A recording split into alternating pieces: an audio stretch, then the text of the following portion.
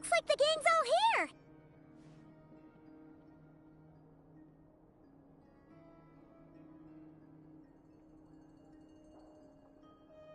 Yep, all ready. How about you two? Green and good to go? Paimon's ready! Great, let's get rolling then. Great. Well, first things first. Wait. Someone's here. We heard your footsteps. Although... You've been here for a while now. I take it you followed the Traveler, but I don't sense any ill intent in you. Come on.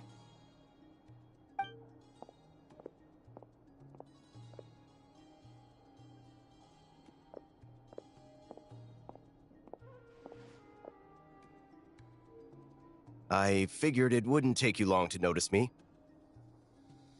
I come bearing news from my lady, the Knave. Dottore went through the motions of returning to Snezhnaya, but it was obviously a facade. However, he has not returned to the Kuvaki Experimental Design Bureau, nor has he made an appearance in Nasha Town. Well, in that case, he'll be in his lab way up north. I always wondered why he applied for his own private pad. He was planning this all along. Tell them that Sandrone and I will go on ahead. If they still intend to pursue this matter, they should meet us at the research center in the northern tip of Nodcry. Nice of Columbina's two best friends to think of us. We appreciate the heads up. Our sincere thanks to the Fatui for your aid. Lady Damselette may have left our organization, but at least some of her colleagues remain genuinely concerned for her well-being. Not to mention that the Doctor's increasingly cryptic conduct gives us great cause for alarm.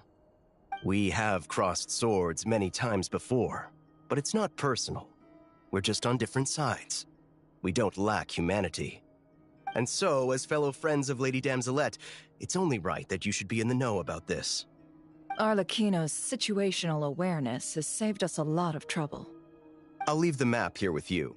If you do decide to head to the research center, please proceed with caution. And remember, at least while you're in Nodcry, Lady Arlecchino's subordinates are your comrades if you want them to be. This is very accommodating of you. We can't thank you enough. Just doing my duty. I shall take my leave now. If you need us, you'll find us at the Experimental Design Bureau.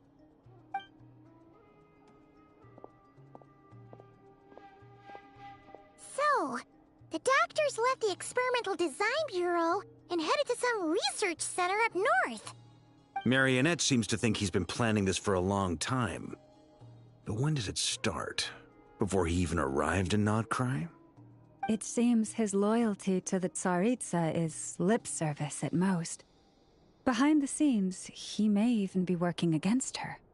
Whatever his motives, we know that he's decisive and incredibly ruthless. Facing him unprepared would be a recipe for disaster. At this stage, it's difficult to predict his next steps. I suggest we split into two groups. We need some people to stay behind and guard Nasha Town.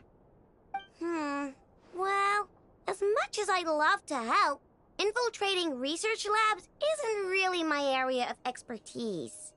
But at least take Cool Your Jet's Ducky with you. It should be some help during the battle. And as for Miss Inefa, I suppose you will stay to protect Miss Aino? Detecting operational logic. Protect Aino. Priority. High. Just in case, Servarka, I think it would be best if you stayed behind as well. You can leave the research center to us. I mean, I would have said the Knight of Berea should probably be out on the front line, but okay, fine. Leave Nasha Town to me. Be careful out there, okay? If things get out of hand, fall back right away. Yehoda will be on hand to assist you. In my absence, she can handle any intel gathering work. You got it, boss. You guys make sure to get back here in one piece, all right? We will. Things are moving fast. We'd better head off soon if we hope to keep pace.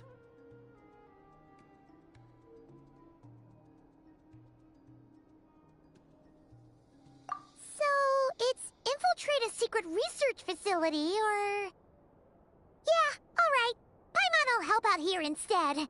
Sounds like it's gonna be a pretty intense fight. We all have to bring our A game here. So, anything you need to wrap up before we leave?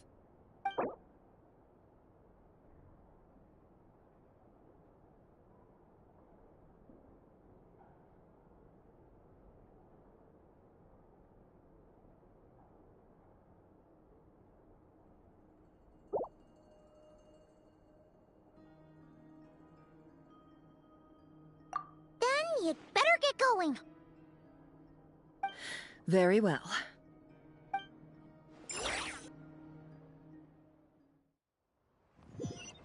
All these broken machines on the ground. Someone got here before us. Could it be Arlecchino and Sandrone?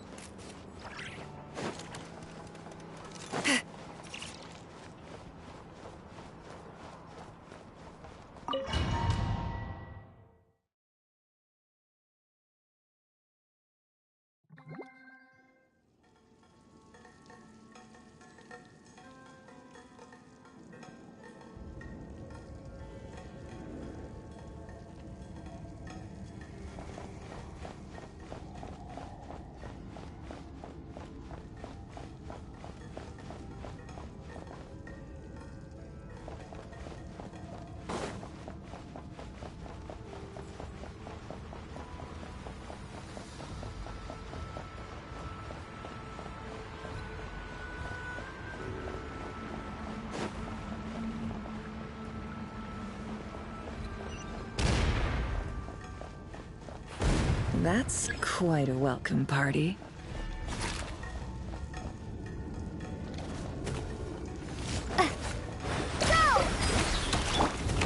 Observe. Close your eyes.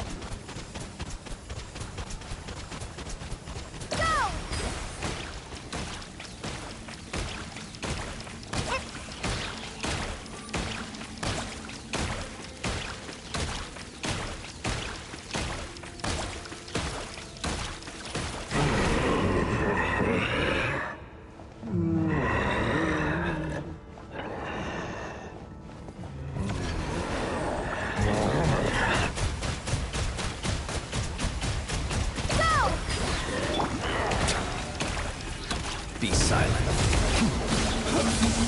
Observe. Forrest, it all adds up.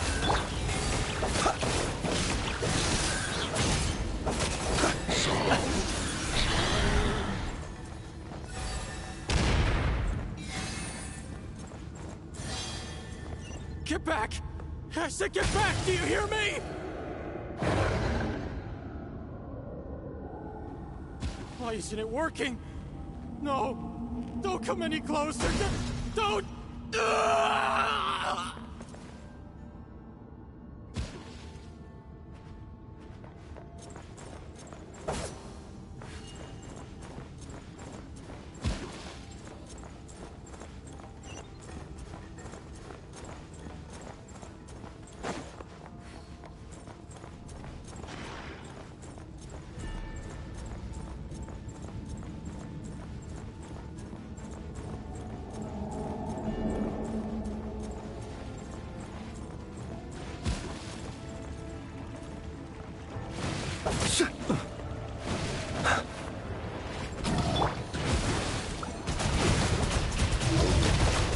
Water jet! Bombs away! Be silent.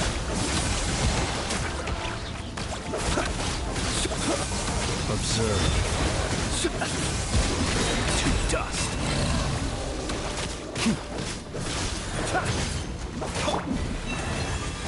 No more lies. Can't hide the truth. Close your eyes. You poor souls. May your spirits find peace. Grab that key on the ground. We'll probably need it at some point.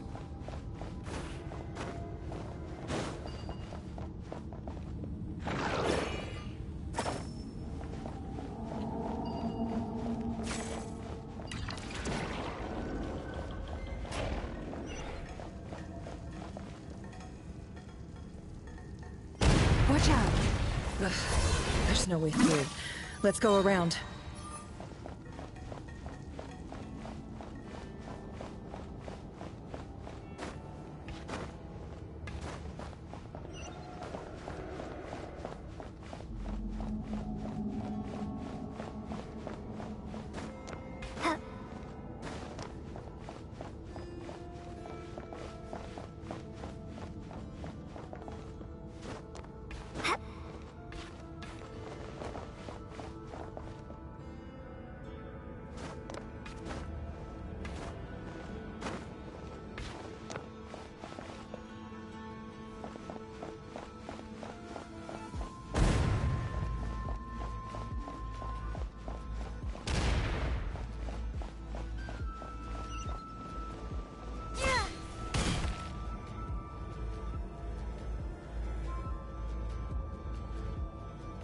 What the?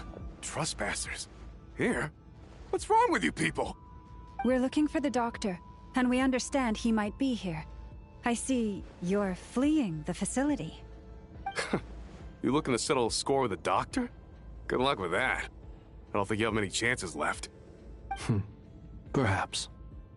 But you might have a chance to live if you start talking. 2 other Harbingers had the same idea as you. They're already inside. But what good is it gonna do? The doctor wouldn't do something like this unprepared. Seems to me that you're not too thrilled about being his subordinate. Also, is it just me, or do I sense monsters nearby? If you'd prefer their company to ours, that can easily be arranged. We need to know what the doctor is up to. Please, if you know anything at all, tell me. This is about more than us versus the doctor. His actions could have consequences for all of Nodcry. And perhaps even your homeland, Snezhnaya.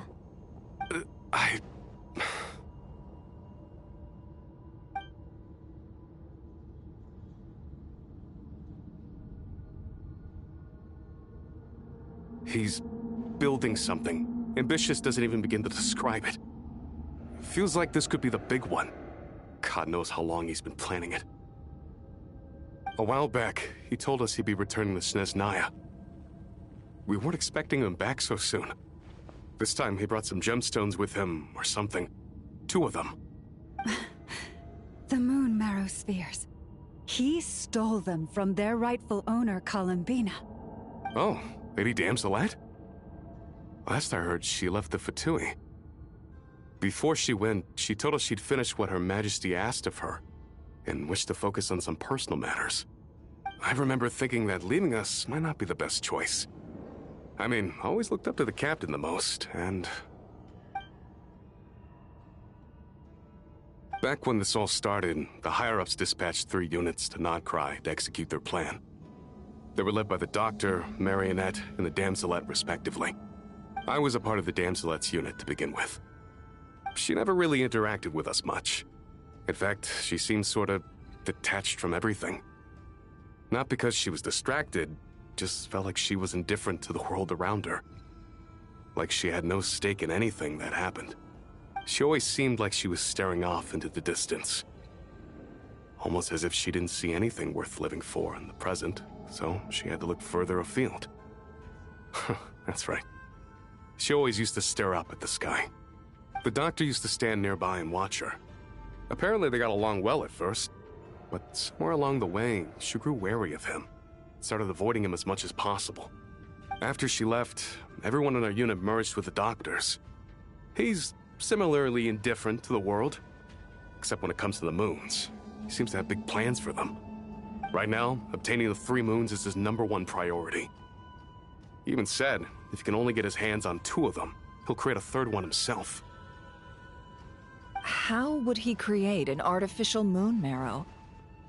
Maybe the knowledge he gained from the Hyperborean phantoms has something to do with it. Thank you for cooperating. We appreciate the level of detail. I get the sense that you'd serve under Columbina again if you had the chance. Would that be fair? No, she's no longer a Harbinger. As a member of the Fatui, my loyalty will always belong to the Tsaritsa. I'm only telling you all this because I don't completely trust the Doctor. His actions do not align with the goals that first brought us to Nodcry. I understand. We'll do everything within our power to stop him. The Knaves unit is based at the Kuvaki Experimental Design Bureau. Maybe you can seek refuge with them. Well, now we know what's going on here. Artificial moon marrow. He's likely well on the way to completing it. Dottore's technological capabilities are far more advanced than I thought. I fear this could get ugly. Everyone, prepare yourselves.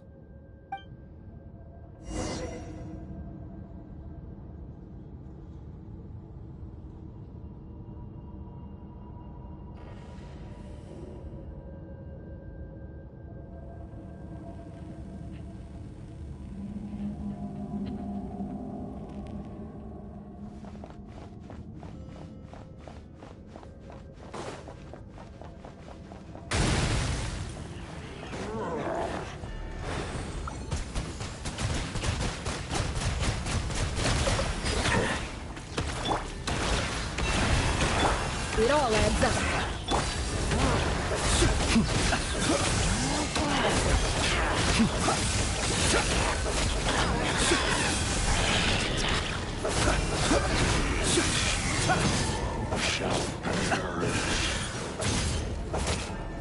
Observe.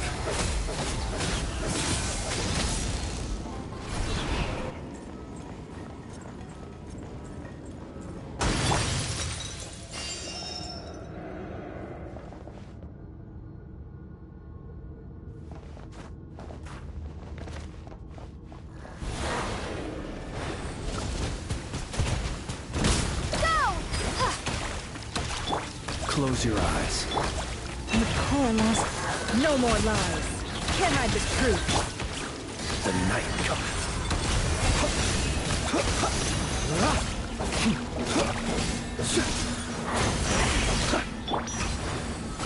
Maybe I wasn't meant for this world. Be silent. Close your eyes. Leave this place. No more lies. Can't hide the truth.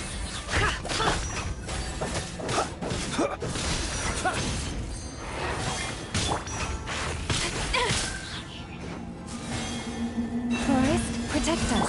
It all adds up. The sands of time got me. Burn no more.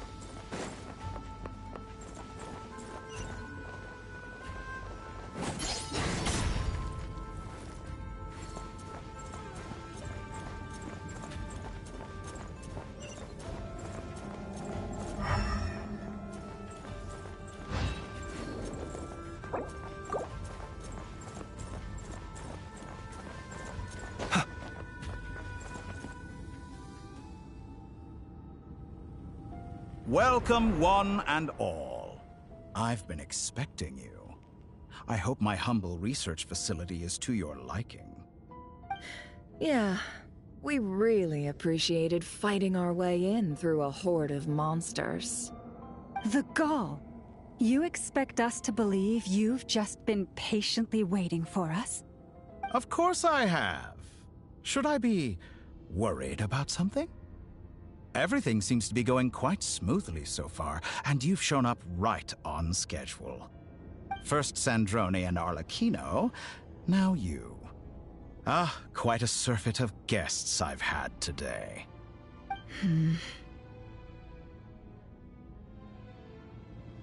If you were looking for them, I should probably mention that Arlecchino disappeared as soon as she entered the facility. As for Sandrone, why, she stood right here only moments ago demanding answers from me at the top of her voice. Hardly out of character. She never was one for basic courtesy. But I have to admit, I was a little surprised to see her showing concern for someone besides herself. Does everyone you associate with undergo such a change in temperament? Speaking as a researcher, I have to say, it is not a change for the better. It threatens one's ability to remain objective.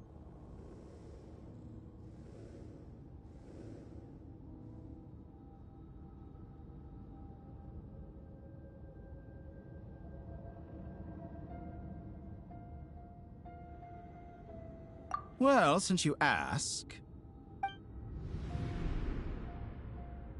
So you've got your hands on the moon marrow, and now you're claiming godhood. Don't you think that's a bit of a stretch, Dottore? I must protest what you are insinuating with that phrase, claiming godhood. I am not claiming anything. I am stating a fact. You're a researcher. I'm sure you appreciate the distinction between the two. Huh? Wait, you really think you're all that? You'll excuse me if I'm not being a polite little lady for you. We're colleagues. We both know what kind of person you are. By the same token, I knew you'd respond along those lines. You and I both understand that facts speak louder than words. To that end, I've had my people send you a small gift. It should go some way toward helping you understand my present position. What gift?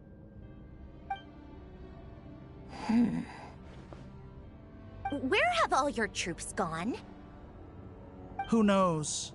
Perhaps they are already marching toward a new world, following in the footsteps of an unknown god. As vulgar and arrogant as you may be, dear Sandrone, I have no intention of taking out my displeasure on your subordinates. They will enjoy equal rights to my own. You sent your people to the Experimental Design Bureau? That's the Tsaritsa's property. Yes, and I am very mindful of Her Majesty's instructions. But you know full well that they do not conflict with my present goals.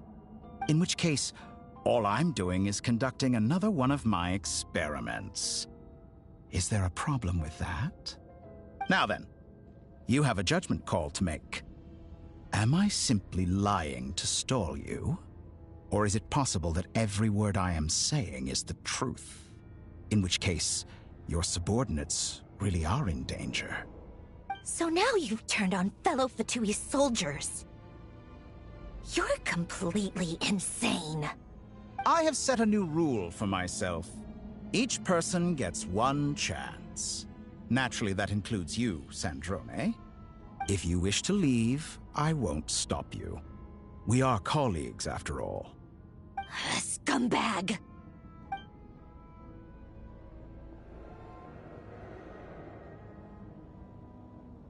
Still, I hadn't counted on Sandrone sparing any thought for the people of this world. Shame. I always found her self-centeredness to be one of her few better qualities. How can she ever hope to achieve greatness when she's so obsessed with protecting her little design bureau? It's more than a little disingenuous to speak of achieving greatness while taking hostages. Or does honor no longer mean anything to you? Honor? I have the marrow of 2 moons in my possession and will soon complete the construction of a 3rd. I will be the god of a new world. And you speak to me of honor? How charmingly naive.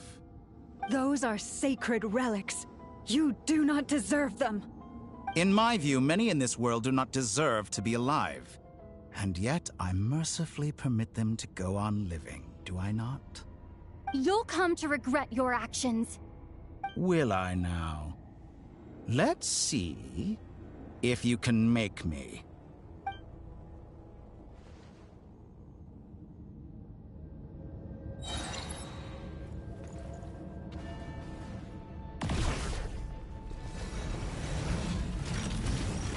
Target acquired.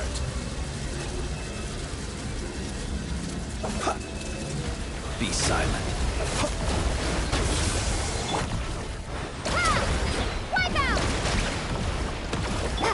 Leave this place. Can't hide the truth. It all adds up. The deception ends here. For the everlasting forest. Close your eyes.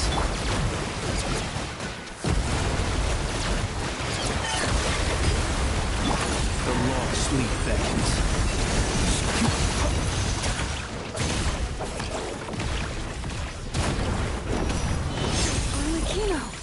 Thanks for the assistance.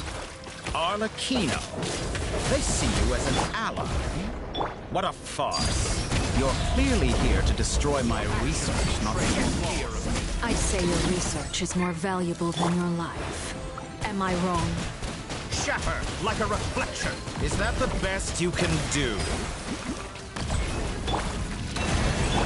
No more lies. Close your eyes. I expected so much more from you.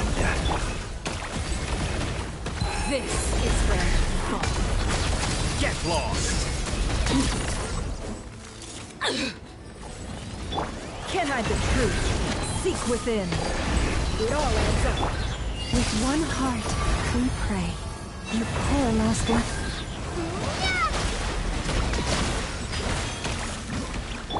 Be silent.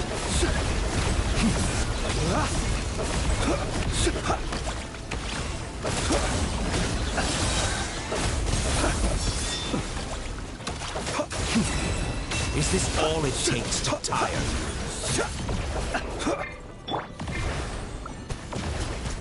Your actions betray your fear of me. An exact practice. No more lies. How's this? Observe.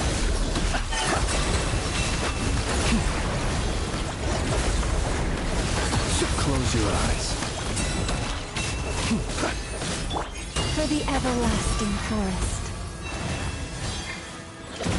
Can't hide the truth. It all... Tori is too powerful with the artificial moon marrow in his arsenal. Fighting him is futile. Quickly!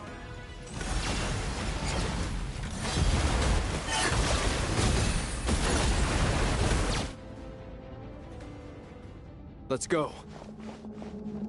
I've always thought it is wiser to flee than surrender.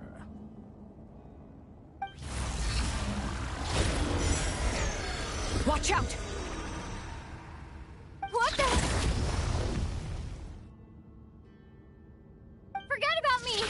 You should... Where's the Traveler?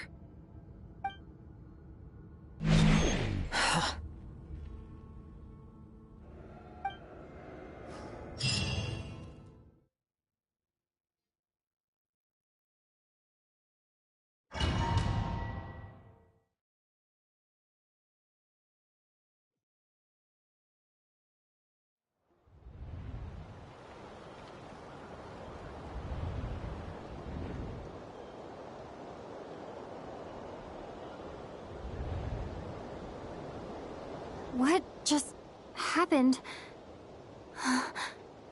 Nasha Town? How did I get here? Strange. I remember being trapped by Dottore during the battle, and now, all of a sudden, I'm here. Something weird is going on. I guess I'll start by exploring the area. Huh? Traveler? What brings you here at this hour? Huh? What are you in the mood for today? A hot dog? Or something else? We've got some special discounts at the moment. Want to see the menu? Sorry, I'm not hungry right now. Ah. Well, feel free to take a seat for now. Let me know if you change your mind. Everyone seems to be acting normal. Am I just overthinking? Oh, darling. Look who it is. One of our regular customers. Get the traveler something to eat, would you, dear? Wait. Why is he talking like that? Well, I'd love to, but can't serve a customer unless they order something. Anyway, I take it your business is wrapped up? Yes, thankfully. It was a long trip, and it's left me feeling pretty exhausted. But the upshot is, I won't have to leave again for a good while. We can have some quality time to ourselves. Wait. These two are a couple? I see some kids around too. I didn't know they had a family. Hey there! I haven't seen you in ages! What's keeping you so busy? I've been looking forward to playing with you again. You forgot already? You're silly. Daddy brought you over to our house recently. We had some snacks together. What is she talking about? We've had a lot of customers over the last few days, so we've been real busy. And like my mom always says, some people are more than just customers. They're friends. Oh, another customer's arrived. I better go see what they want. This is all wrong. I never once heard the owner of this restaurant talk about their family. It certainly isn't a family-run business. And that child, I don't recognize her at all. Could this be a false memory? Very good. I knew you had it in you. Aren't you going to try the house special? When did he show up? No, none of this is real. You don't seem to like it here. That's fine. We can change venues.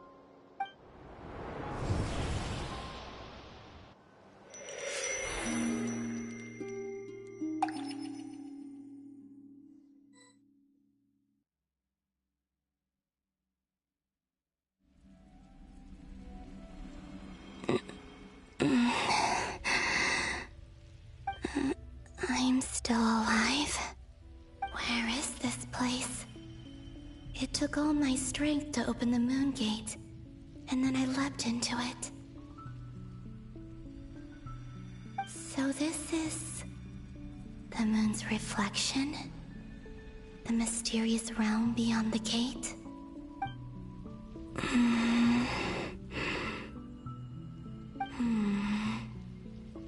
I can't sense anything. I guess I could try opening the gate once more.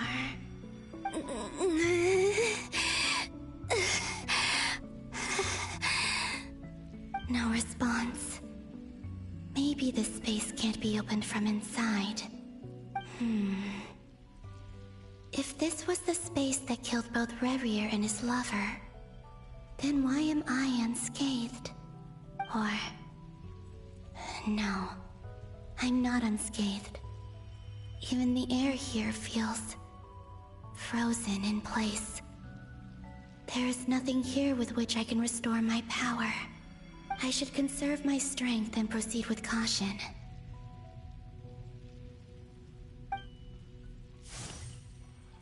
I don't believe Dotori's scheming will stop just because I escaped. If there is any chance that I can get back to the others, any chance at all, I must return.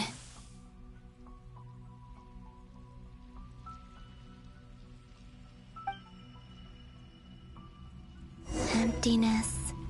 Silence. What is this place? Or maybe the real question is, what is it for? What's this? Looks like it responds to my power.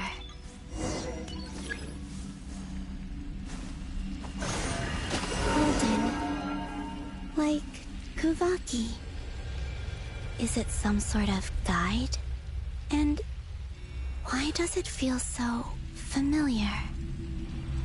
I might as well follow it.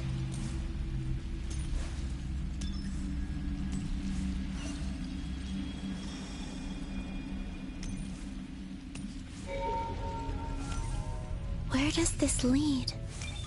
Could it be the exit?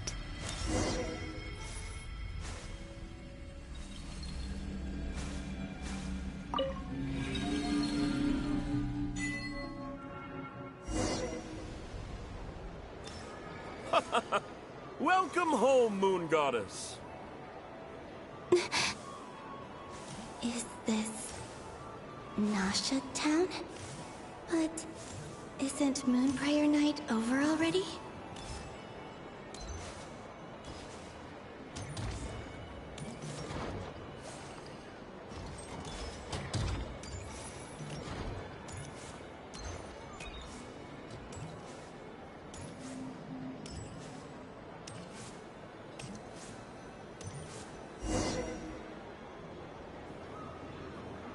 Goodbye for now, Columbina. I hope you have a wonderful night. I will. Everyone else. And me? Are these my memories?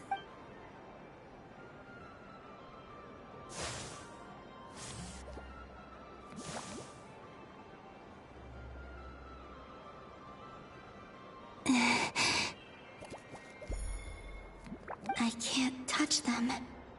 It's as if we're separated by some impenetrable power. Over here! Over here!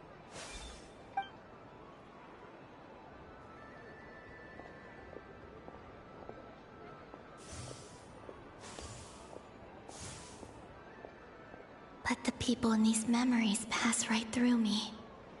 Just like when I disappeared. If only I had known what would come to pass after that. Even so, I should still take a look around. Just being back here. It gives me the strength to keep going.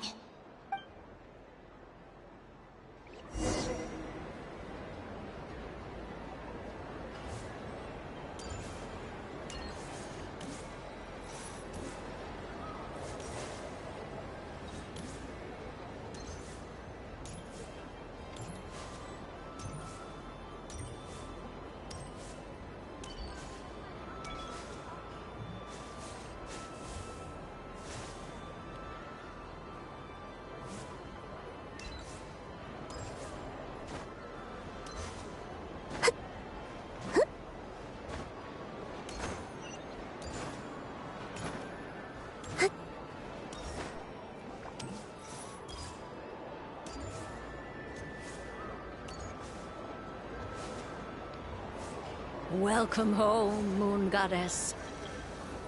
Oh, you're the genuine article. Alice was right. This Moon Prayer Night was worth watching after all. Oh? Yes. That was the fortune-telling stall run by Barbeloth from the Hexen Circle.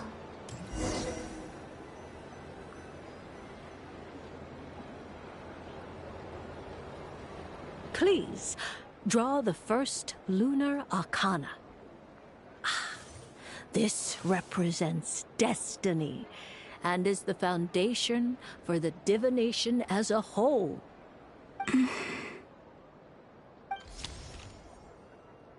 My destiny. I believe the card I drew was the moon. Now that I think about it, Barbeloth's divination was absolutely right. It's almost time to draw the last card.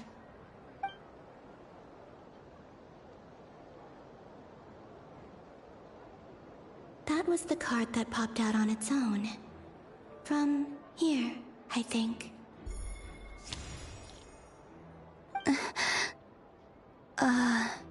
Kuvaki Pulse? What? Fascinating.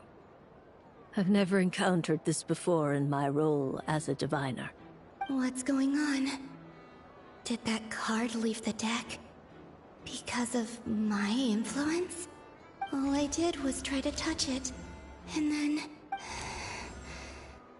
Maybe this memory space is not untouchable after all. Or...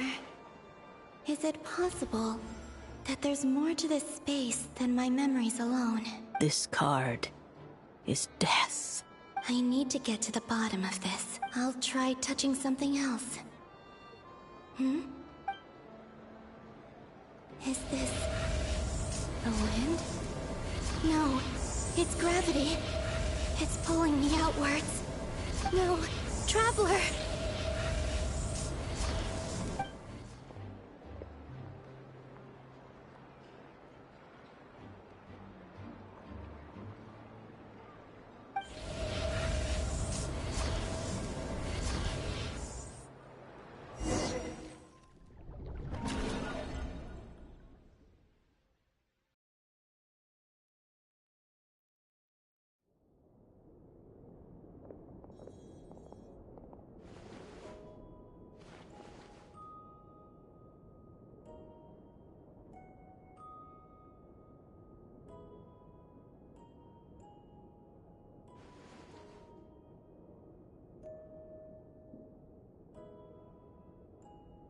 Haimon, listen to me.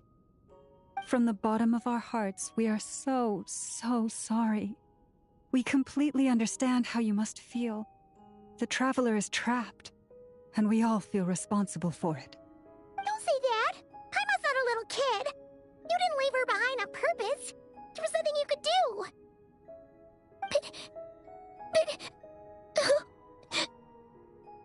she's all alone in there! What if something happens to her? What are we gonna do then? We've barely spent any time apart since we met. Is she gonna... die? We must find a way to rescue her. We were all involved in the operation where she was captured, and we do not abandon our comrades. That being said, it won't be easy. Through conversation with the others on our return, we've arrived at a basic idea of what we're up against. Dottore's lab has clearly been in operation for a lot longer than we realized. We found many monster samples stored there. In all likelihood, they were materials he used to research his latest technology. We also know that through his contact with the phantoms of Hyperborea, he gained knowledge about the moons and certain Hyperborean technologies. Using this knowledge, he then fashioned an artificial moon marrow to serve as a replacement for the frost moon beyond the sky. Unlike Columbina, Dottore is not being rejected by Teyvat. And even with 2 of the 3 moon marrows, his power far exceeds all of ours combined. Once his 3rd moon marrow is complete, Dottore will have completely seized the authority of the 3 moons.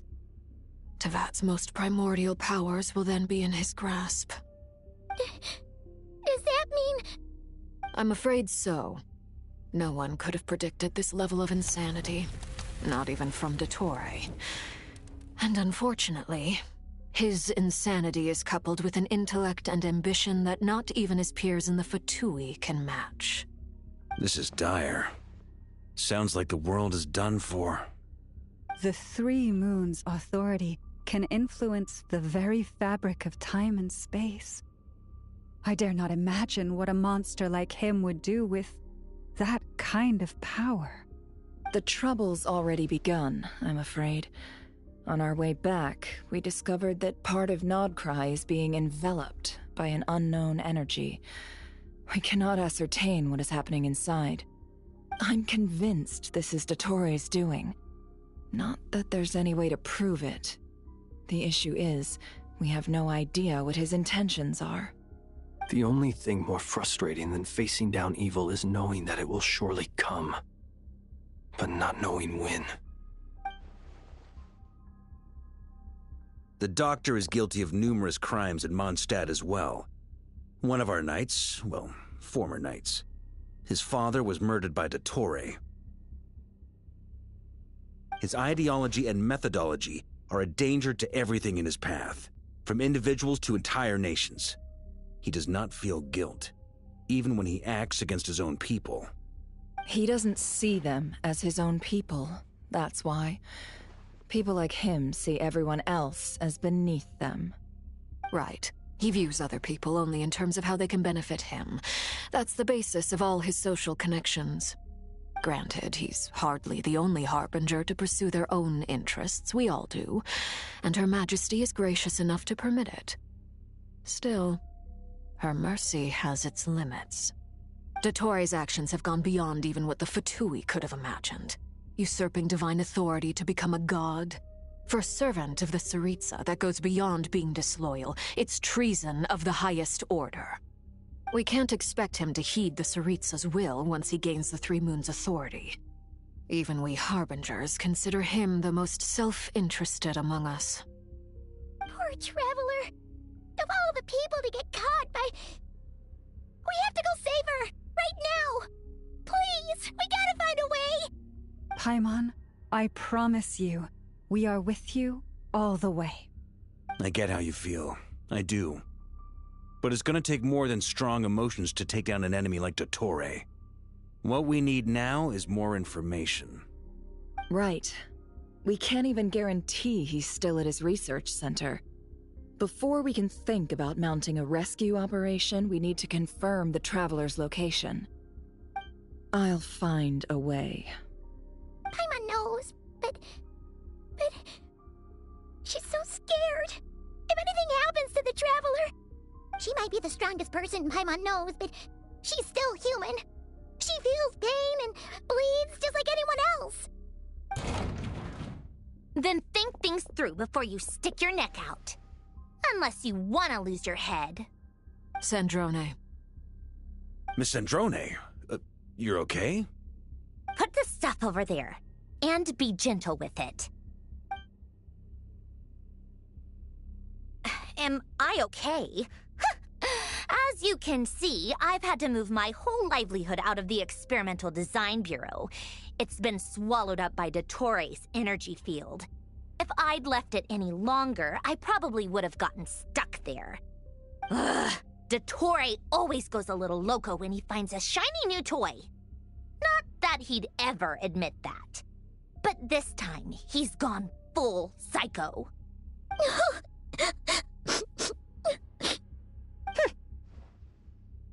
Just go ahead and cry already. Sorry. Paimon's not trying to make a scene. It's just... She can't. Oh, Paimon. Let it all out. There's no shame in it. When you're overwhelmed by fear and despair, crying can help get it out of your system. You'll feel better for it. Okay then, while the baby of the group is having a moment, how about the grown-ups get to work? Give me your hand. You've made a discovery? Polonia, scan.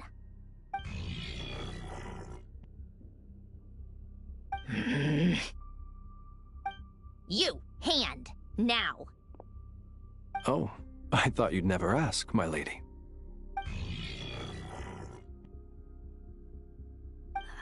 Curses!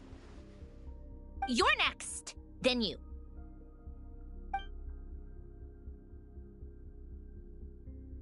Dottore, you son of a... He's done something to us!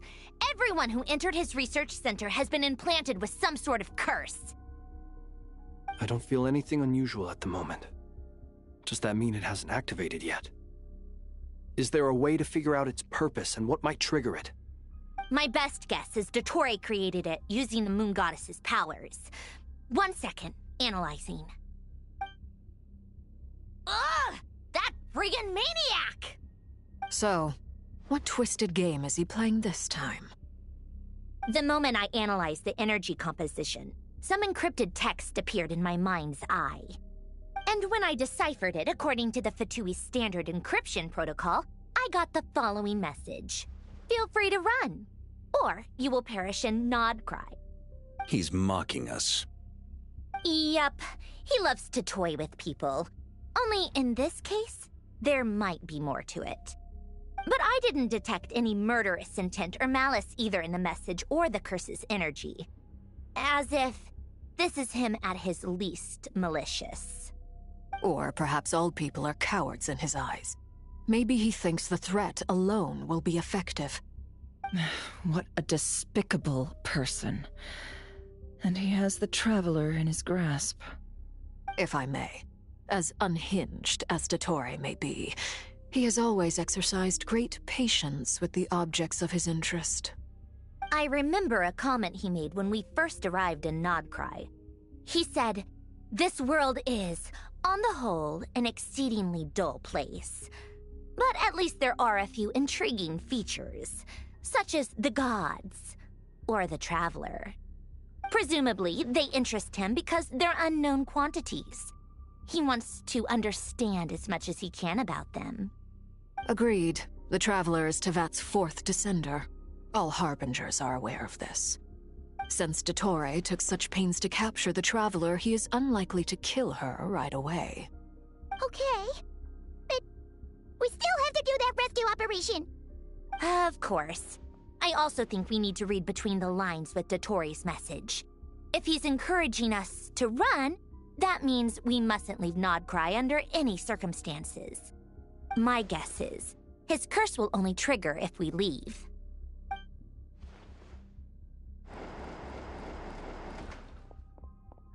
We've discovered multiple energy fields. Albedo is still attempting to analyze their structure. He told me to report back first. Each field is slowly growing, swallowing up more of the surrounding area in the process. And the pace of their expansion has increased since we first examined them. He's probably trying to swallow Nodcry whole. His nefarious ambition knows no bounds. If this continues, the whole of Tevat will be in trouble, not just Nodcry. The loss of Columbina could not have come at a worse time. Do we think she's truly gone for good? She entered the space beyond the Moon Gate, knowing what became of Rerir and Thalindus. I'm sorry, but I fear the odds aren't good. Don't be ridiculous. If I know her, she's busy finding a way back as we speak just so she can annoy me. She isn't dead. Whatever has become of her, the fact remains that we are two comrades short on the eve of a decisive battle. We need to find out the Traveler's location. But there is also other work to be done. Agreed. Whatever Dottore's planning, we have to get the local populace somewhere safe. So, as well as a rescue mission, we have to organize a mass evacuation at the same time. It would be best if someone could approach leaders of neighboring nations and negotiate emergency asylum for Nodcry's inhabitants. Can anyone handle that? Snezhnaya is one option. I'll see what I can do. This would be so much easier if the Traveler was here. No! Stop thinking like that, Paimon. Paimon will join you. She's pretty well connected thanks to the Traveler. Maybe it'll come in handy. Either way, that's what the Traveler would do if she was here.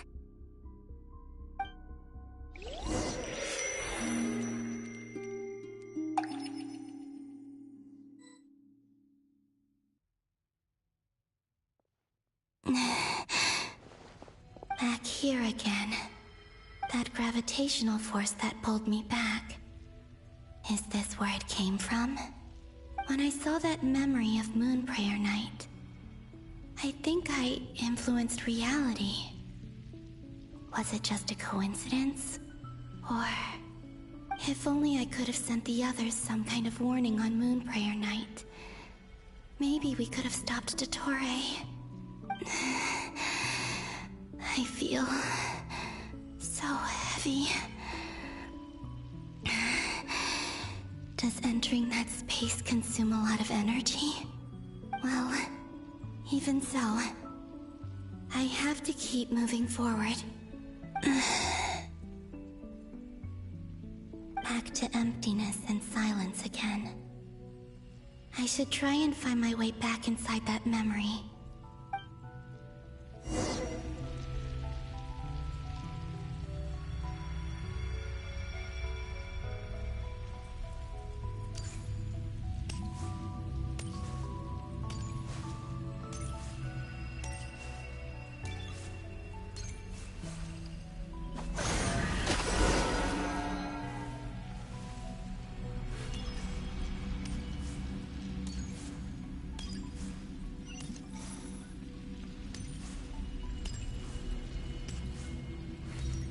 entrance from last time isn't showing up. What am I missing?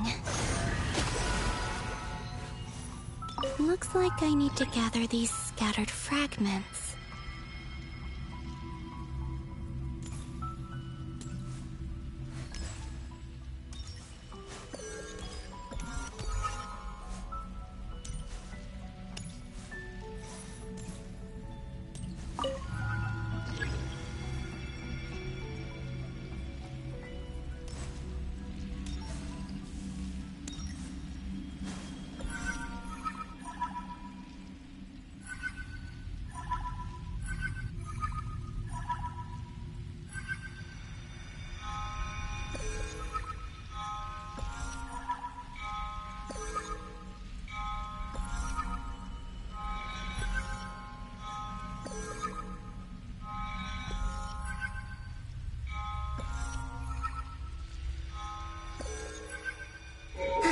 It worked!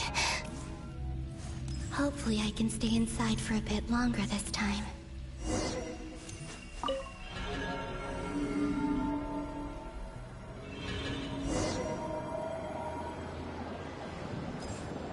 Ad Astra Abyssosk. Welcome to the Adventurers Guild.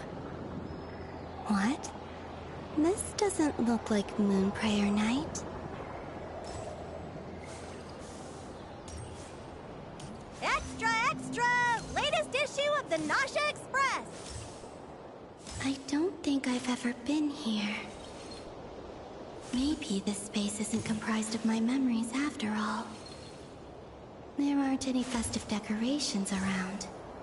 Is this Nausea Town after Moonprayer Night ended? Did Dottoro's plan not affect the town? Or is no one aware of what happened because he used the Three Moons' authority?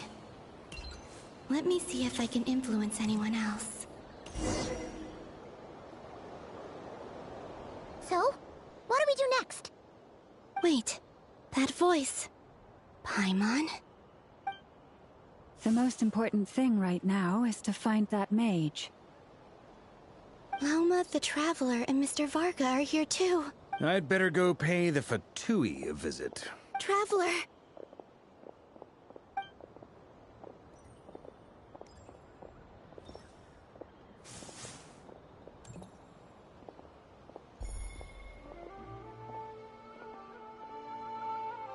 Huh? Columbina? I made contact. It's me, Columbina. Huh?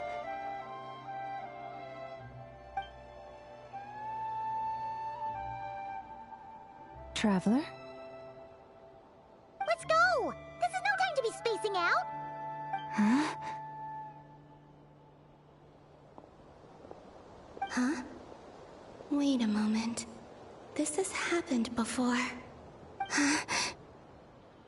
This is what happened when I disappeared. I stood right over there, thinking that no one would ever find me again. It was only when she called my name that I decided to follow them. But did she turn around because she sensed my touch just now? Is it really possible that from in here, I can change the past? If I keep following them, maybe... Huh? It's that gravity again.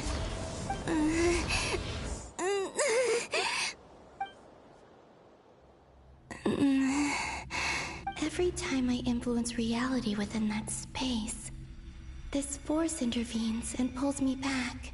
It's as if it's trying to stop me from leaving. I'm getting weaker and weaker.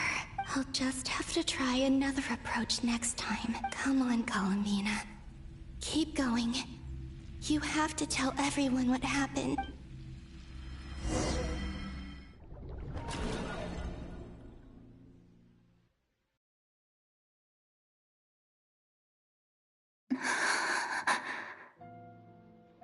Suddenly, I've been plunged into darkness, alone. It feels strange, as if something has grabbed hold of me. Is Is Dottore now powerful enough to interfere with space itself? Look at you, standing so still in total silence. I almost didn't recognize you. Hello there, traveler. He seems to be in a good mood. Wait, what's that behind him? Ah, so you noticed. This is the completed Trilune. 2 primordial moon marrows and 1 artificial specimen. You are wary of it. Good. Maintain that reverence. You performed well in that recent battle.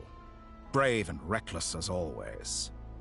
Courage is the sign of a true hero, and impulsiveness is the hallmark of those who strive to advance. I say this not to belittle you. Most creatures are far more timid by comparison. 3 moon marrows. Does that mean the artificial one is now complete too? Well spotted. What do you think? For a replica I built myself, I dare say it looks the part. Dottore, are you planting illusions in my mind? I have no interest in fooling your eyes. On the contrary, I hope to show you the true essence of all that you see before you. Is this not a beautiful city? People live in peace and find joy in their work. The streets are safe. People can even leave their doors unlocked at night. You might say it is the Elysium everyone dreams of. All available data indicates your values and worldview conform with the mainstream. This kind of society should be quite to your taste. False beauty is deceitful. Lies are to no one's taste. I wonder, is it your moral standards that are too high? Or your expectations of reality? Answer me this. If someone existed in a sweet dream from the moment they were born, a dream in which they never once felt pain, which do you think they would consider superior? The dream or the reality? That's pure sophistry. It has nothing to do with your actions. As I suspected. You have yet to understand all of this for what it really is. What do you want from me? You sound impatient. Do you think the only reason I'm keeping you is because I want something from you? If it's not, then why haven't you killed me yet? No one can stop you if you're as powerful as a god. I'm delighted you recognize that fact. I believe we last squared off in Sumeru. Ah, the memories. How time flies. You and I have both grown. I'm not surprised that Arlecchino and Sandrone worked with you. You've always a way of slowly but surely ingratiating yourself with all levels of society. People laud you as a hero, but I suspect there's more to it than that. Oh, but to be clear, I don't say that to flatter you. Do you always give your opponent an appraisal before you deal the final blow? Call it a long-time habit. I'm a researcher, and one of my duties is to give an objective assessment of my subjects. But you misunderstand. We are not opponents. Not at this moment. I just want to talk. Think back to Tartaglia, Arlecchino, Capitano, Colombina, and now even Sandrone.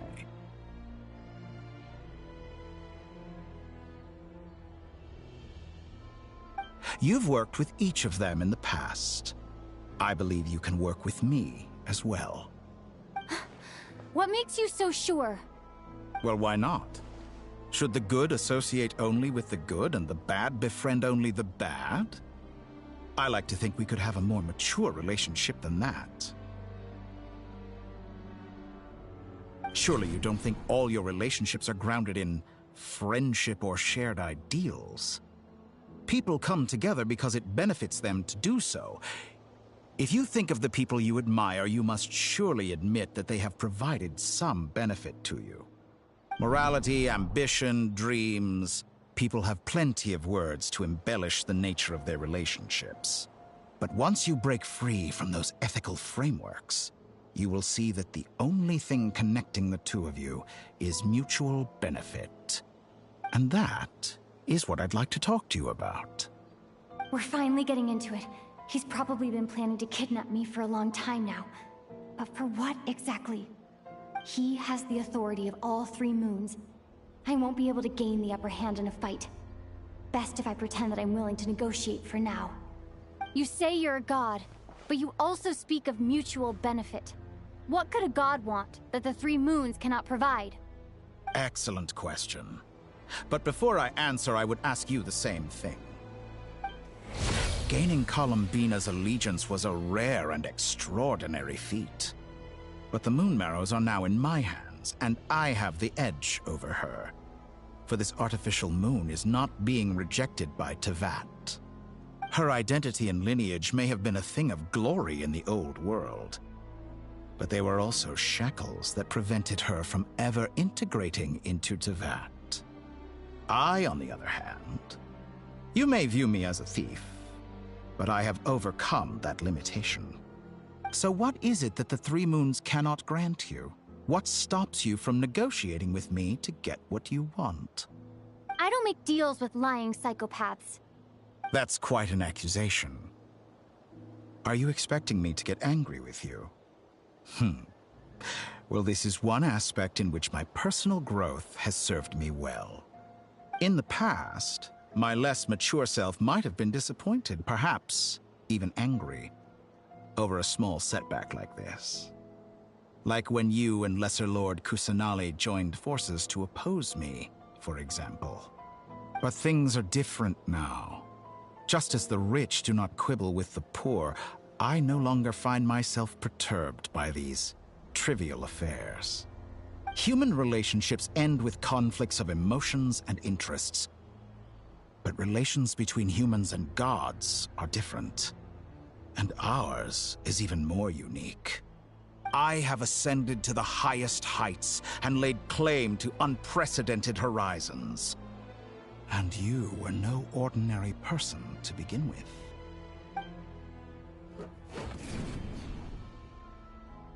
Allow me to show you the world, Descender.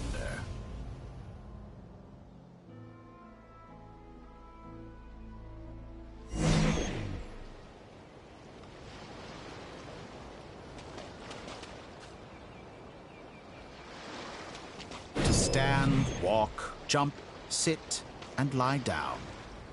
These are the most common of behaviors.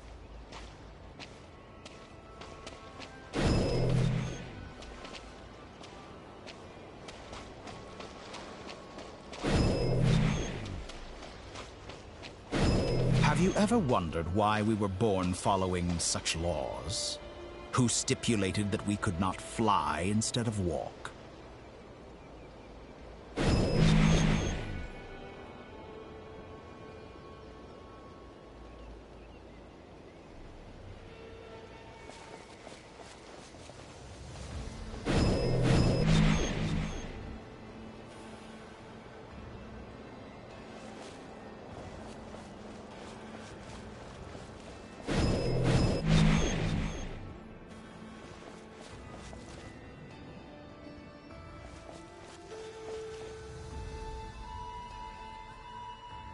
Someone of your talent and experience must surely know of the 4 great rulers who serve the heavenly principles.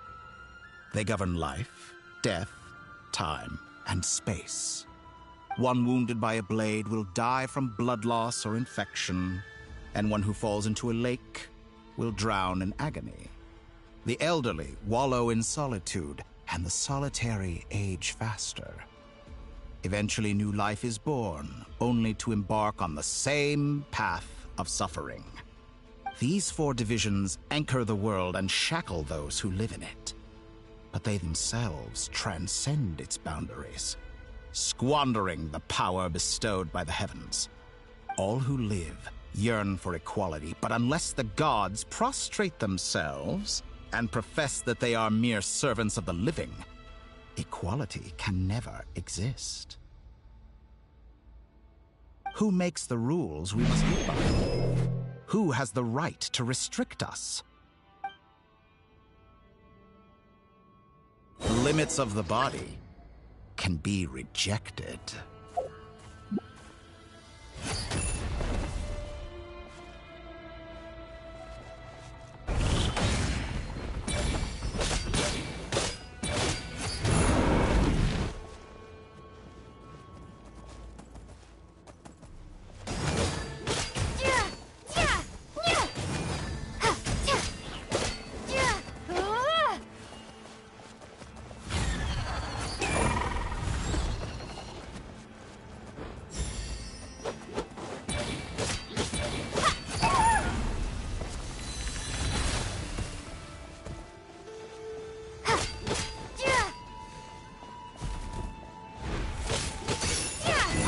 feel to be among those with absolute power?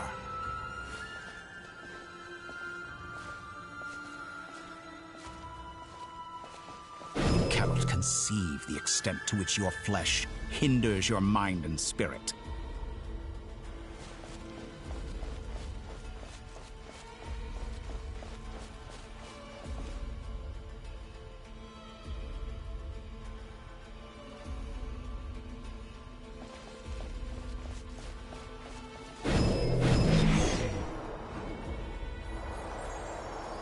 Only by discarding our useless, primitive eyes can we perceive a new world. How narrow-minded we all were in the past. Why should the final answer of the world not be the power that predates those of life, death, time, and space? The power of the Trilune. Through it, I have glimpsed new experimental possibilities. Nature suppressed, authority exiled, souls controlled.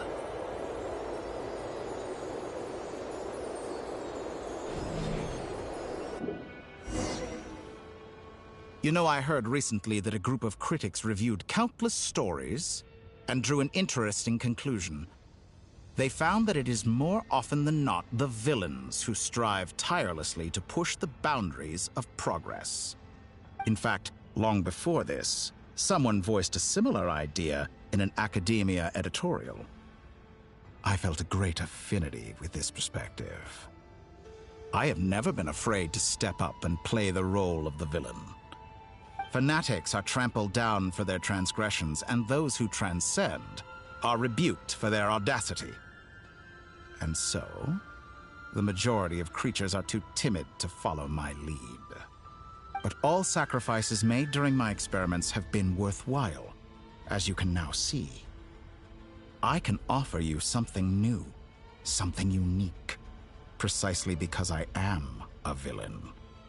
Think about it. We are eternally bound through mutual interest. Can you truly say you would never turn to malice if it could give you the life you dream of? After all, what value do perfection and purity really have? They are fragile and feeble things, utterly tedious. I say, better to be governed by a flawed humanity than a gnosis. The true seeker of knowledge is the villain who undergoes countless tribulations in pursuit of their goal. I'm sure many people have told you that you're different. Because I'm a descender? Exactly. Very clever. But what has that got to do with you? I do not conceal my wicked deeds, my selfish desires, or my greed. A true researcher must act as I do if they are to understand and speak of the truth. And yet, a knowledge seeker like myself will inevitably grow tired of studying Tevat beyond a point. You have traveled to all corners of the world and met many people. Along the way, there have been moments when you were misunderstood or even became a wanted criminal. And all the while, you have spent your days doing some of the most mundane jobs in the world. You fight and toil, claim minuscule rewards from my friend Pantalone, then you fight some more, winning some battles and losing others as your search goes on. And this cycle continues, with no end in sight. Surely you must sometimes grow weary of being stuck in this same loop day after day. We're completely different. I embrace everything that life throws at me. I am engaged in every step of my journey. How does that make us different? I too embrace what life brings, researching everything that interests me. Think of all the novel things I've managed to create, like the artificial moon marrow. Don't you see? As unique a specimen as she was, even Columbina is not irreplaceable. Take that back! She's gone because of your actions! I didn't say that to anger you. Though admittedly, I don't see what there is to be angry about. Anything Columbina could do for you, I can do better. I know what your ultimate goal is. You wish to walk the path your brother walked and seek answers from him at the end of that journey, don't you? Someone like you could never understand what it feels like to care about another person the way I care about him. Perhaps not. But that doesn't mean I can't help. I could find your brother right now, bring him before you, and make him give you the answers you seek. Don't be so presumptuous. You'll never begin to understand the situation between us. Oh, no. This is no presumption. I'm only offering what I know is possible with the power of the Trilune. But it seems like you would sooner continue with your journey through this world. Why? Do you truly desire this journey? Or is it simply a necessary process from which you cannot escape? Think of all the time and energy you have spent, everything you've had to endure just to make it this far. Is this really what you want? Or has your hand been forced by the promise of that final answer? Yes, you have made many friends. But do they ever spare a thought for the void in your heart and what it yearns for? What you want is not friends. It is family. But do they know this? I, on the other hand, am far more considerate. Join my experiment, and in return, I will bring your meaningless journey and all its struggles to an end. This is a malicious attempt to manipulate me. But at the same time, he's stating some very human truths. Of course, he's right about my predicament. How can I deny it? I have faced ungrateful strangers, never-ending troubles, an endless quest for answers. I want to see him. After everything I've been through, words can't describe how much I miss him, how much I want to be reunited with him. Wherever you are right now, do you miss me too?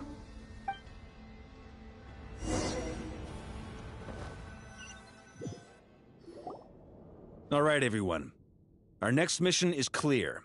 We need to contact all the major organizations, explain the situation to the public, and then begin the evacuation.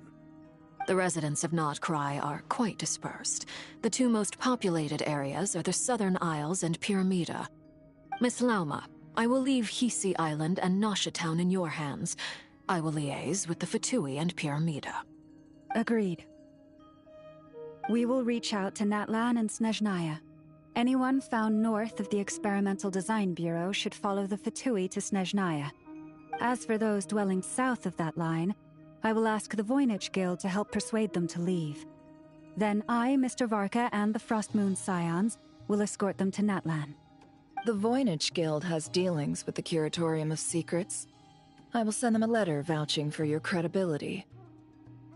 Yehoda, you should help Lauma.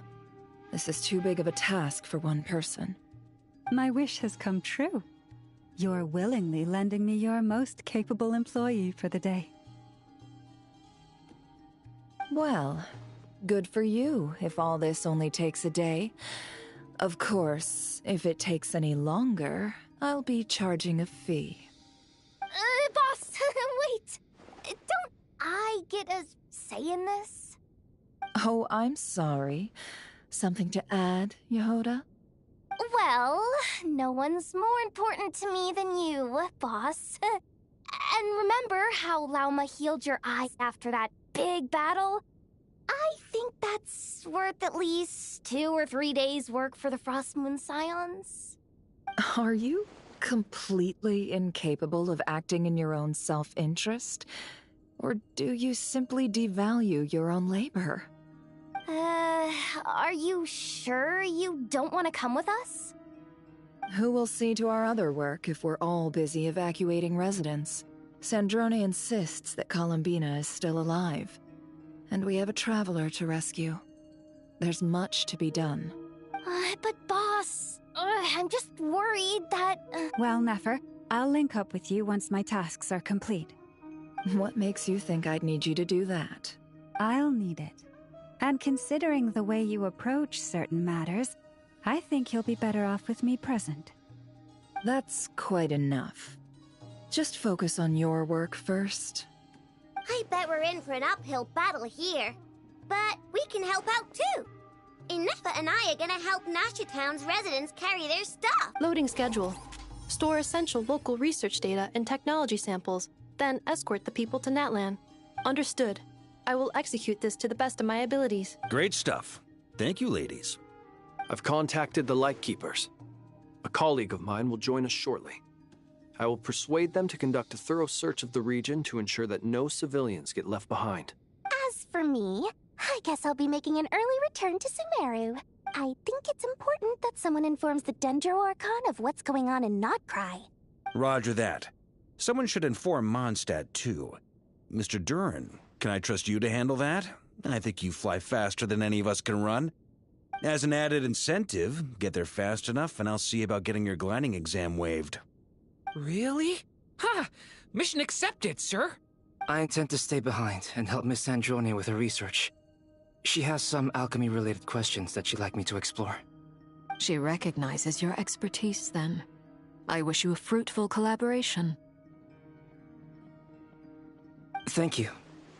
In truth, I was surprised to hear her express an interest in subject matter outside of machines. I believe she has been investigating some Fontanian technology recently.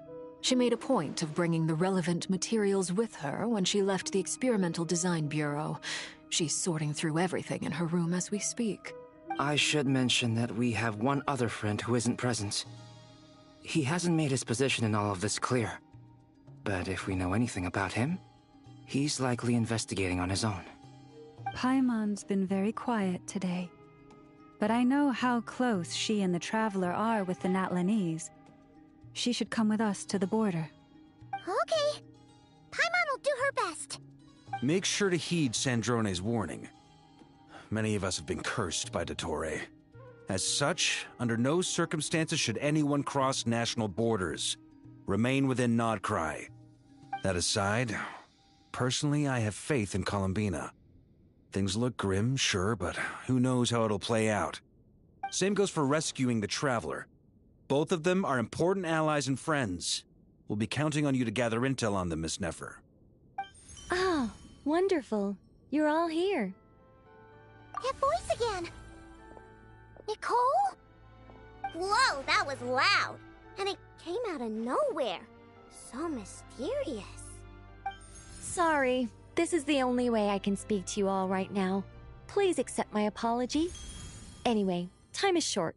I'll cut to the chase. We're still facing quite a catastrophe here at the world's borders. Alice has roped in every Hexenzirkel member she can get a hold of. Except for me. She told me I had to come and help you all out as a matter of urgency. I quote, "You love talking, don't you? Well, now it's finally your time to shine.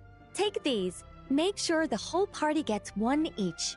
You'll be in charge of making sure everyone stays connected." Huh? Is this a Dodo communication device? Scanning. Unknown device. Analyzing. Unknown device. Affirmative. It is cute and good. I believe.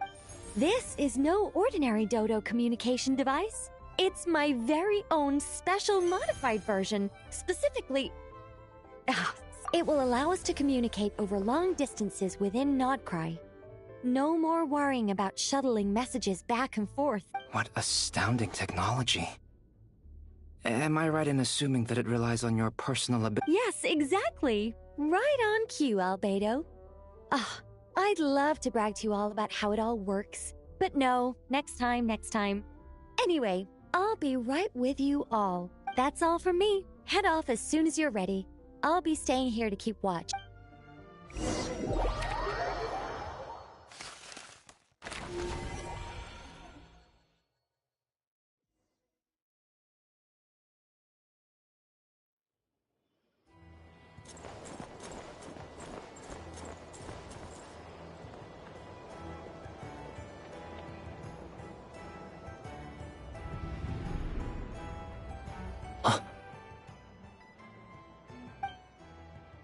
Sir Flint.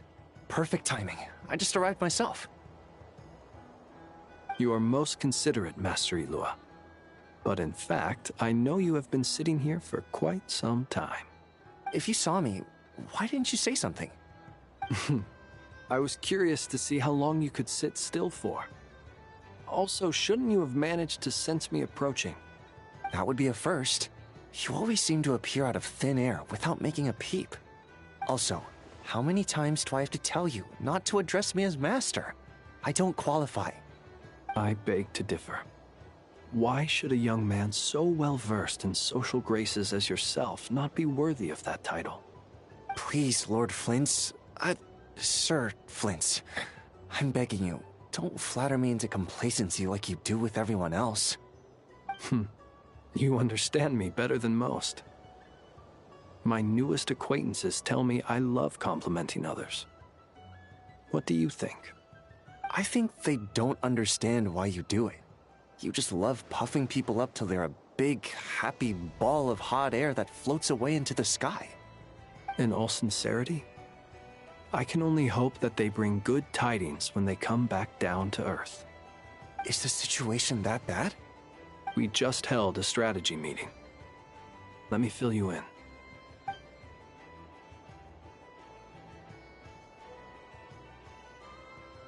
In short, we need everyone gone from Pyramida.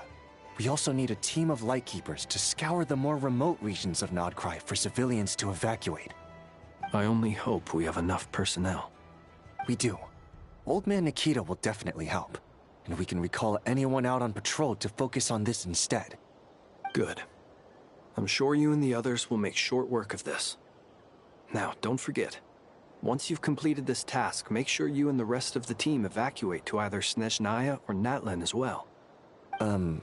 Flint's? If you've got something to say, Master Ilua, why not guess what I'm thinking right now?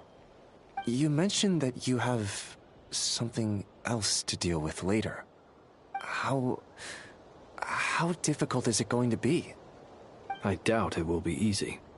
I know you're a Lightkeeper, and it's your duty to protect others in times of crisis. But I have a feeling that you'll be walking into grave danger. However bad things have gotten in the past, Nodcry has never faced a mass evacuation before. But from the sounds of it, you don't intend to come with us. I don't mean to pry, and it's probably none of my business. But whatever it is you're intending, you don't have to go through with it, you know. I've been afflicted with some sort of curse, and I'm told it may well trigger if I set foot outside of Nodcry. As such, I cannot leave. I have to act, if for no other reason than to fight this curse. What? No. Why? Why would anyone want to curse you? There are plenty of people out there willing to trample over others in pursuit of their own goals. Frankly, Sir Flint, I am furious. You're making light of what is an incredibly serious situation. Indeed I am. And? And what? I told you, I'm furious about this. Nothing I can do about it, I'm afraid. Things happen, and we just have to deal with them. If you find yourself feeling angry, perhaps start by drinking a big glass of water. Hey, you mean you're completely unmoved by my anger? I'm devastated. Then allow me to express my sincerest regret. Come by the lighthouse sometime. We'll catch ourselves a few fish, have a little barbecue, play some cards, and bask in the sun. Maybe I need to spell this out. Lean in a little, Flint. Oh my, this doesn't bode well. Word is that you were caught up in a real horror show recently. People were amazed that you returned safe and sound. They've been debating whether you're even human. I've returned safe and sound from plenty of crises. When you say people, do you mean other people? Or do you just mean you? Fine. I'll be frank. You're not human, are you? Heavens. Now that's a horrifying thought. You know what? Forget it. We'll revisit this once it's all over. A sound plan. Albeit a little ominous sounding. Just promise me you'll come back in one piece. All right? For you, Master Ilua. How could I refuse? Also, please pass my regards on to our colleagues. Tell them, thank you all for your assistance. Please put safety first as you proceed with the operation.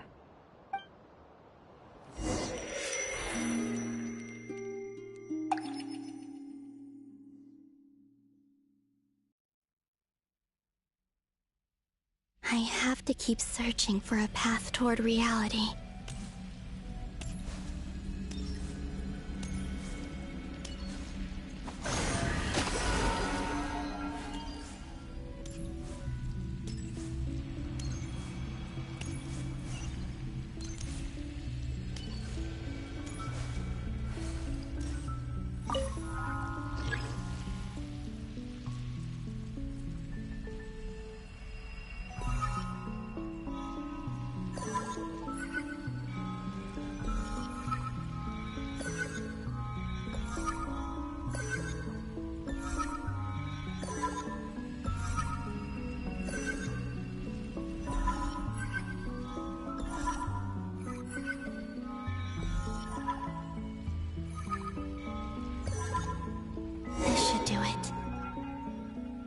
Two times I tried to influence reality in this space, it consumed a lot of Kuvaki.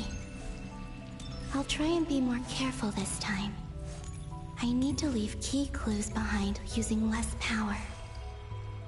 I hope everyone still remembers what I said on Moon Prayer Night.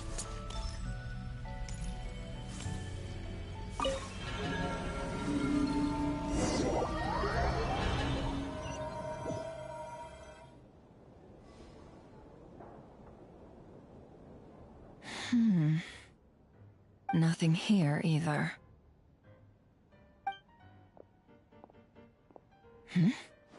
Flints? Ah, Miss Nefer. What are you doing here? Unless... I just spoke with Itlua about arrangements for the search and came for a walk nearby. As for you, why would... It appears we think along similar lines. And neither of us likes to accept things at face value. As well as figuring out how to gather intel on the Traveler, I wanted to confirm some of my own suspicions. Also, we'll need to bring a lot of force to bear against Ettore, even if we're only looking to rescue the Traveler. We can't leave anything to chance. You don't think Columbina perished either, do you? I'm merely considering the possibility that she survived, just as you are. How much can we really know about a deity like her anyway? Do you remember what she said on Moon Prayer Night? About using moonlight to send messages to us? Of course. I think that's why we're both here. Where have you checked so far? I've been focusing on the outdoors. Anywhere the moonlight shines. I checked most of Nasha Town, but didn't find anything. I checked the Curatorium of Secrets, and a few rooms where I thought I might find some leads. But no luck here either. The only places I haven't looked yet are the rooms in the flagship. But process of elimination isn't the only thing that brought me here. Oh, really?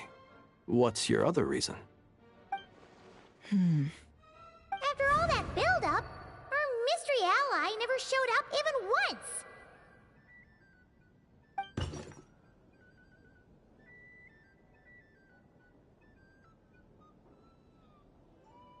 Huh? Am I imagining things?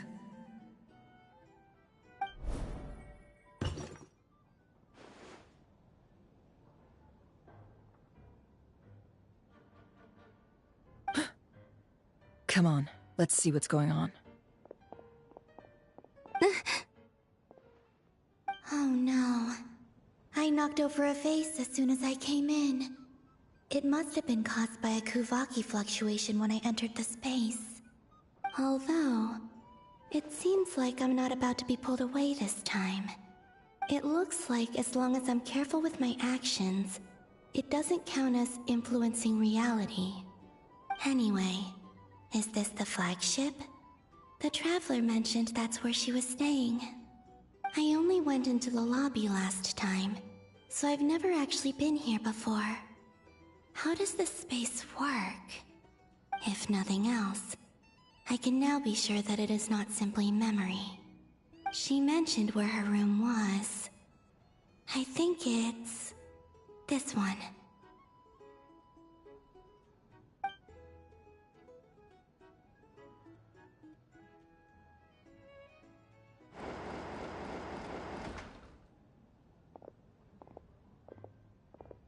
The door is closed.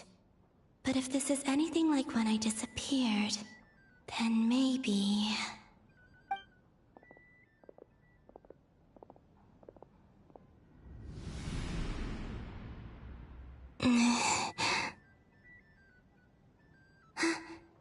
I'm in. She and Paimon aren't here at the moment. I hope she's okay. I wonder what happened to her after that battle with Dottore. Best not to dwell on that for now. I need to try and leave them Please, Traveler. I really hope you find this.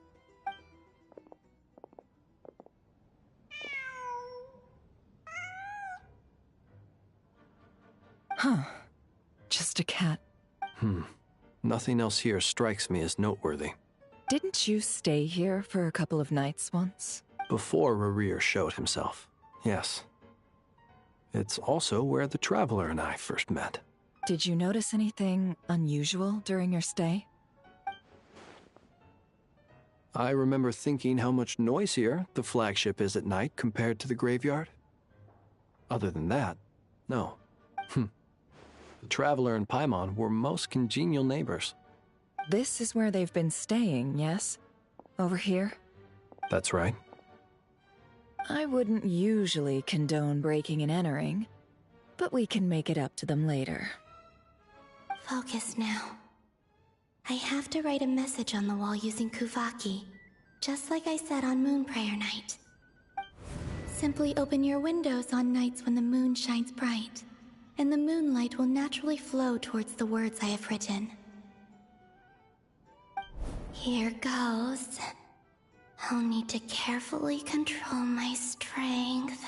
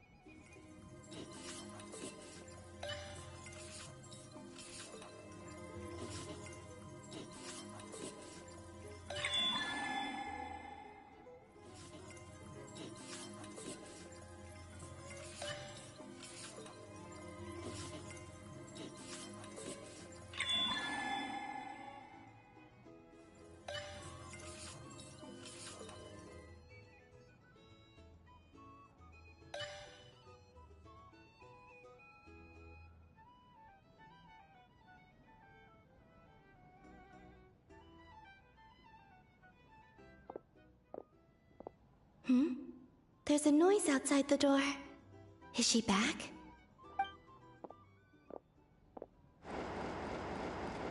Please, you have to see these words.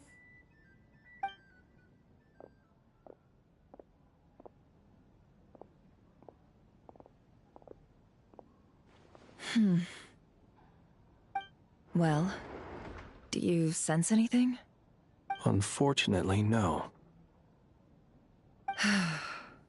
And this place was our last chance. Not necessarily. We've only looked in Nasha Town so far. Miss Columbina said she would leave messages at her friends' dwellings. It's still worth checking where Miss Lauma lives and where I live. Let's try and make some time to look into those then. Wait.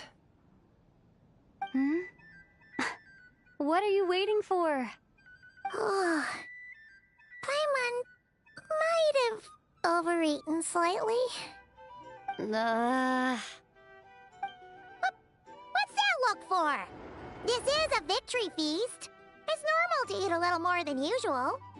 The Traveler in Paimon. It's really you. But why are they talking about a victory feast? Huh.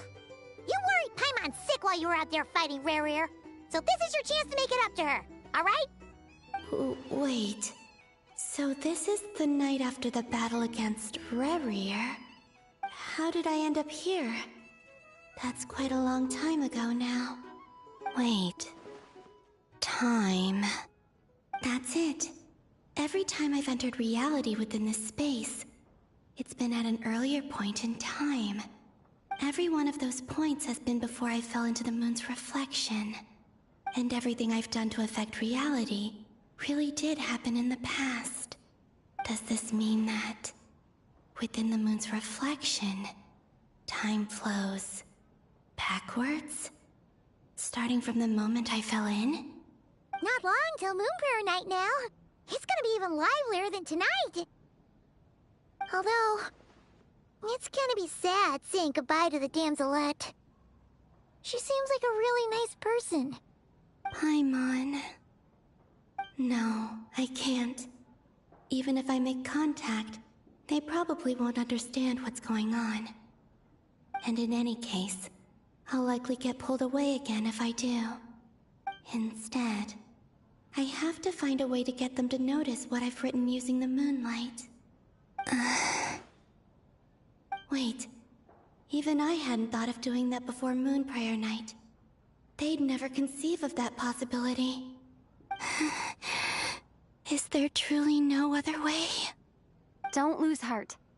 We'll find a way somehow. Huh? Oh, you say that, but the Frost Moon is beyond the fall sky. If we wanted to go visit her, how would we make it through to the other side?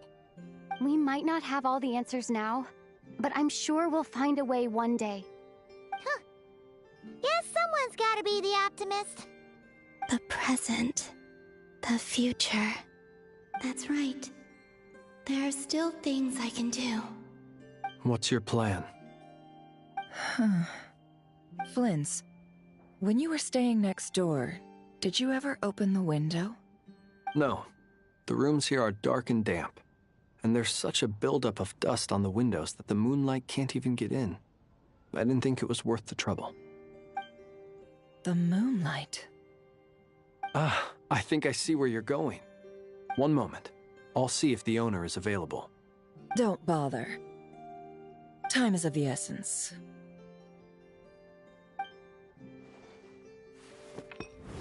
Time.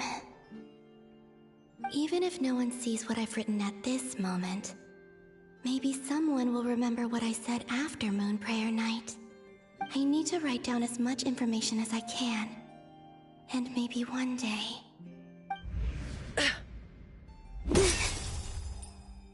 Huh?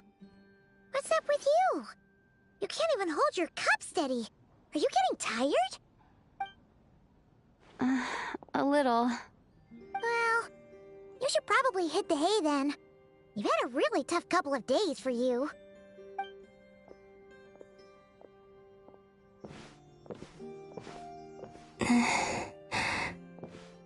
You truly have.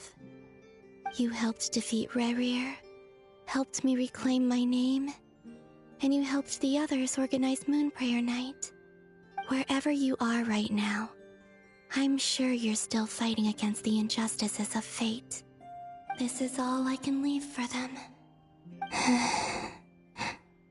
How I wish I could stay here. But it's time for me to go. I hope to see you again in the next time. And if the opportunity presents itself. I will surely return to your side. Huh. Columbina. She's alive. Not only that, but she's left us an entire wall's worth of clues. She even wrote down what would happen on Moon Prayer Night. It's just a shame we found it too late. I am here. Time in this place flows backwards. I am constantly moving forward. It sounds like she's found a way to influence the past using Kuvaki. But her future is our past. So, these words have been here ever since we defeated the Ray Hero Solnari. We just never discovered them. Which came first, the chicken or the egg? Do you ever mull over questions like that? Only when I'm in a good mood, and at leisure. Well, I never do. Everything that has happened already belongs to the realm of fact. As a business person, and especially an intel broker, what I do is extrapolate from those facts to try and read the future. An admirable philosophy. It's a means of survival. Let's go. We have a wall's worth of clues to share with the others.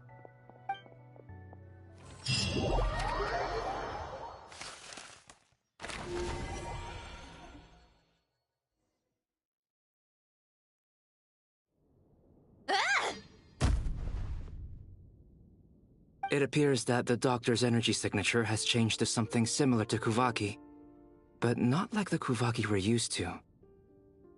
Nodcry's Kuvaki devices will only have a limited effect on it. I can see why you've chosen to place your hopes in alchemy instead. Also, I must say these books are rather profound. My subordinates just shipped them in from Fontaine. Some of them are from the Narcissenkreuz Ordo. Some are incident reports from Petrichor, and then there's a few test reports for these junk machines. Additionally, after some further scanning, I've discovered something extremely annoying. What's that? Tevat's skies contain multiple moons. A long time ago, when I did my first scan, I detected 3, just as the legends say. But when I checked again just now, I detected 4 moons. So there's one extra? Yeah. Originally, I thought that if I could still find 3 moons, that would at least mean Columbina's still alive. But then it occurred to me that apart from the Frost Moon, Tevat's moons are just husks. And husks surely shouldn't show up in the scan, since they're not alive. It's weird, isn't it? If we can't even distinguish between a dead and a living moon, how are we supposed to know whether a moon goddess is still alive? Or does this mean that the moon marrows are equivalent to the moons themselves? It's certainly possible. In which case, the 4th moon you detected may be Dottores' artificial creation. So he wasn't bluffing. He really built his own moon marrow. Ugh! I'm so mad right now! It's easy to get overwhelmed when you have too much on your plate. Maybe you need to relax. Perhaps try going for a walk. Or simply take a few deep breaths. Nothing can calm me down at a time like this. I need more time, and I need progress.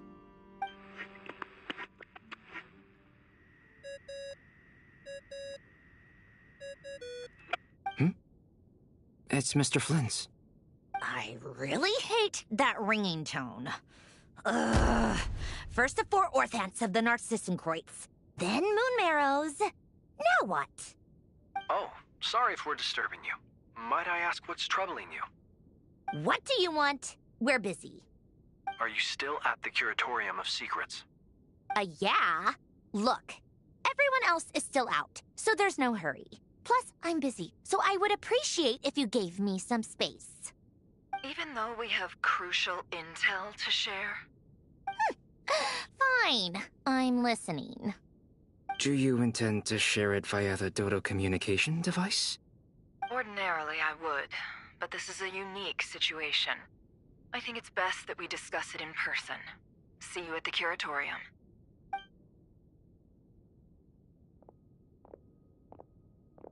All right, then.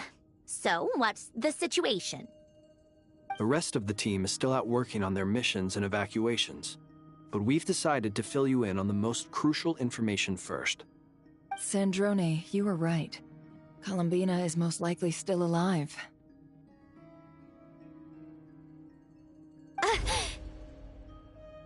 That's the best news we've received in a while, by a long way.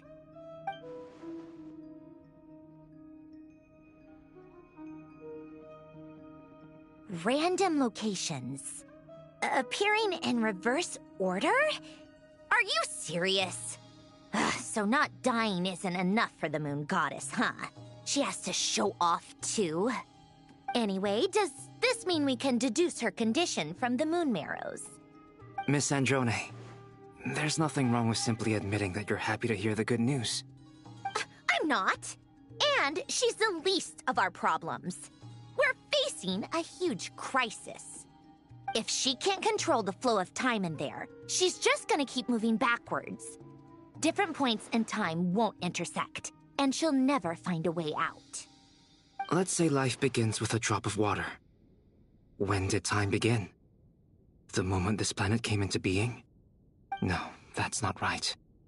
Her final destination would be the moment at which the space she is in was created. But it doesn't seem like we can influence that space from the outside world. So how can we help her? Also, if she's alive, Rerir and Thalindus might be too. But as far as we know, neither of them have come back out. That space may not have an exit at all. I'm afraid I must concur with Miss Nefer in this. Can't exactly argue with that. Let's leave it there for now.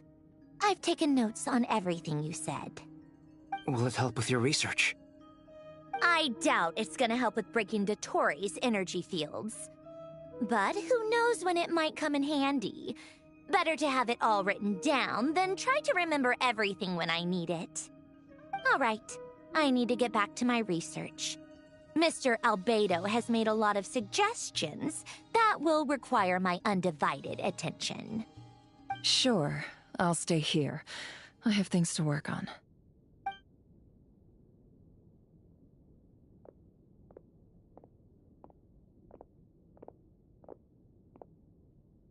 Paimon, are you there? Oh, right. She went with Varka to Natlan, didn't she? Good thing we've moved her and the Traveler's luggage in here. Speaking of the Traveler, where could they be? There's a note from Paimon. Paimon here. Not in at the moment, but if anyone needs to borrow her stuff or the Travelers, go ahead and help yourself. Paimon won't be mad. Also, Traveler, if you get back before Paimon, make sure to get some rest. Paimon misses you a lot, but put your health first, all right? How sweet. Well, since you offered, Paimon, don't mind if I do. This is the Traveler and Paimon's luggage. All the items they use day to day are here. It's well organized. I wonder which of them is responsible for that. What do we have here?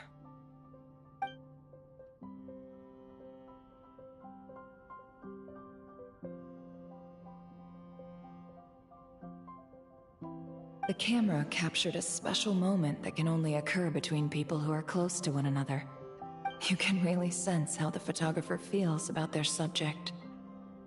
I wonder why this picture was placed outside. Is it because Paimon recently looked at it?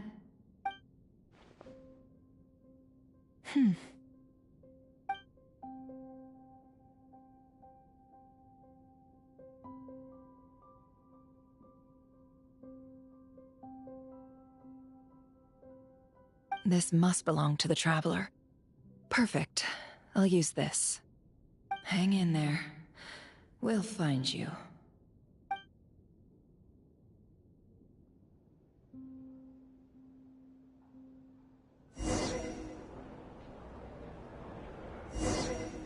Polonia. Search keyword world formula and bring me all relevant books.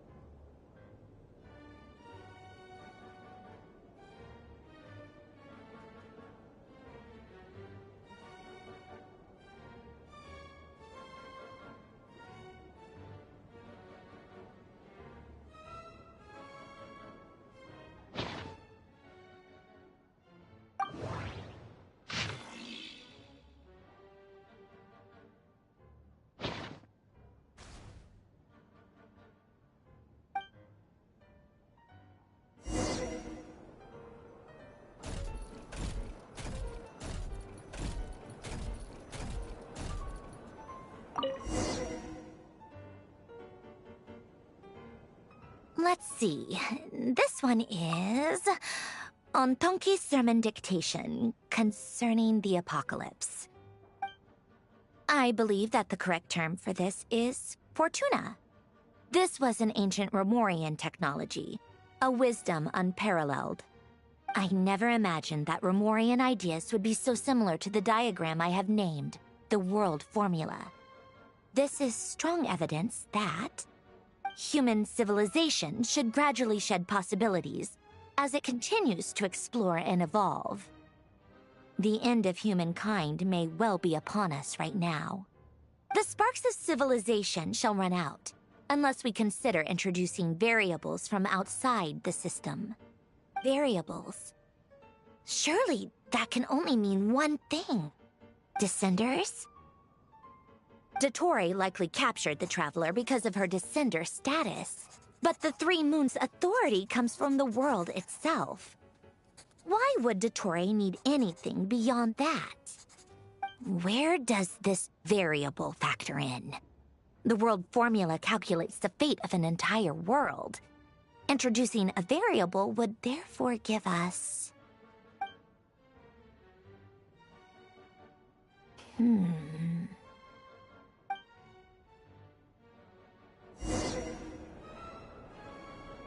Polonia, search keyword pathway and bring me all relevant books.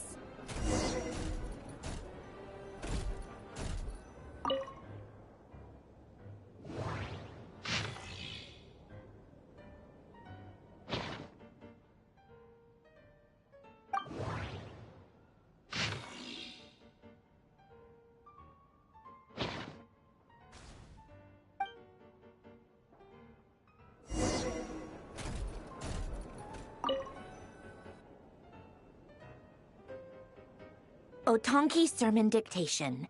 Explications on the Chemical Marriage. These titles are pretty esoteric.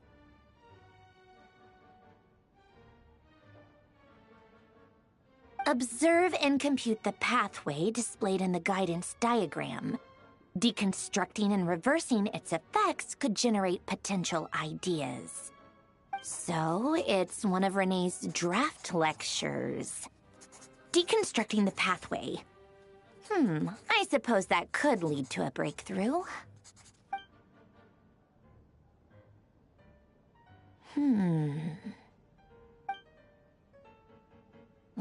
This is so long. This guy sure loves showing off his knowledge.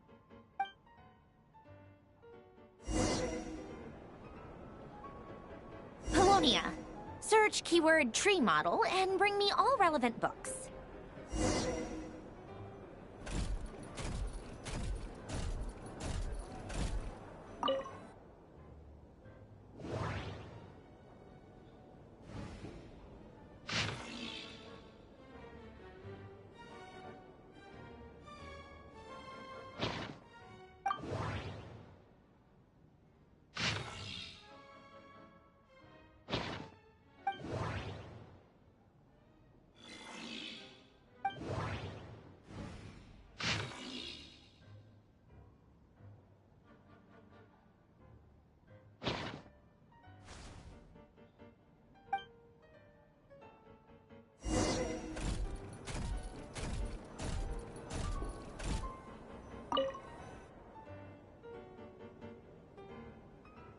Most of the experimental devices proposed by the Lilia Crucis Ordo are built based on the simple and basic logical structure of a tree model.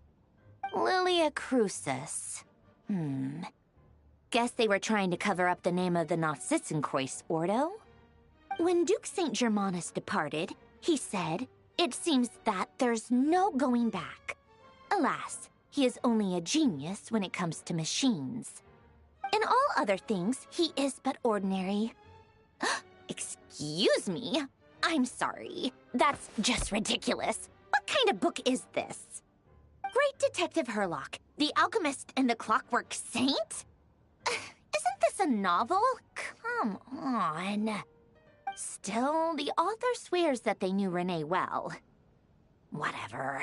I guess it's not beyond the realms of possibility that Renee would say nonsense like that on occasion. Memory, wishes, souls, and persona.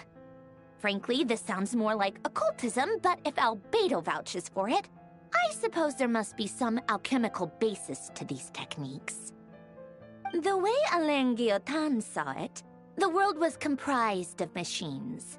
The universe needed machines, and thus his technologies were created. That's why I was born. René, his full name was René de Petrichor, if I recall correctly. Sounds like he and the town must be intricately connected. That place was also the source of most of our information regarding Remurian civilization. Seems like some of his projects were based on their technology. The cutting of souls and storing them in vessels. These seemingly unrelated techniques underpinned René's research. Assuming that the 4 orthants correspond to alchemical categories. The chemical marriage model? Alain would have scoffed at that. He never would have let those theories or parameters anywhere near his mathematical formulas.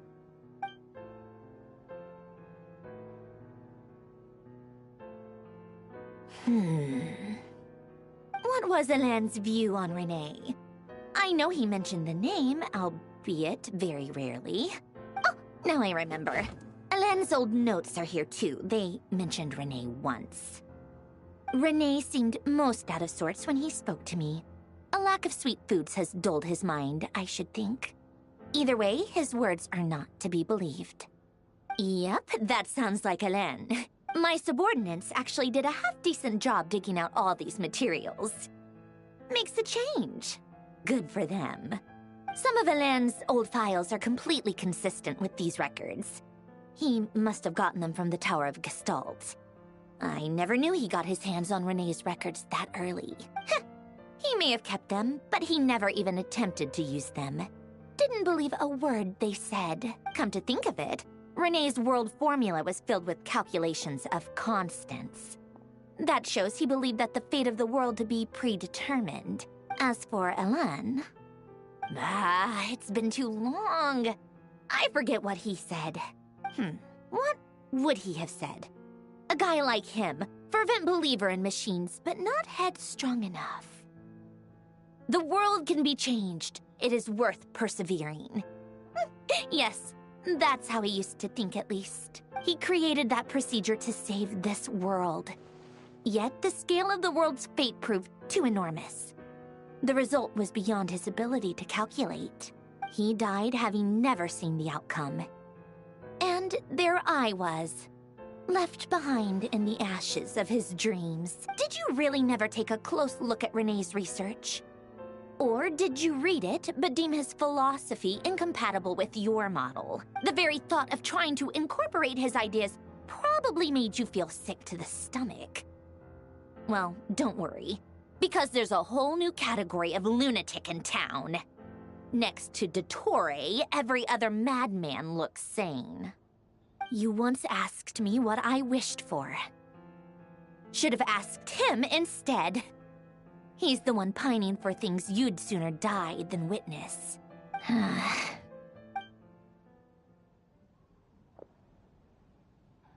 Even the tiniest variable can make big waves in the present. Now then, allow me to put these incompatible fragments together in your stead. First, establish and verify the existence of the Great Circle. Absolute nihil on one end, absolute reality on the other. Now, search between these two extremes. Then, the construction criteria. Variables.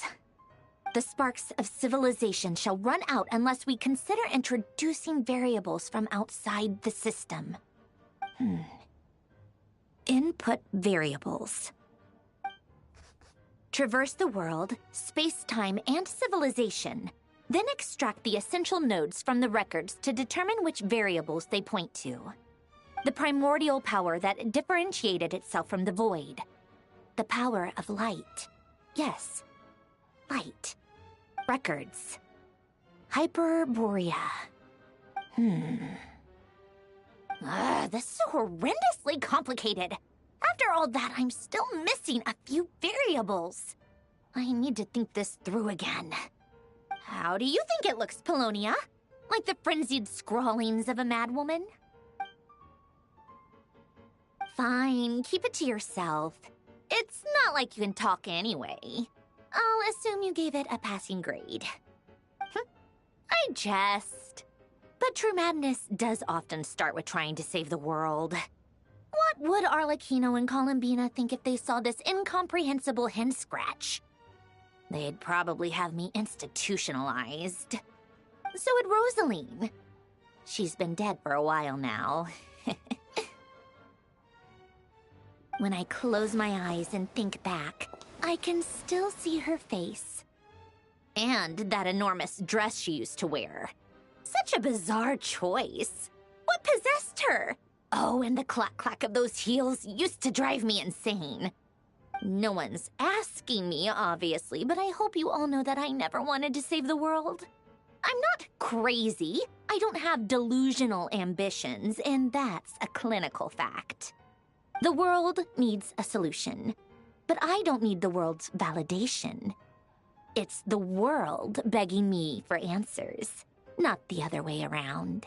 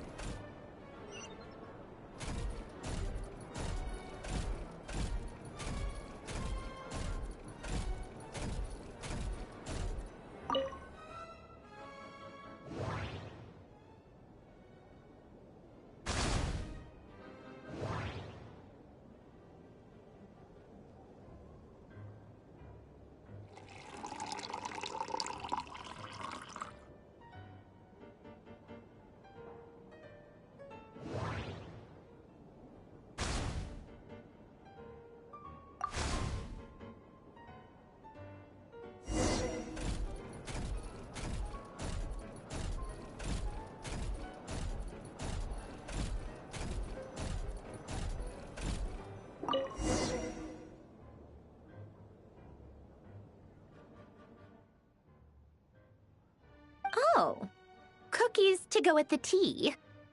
Let's see. They must be from that person who brought those documents. I see they're from Hotel de Boer. Something's written on the box. We are proud to present this homage to the Fortress of Meropede's fun-filled mill collection system. Fortune cookies. Have a lucky start to your day. Sounds like a dumb gimmick to me. Be early to bed and early to rise. Get plenty of sun and drink plenty of water. Then things will surely go well for you. What? Are you kidding me? Somehow I doubt that an early night and a glass of water is magically gonna save a world on the brink of existential peril.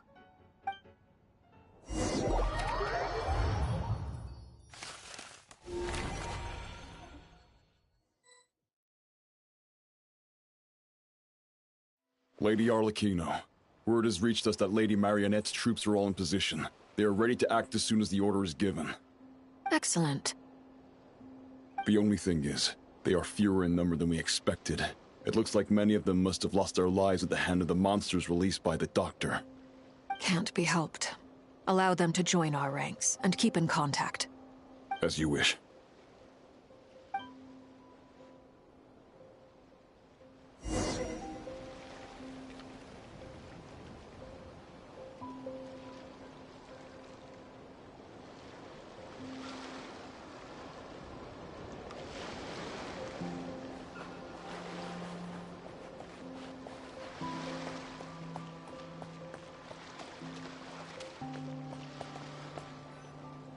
It's been a while, Arlecchino. You look well.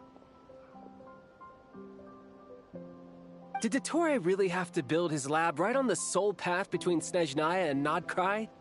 Had to go on a huge detour to stay out of its line of sight. Sounds like an arduous journey.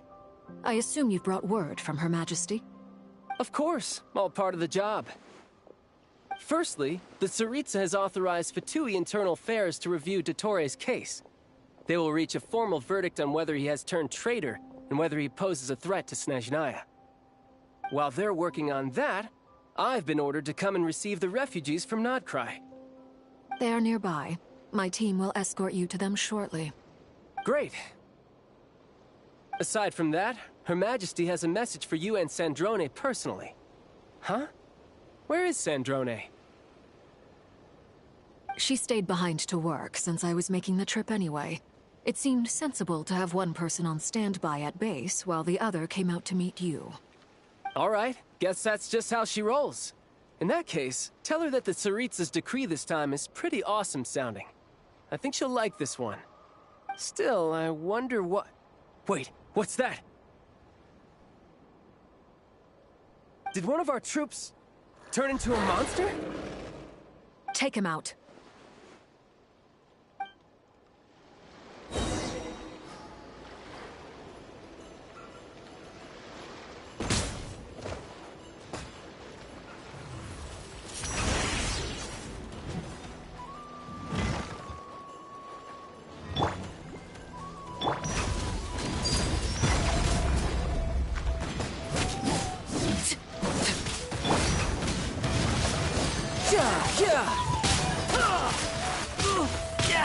Amateur shouldn't let your guard down. Everlasting as the moon! Laid bare.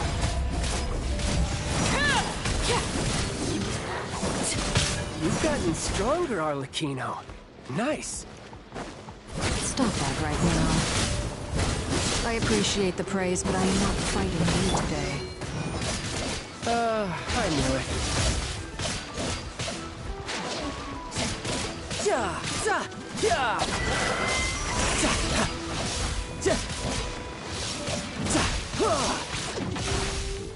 No time to lose.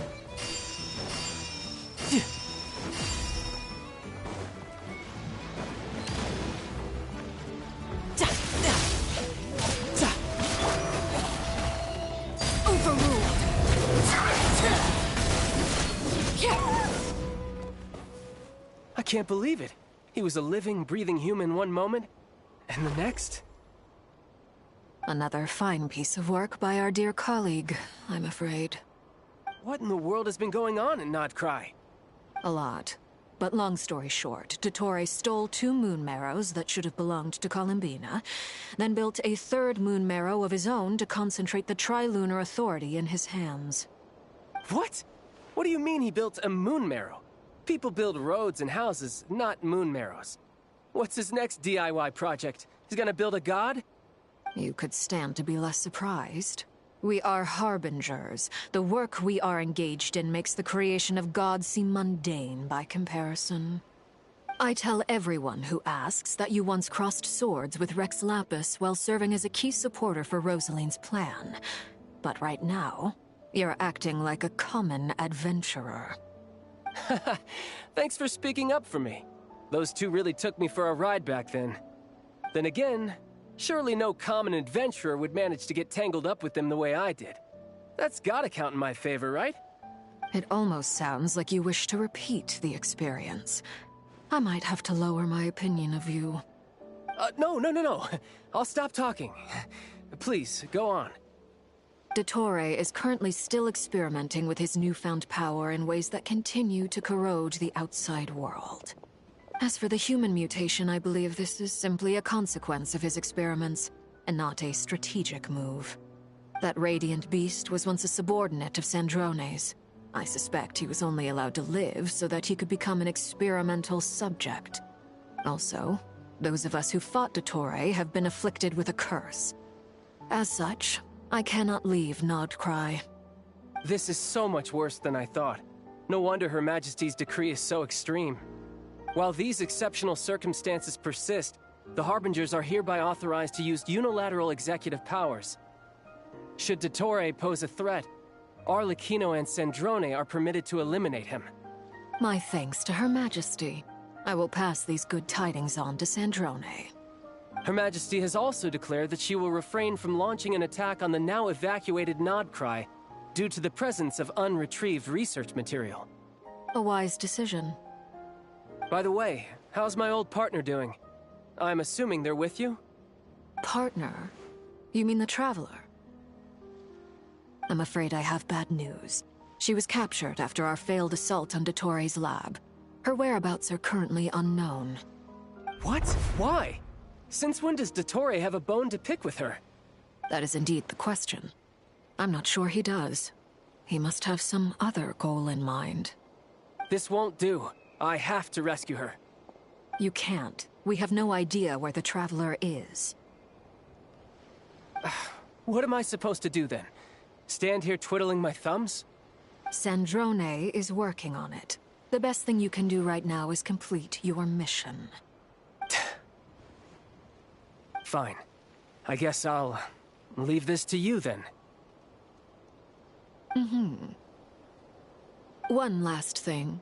Tell the Rooster to get the message out to the gods and citizens of every nation in Teyvat. Beware. An uncontrollable pollution is spreading forth from Nodcry. The source of that pollution is a madman drunk on the success of his experiments. The Fatui and our allies will endeavor to contain the threat.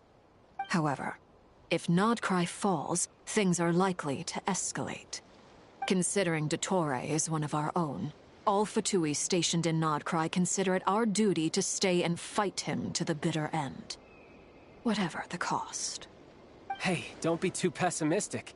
If it comes to it, I'm sure Her Majesty won't stand by and do nothing. I hope you're right.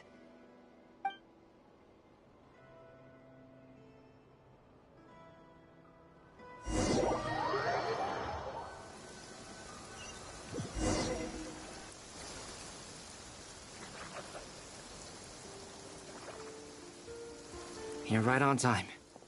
Thanks. Hey, do you think I'll get that gliding exam exemption? I made sure I was on my best behavior in Mondstadt. I landed well outside the city and walked in through the gates. I'll help you apply, don't worry. For now, let's see what we have here. What are the Doctor's energy fields even made from? The usual attract and repel principles that govern Kuvaki don't seem to apply to them. They are very mysterious. But ultimately, they appear to be comprised of energies from the three realms. Thanks to research by Master in the Hexen Circle, we know that Teyvat's 7 elements are derived from the more primordial power of the Light Realm, which is antagonistic with the power of the Void Realm. Since you have the power of the Dragon Durin within you, I'm sure you can already tell that this energy field contains no abyssal energy. That's true. It's not abyssal energy, it's something pure, wild, and untamed. I've been thinking about something. Do you still remember the device that Dory supplied from the Academia when you and Miss Columbina fought Rarier? That was one of the most marvelous feats of ingenuity I've ever seen. The design, the craftsmanship, the material selection. I couldn't fault any of it. Not to mention the operating principles. Surely the most ingenious feature of all. Dory didn't go into detail on how it functions, but I have a working theory. The clue was that Miss Columbina was somehow able to use the pyro energy that you provided, despite the fact that, as a moon goddess, she should only be able to use Light Realm energy in principle. Now, all elemental energy is, of course, derived from Light Realm energy to begin with. Hence, I suspect that the device works by restoring elemental energy to its original state. This presumes a theoretical model of the 7 elements akin to that of light refracted through a prism. Perhaps it is no mere analogy. Maybe there is indeed a prism in this model. I almost wonder if the idea for the device was conceived based on direct observations of said prism. It would explain how such an ironclad design concept was achieved. It is at once a masterwork of engineering and a groundbreaking application of the Academia's latest elemental theories. I suspect only Lesser Lord Kusanali herself could have devised such an ambitious technology. But back to the energy field before us.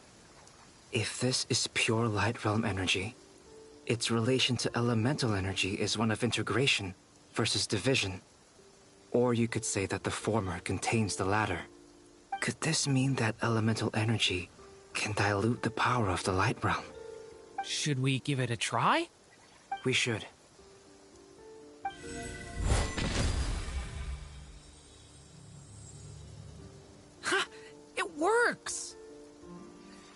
Clear signs of disruption were detected at the periphery of the energy field.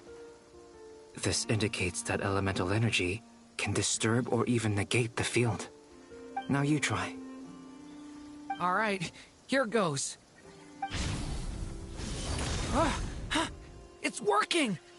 Switch to abyssal energy and attack again. No surprises there. Abyssal power drains the energy field to a significantly greater extent. I now feel confident in asserting that the energy field is indeed pure light realm energy, and that elemental energy can dilute it. But the energy field is huge. How much elemental energy will it take to neutralize it? We don't have to neutralize it completely. We can try other approaches. That's all for theory. Would you like to continue watching? So you knew I was here? Huh? When did you get here? A while ago. But Albedo sounded like he was working on his thesis defense back there. Back in Sumeru.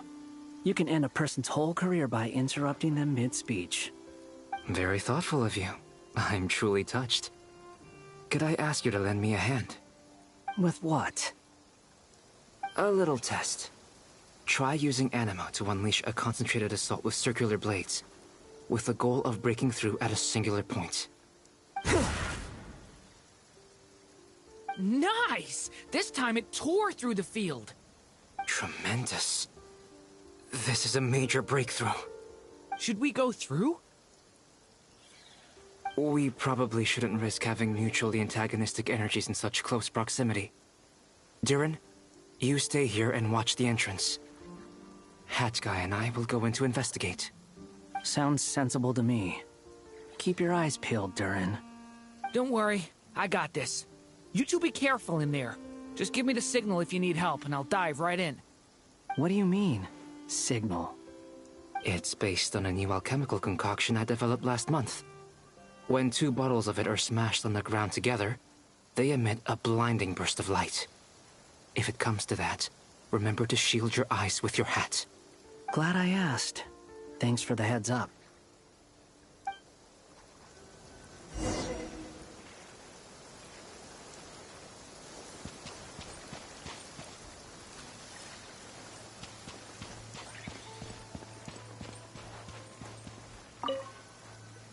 Like I thought.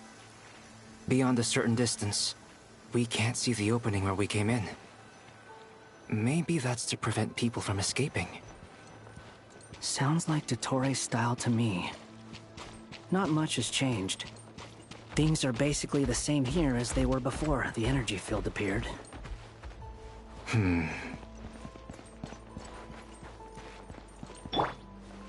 Behold!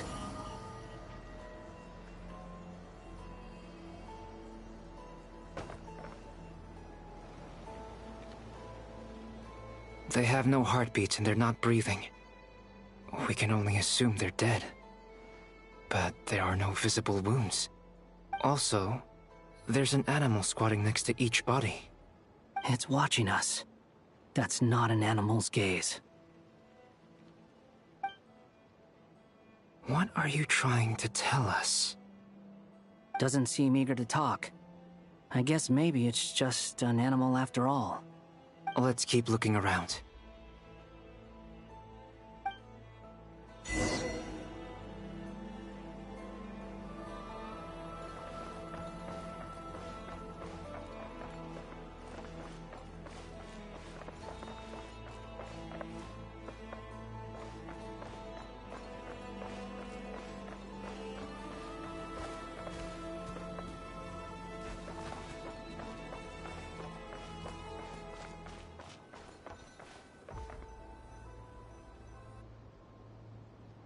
Same situation everywhere. Not a living soul in sight. Just countless bodies with animals standing watch over them. Well, I think we can safely rule out the possibility that they're all pets. Is skirting around the topic your way of showing consideration for other people's feelings? Just being cautious. I don't doubt that you can handle the truth.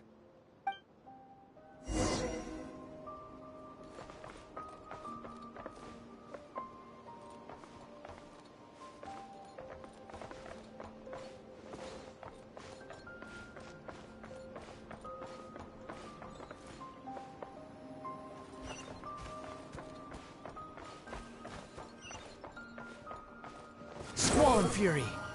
Careful. Please.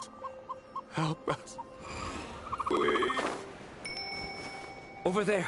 I hear a voice. Behold!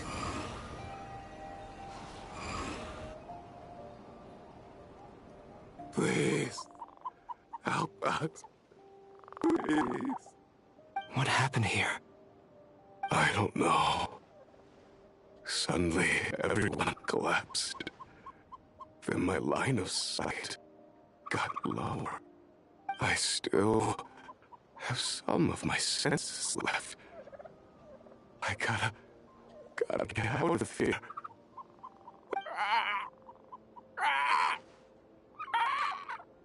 It looks like there's a huge experiment going on inside this energy field. Maybe each energy field is its own giant experiment. Vile. He's swapping human minds with those of animals. Even without the other circumstances, this would be an extremely radical experiment. Those people may have lost their sense of selves, but they are not fully animals either. If they were, they would have left. But instead, their instincts are driving them to remain by their dead bodies. We should go. No sense in sticking around here longer than we need to. Agreed.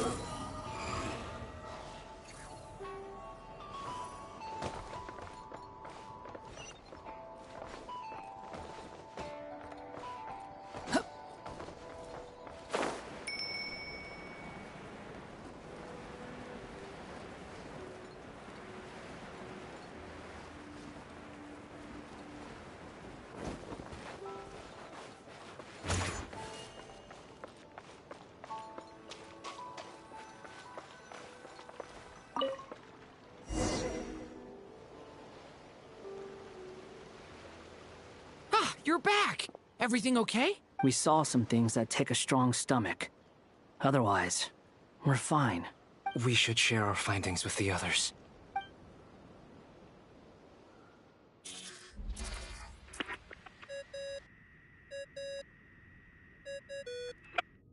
Yes? Who is it? Miss Nefer, it's me, Albedo. We found a way to break through the energy fields. With enough control, it's possible to tear them open using elemental energy. Also, we managed to take a look inside. Dottore is carrying out his cruel experiments on an immense scale. Any residents who have failed to evacuate in time will likely meet a grisly end. Sounds like he's living down to our expectations. Might I ask how things are proceeding on your end? I'm just about to get started. I'll be in touch once I have a result. Understood. Stay safe. I will.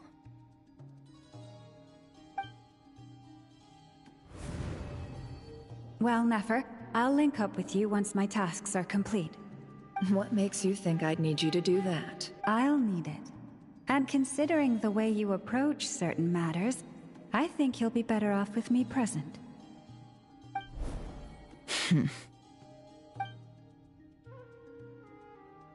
Let's begin. Entering simulation mode.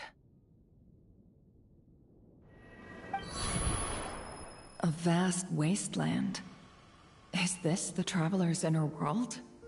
I was expecting something more vibrant, to be honest.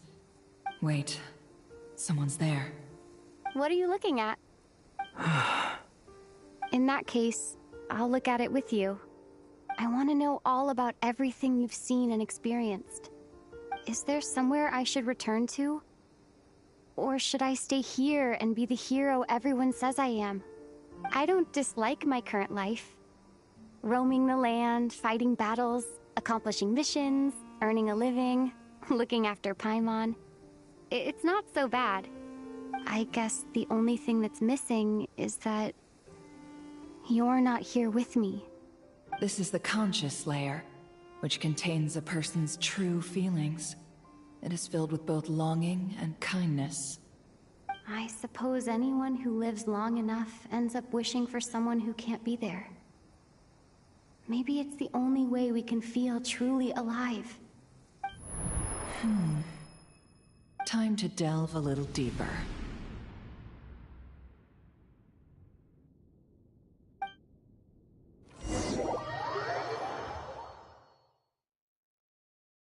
Nasha Town is hardly the optimal choice for a place to live, but it has character and a reasonable population density.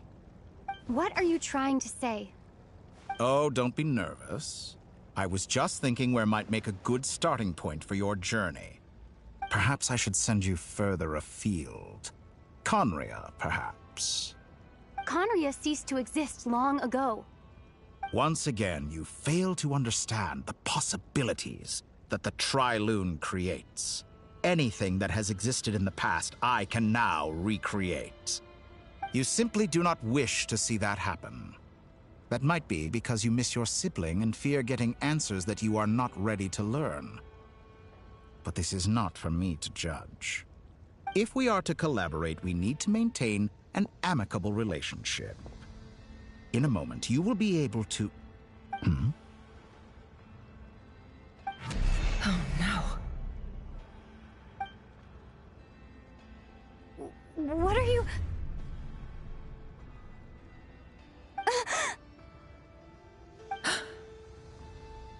What are you gonna do? Don't move. Something unwanted has crept into... Oh? Gone as quickly as it came.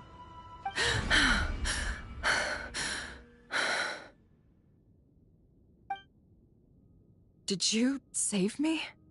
If I hadn't cut the connection, Dottore might have caught you from the other side and destroyed you. This was a good idea, but once is plenty. You were exceptionally brave. Excellent work. Thanks, but now's not the time for that.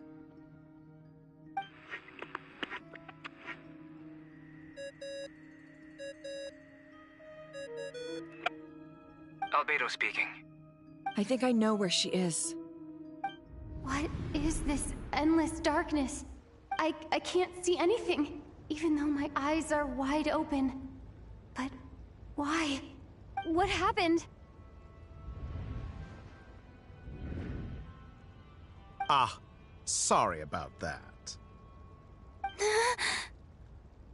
I take it you didn't notice. Just now, a friend of yours took a little peek into your mind. Could it be Nefer? How did she do it? Did she use something as a medium to connect to me? Do you think she's aware of your current circumstances? Oh dear. Have I stunned you into silence? I only wanted to slow down your time a little so I could stop your intruder in her tracks. It would have been nice to capture the spy. I must say, I'm finding the ability to adjust the flow of time rather intriguing. The moment you closed your eyes, time seemed to grow impossibly viscous, didn't it? A whole month passed before you opened your eyes again, but only for you. No one else was affected. I dare say this is something only a god can achieve. Point taken. You've proven once again that you have god-tier powers. Oh, you misunderstand. This wasn't about proving a point. I was testing things out. I find I learn best by doing, and I have to admit, time is not the easiest dimension to control. I only wanted to make you sleep for a short while, but it ended up lasting a whole month. Clearly some finesse is required to wield the authority over time as I wish. I hope you're not angry with me. It was only a month's discrepancy, nothing too serious. Had I been off by a year, a decade, or even a century, that would have been quite a different story. You could have frozen me for millions of years. So much for collaboration. You aren't showing much sincerity. Millions of years? To what end? I wonder if you don't understand humans all that well. They are very pragmatic creatures who understand only that which they can perceive with their senses. If I had you sit here for a week, I imagine people might sympathize.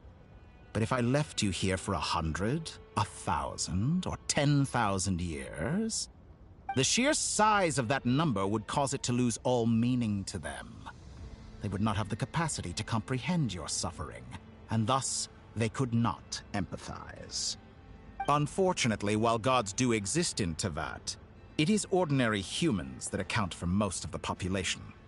Their lifespans are so limited, their bodies so fragile. Did you ever really hope that they could begin to understand someone like you? Your long life and unique origins make you fundamentally different from them. How long will it be before they start to treat you like the alien you are?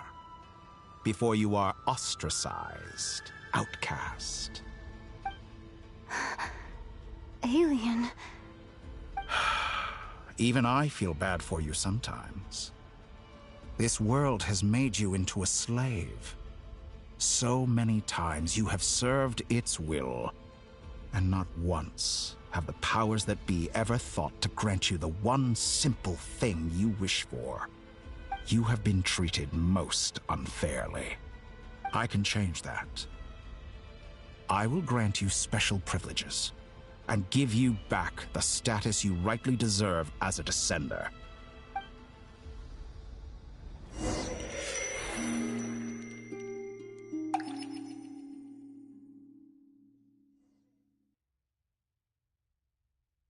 I've entered the past 3 times at this point, but I still have so many questions.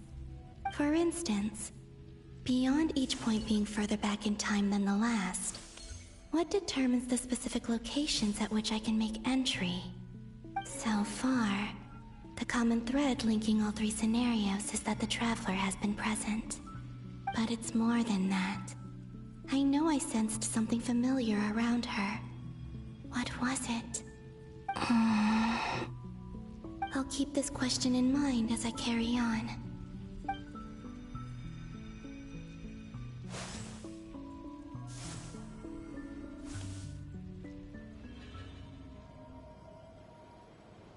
Humans, you never change.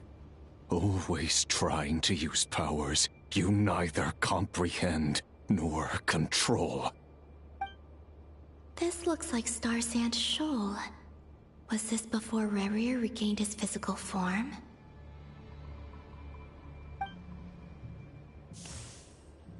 You've messed with the cannon again, huh? Sorry, but this round's not gonna go your way. The cannon. That's right. I was at Silvermoon Hall and I sensed an abnormal Kuvaki fluctuation coming from Nasha Town. And right after that, came an ominous power emanating from Star Sand Shoal. My body was once torn into countless pieces and hurled into the swirling chaos of time itself. But even so, my life and will were not extinguished. I wonder if I could try to prevent his resurrection. But how would I do it? What can I do, here and now? Traveler! Behind you! Look at that light!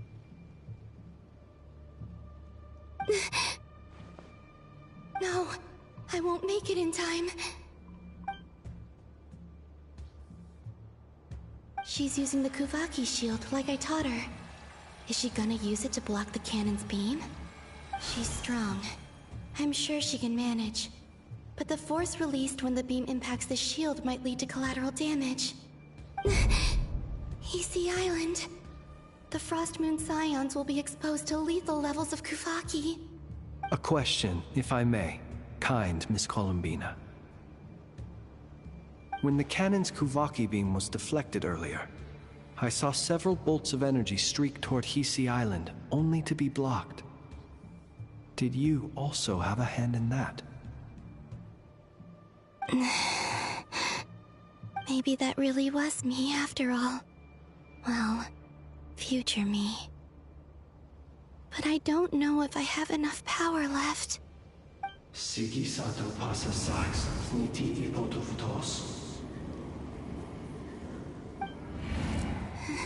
There's no time. Osestikos paratin tiram tu risuiku, topir tu aithion feraton. I have to make it. Oh, Frost Moon. Oh, great land. Oh, slumbering moonlight of Nodcry. If you can hear me, if you can sense my call, then please, heed me once more!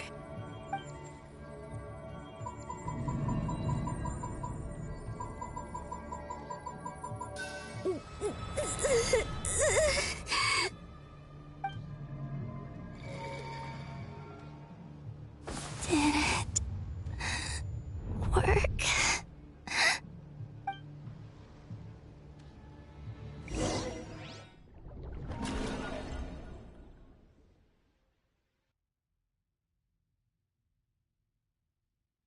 Hey, wake up. Hey, did you hear me? Call him, Bina. I said wake up. Now! Oh, good morning, Sandrone. It's 3 in the afternoon, actually. And could you kindly not use my quarters as your personal nap room next time? But I feel so safe here. And your coffee, right? It's so bitter, but it smells lovely. It's like you were raised by wolves in a forest or something. What did you drink growing up? Grass tea? The Frost Moon Scions certainly led a more frugal existence than the Fatui. Then I'll bet you've never eaten one of these before. It smells delicious. That's because it's a Fontanian recipe. I had a little free time today, so I made a batch. Rosaline will be here shortly, but if you really can't wait, I guess you can go ahead and... Hey, at least let me finish before you start eating! Did the Frost Moon Scions not teach you basic table manners? Or did the rules not apply to you because you're the high and mighty moon goddess? These are so tasty. Of course they are. I made them. I was worried they might contain traces of machine oil. What? You know, there's something I've always wanted to ask you. Why did you leave your old home and join the Fatui? I mean, I'm sure their food was awful. But there's gotta be more to it than that. Well, life there didn't go quite how I imagined. What were you expecting? You're a god. Your followers are gonna make some demands of you, right? Surely you can just answer a few prayers here and there in return for the free food and drink. How bad can it be? Well, would you help other people just for free food and drink? The doctor told me that you were created by a great mechanic. Lord something Fisher. The Lord Artificer. Ugh, some people can't keep their mouths shut. Oh, Lord Artificer. And didn't he have something to do with the, narcissist? Narcissenkreuz Ordo. Yes, that was it. Narcissenkreuz Ordo. So, would you try to fulfill their wishes? You must be joking. I wouldn't go even if they paid me. I don't even know them. Exactly. Well, I felt the same way. I did not know the people who made demands of me. Huh. What do you know? We're on the same page for once. In his later years, Elen did ask me if there was anything I wanted to do. If I had any wishes of my own. Well, I don't. And I'm not in any mood to fulfill someone else's either. Who's Alain? He was the... You know what? Never mind. You're not gonna remember. Anyway, the point I'm trying to make is, neither of us is the self-sacrificing type. Let me ask you this. What sort of place would you like to live in, if you could choose? A place where people don't ask me for things I cannot give them. Where they don't worship me, or fear me, but just want to chat with me like a normal person. I'd also like the freedom to come and go as I please. And ideally, it would be somewhere with the smell of coffee and snacks. Not to burst your bubble, but no such place exists in the world. Now, take your snacks and scram.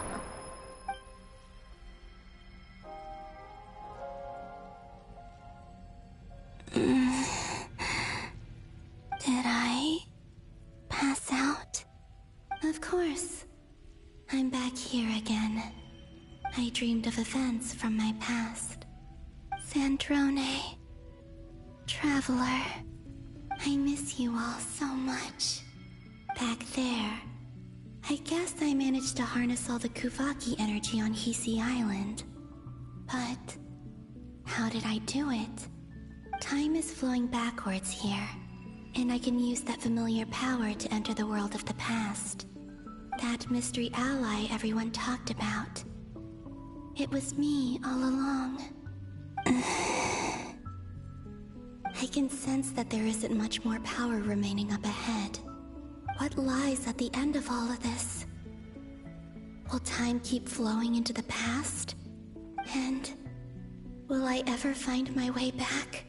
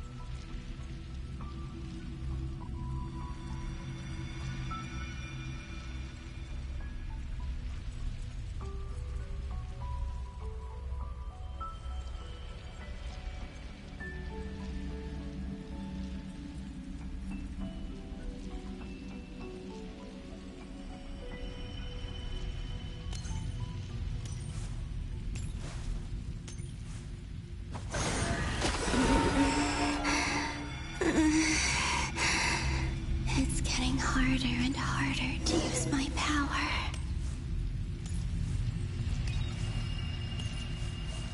I'm no match for the Abyss in this state. I need to avoid the contaminated fragments.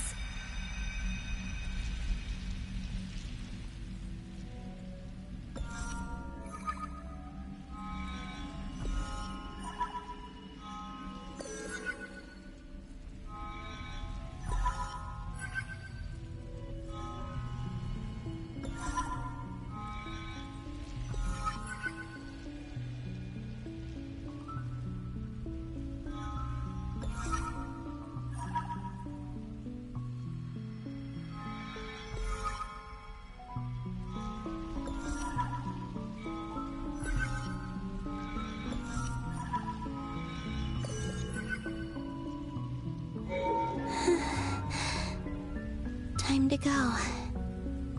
I wonder where I'll find myself this time.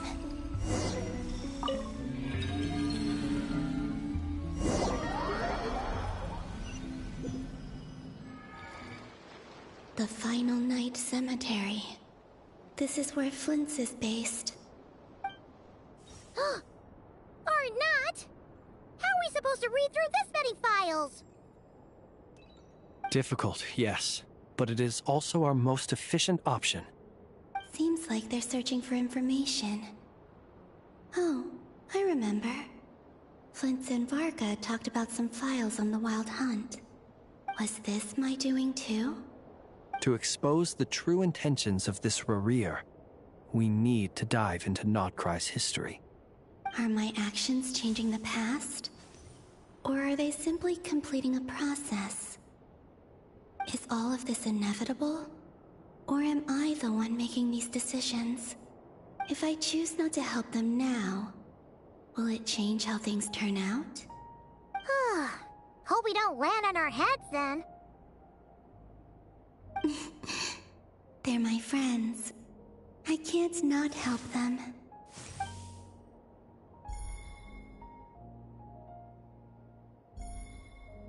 Ghost! And the other one was... here. Hey!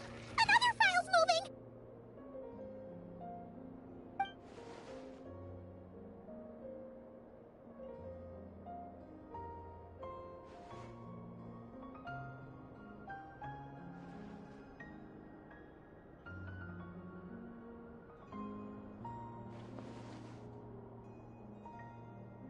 That should do it.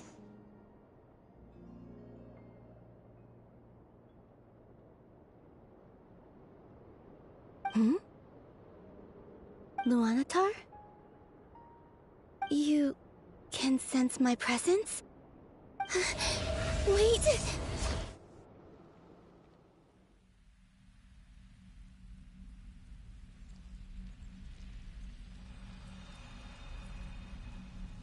Luanatar.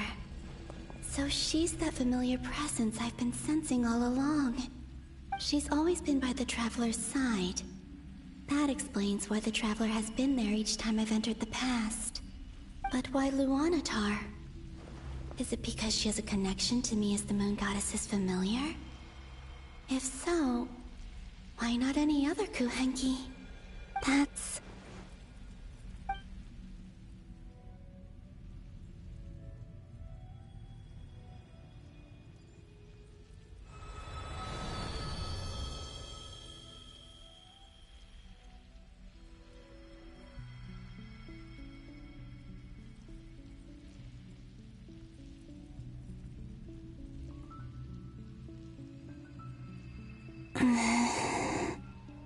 I cannot sense any power up ahead. Just a void, stretching out into infinity. This is likely my final chance to enter the past. It's now or never. I have to find a way back.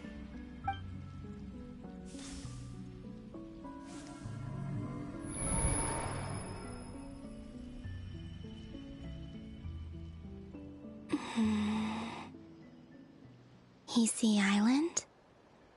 How far back in time is this? Where's Luanatar? I can't sense her presence this time.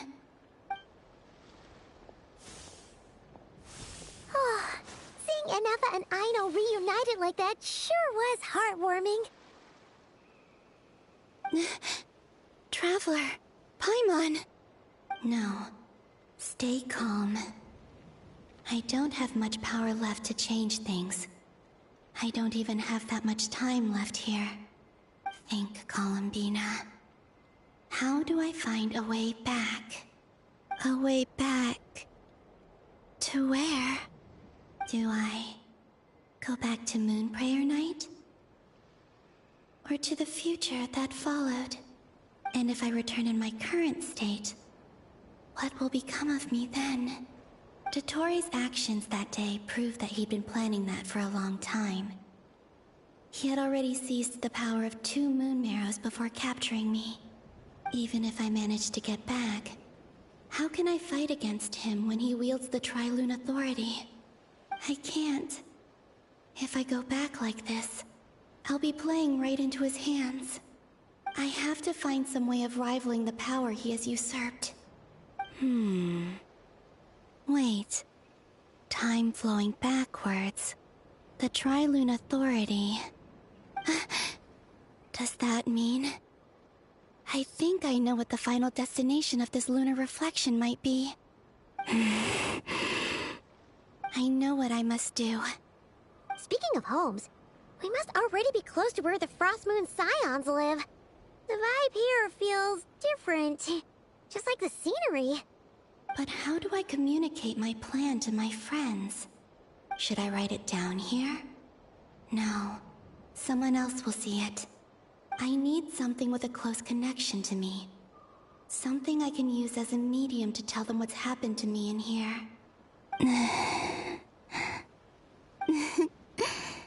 Now it makes sense.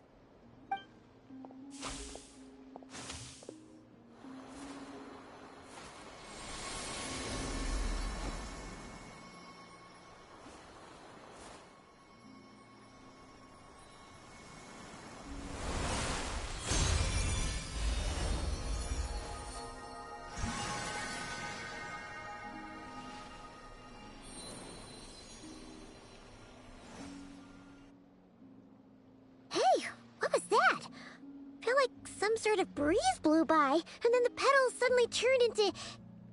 Huh?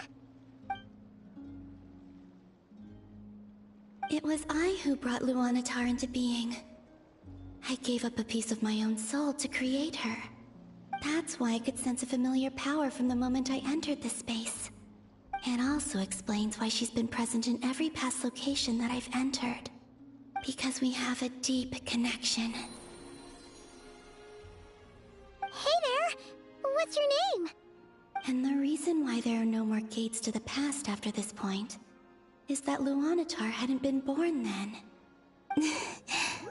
No wonder I sensed the trace of a blessing when we first met. But I still didn't recognize the soul hidden within you. Back then, I was just a little lost dove. I had yet to become Columbina Hyposelenia. Go on now. We've got stuff to do. Best you find someone else to hang out with. Hey, you scared it off.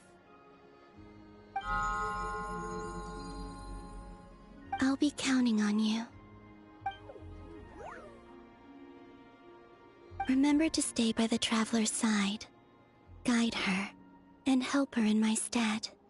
Oh, and bring her to the garden where the moon prayer blossoms grow. There's a little lost dove there who will need her help.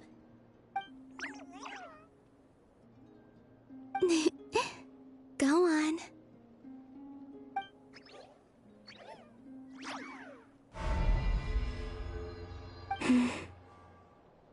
You too. Go and live your story. As for mine must go in a different direction.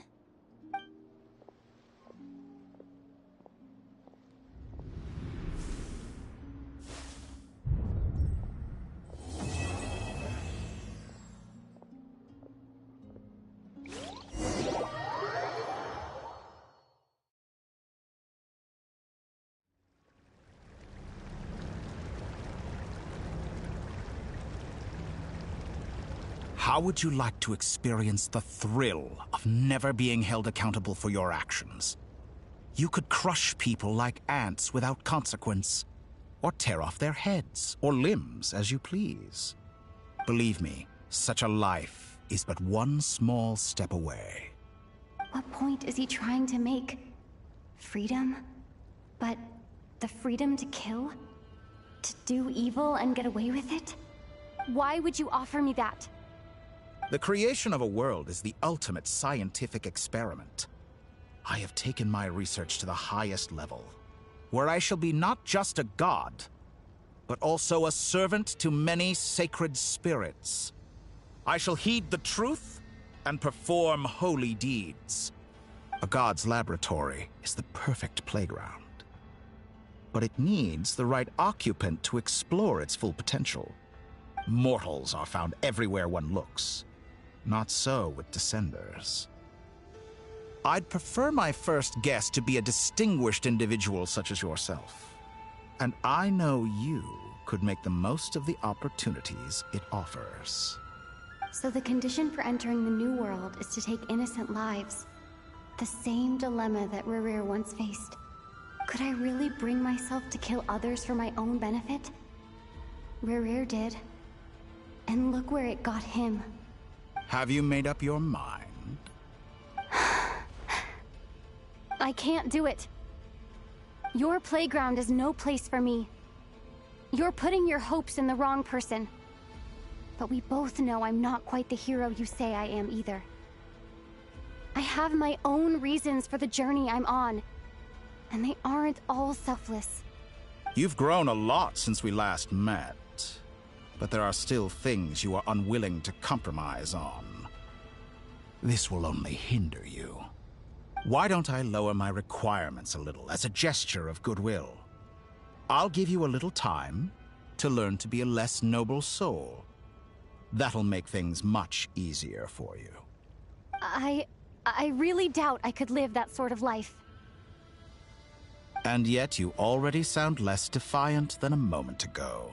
The benefits appeal to you because you can read the signs of the times. Why don't we return to my research facility? Your last visit was so rushed. There is much that I have yet to show you.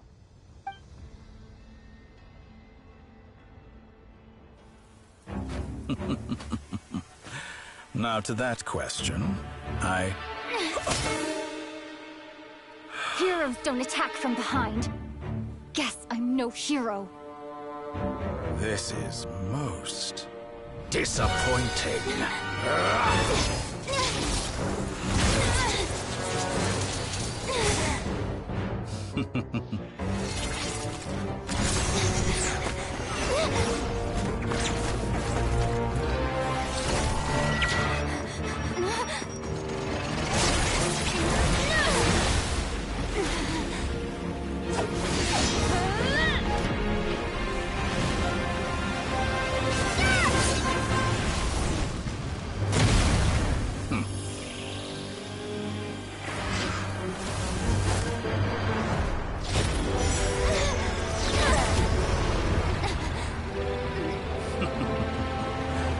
Now then.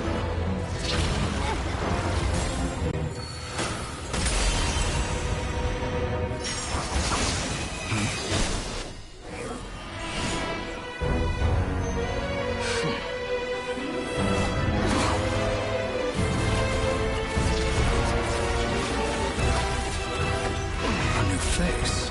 Interesting.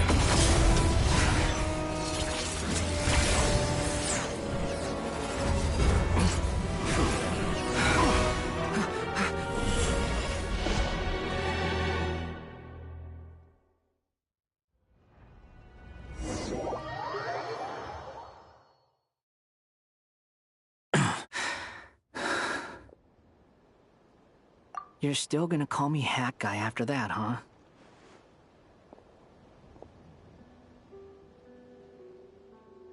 I didn't see anyone else in there who needed saving.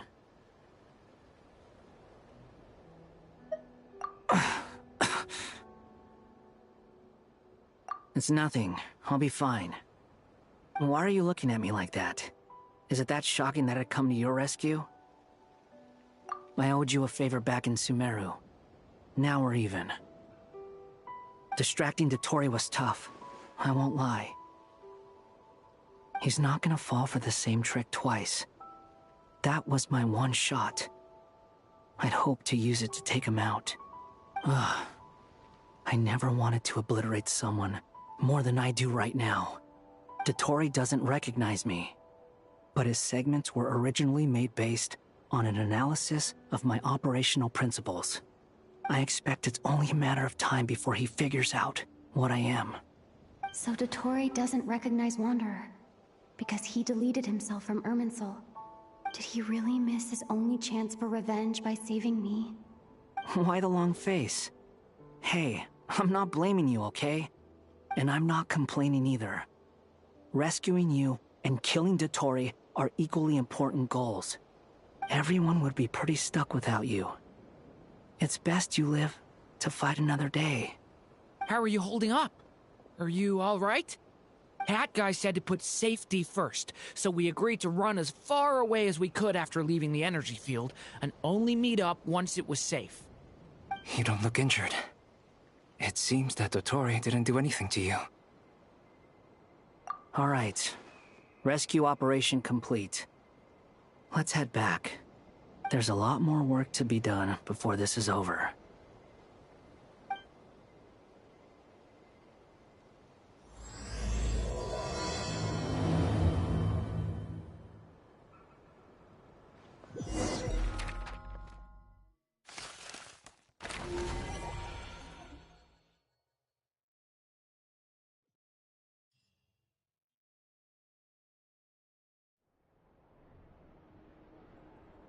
Understood. I will bear the Tsaritsa's decree in mind. I don't see what's so awesome about it, though. Does he really think everyone else is as immature as him? I'm not stooping to Tartaglia's level. I thought you might say that. How's your progress? Quite promising, actually. That alchemist Albedo gave me a few ideas. Remember how I asked you to look up some files for me? That stuff on the Nachtschitzenkreuz Institute. René de Petrichor and Jakob Ingold. Alain Guillotin despised René's theories and methods, but he never managed to come up with better alternatives either. So I adopted some of René's ideas. I thought Alain was like a father to you. He and René were mortal enemies, were they not? And what would you say if Lenny and his friends one day learned something useful from someone you utterly detested? I would applaud them for it. That would mean that they have surpassed me. For all we know, Alain Guillotin might have thought the same thing. Not that it matters, though. He's dead, and I'm alive. So it's my call to make. Once you die, it doesn't matter how great you were in life. Only the living get to decide what happens next. Hey, come on out. They're back. Huh?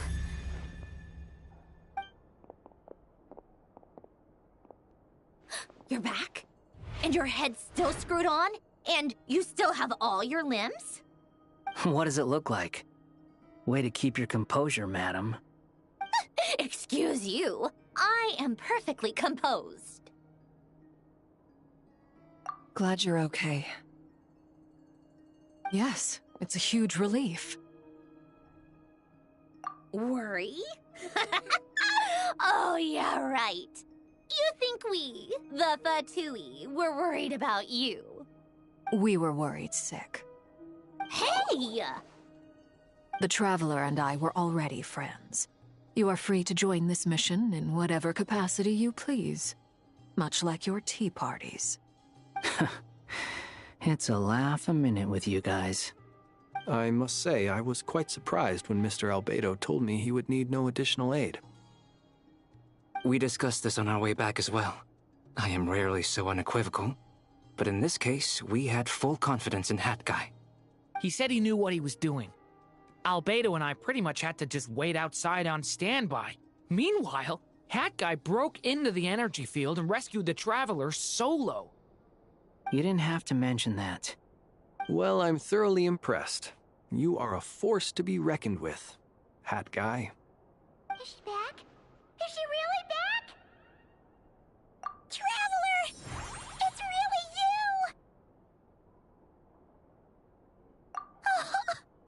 Oh, thank goodness! Paimon missed you so much! You can finally breathe easy, Paimon. It's great to have you back in one piece! Oh, Paimon's been having nightmares the whole time you were gone! Look at them. You know, once you reach my age, there's nothing better than watching a misty-eyed reunion between friends.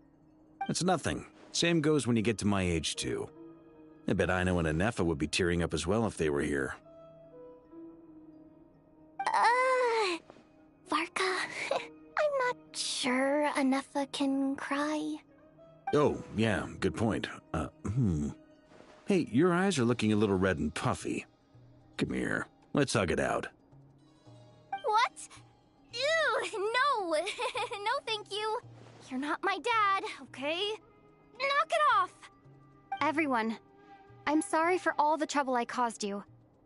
But the silver lining is, I didn't come away from this ordeal empty-handed.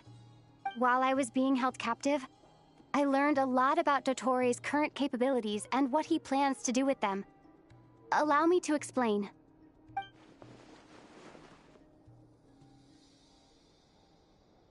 The three moon goddesses were even more powerful than we imagined. No wonder Dottore believes himself to be equal to the gods. Maybe even superior. Utter blasphemy. While everyone was gone, Nefer and I made an interesting discovery. And I believe Miss Sandrone has something to share too. Ma'am, perhaps you could do the honors?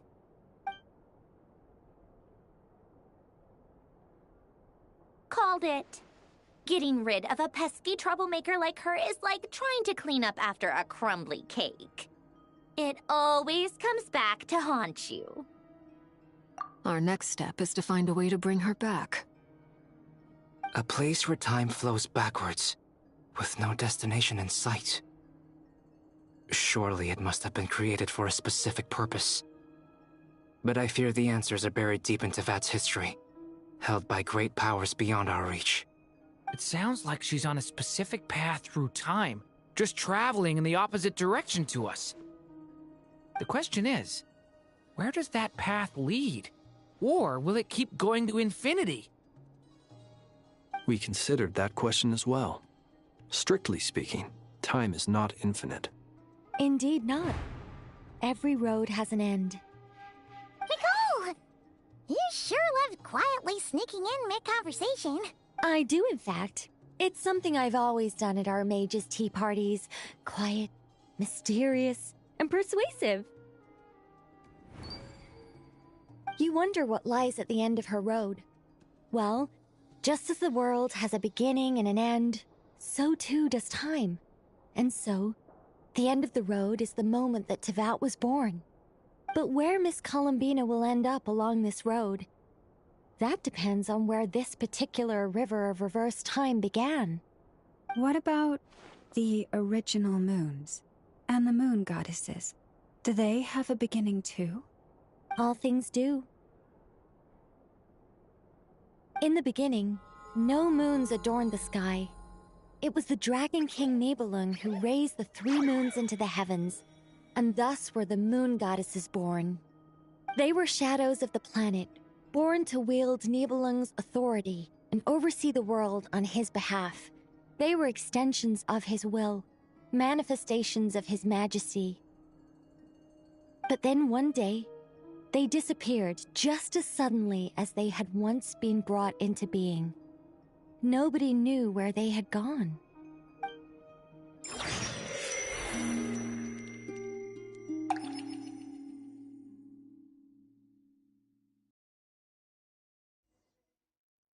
Like I thought, no more paths back to reality have emerged since. But how can I be sure that I'm going the right way without scenes from reality to keep me on track? I can't even be sure of how long I've been walking for. The further I travel, the less stable this space becomes. There are even moments where I can sense something that feels like abyssal energy. They can just materialize out of thin air. I have to keep my wits about me.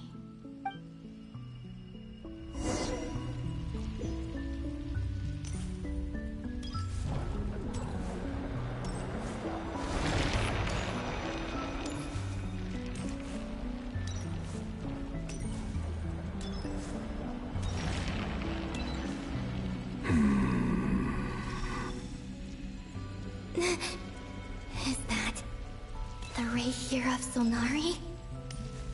I can't believe...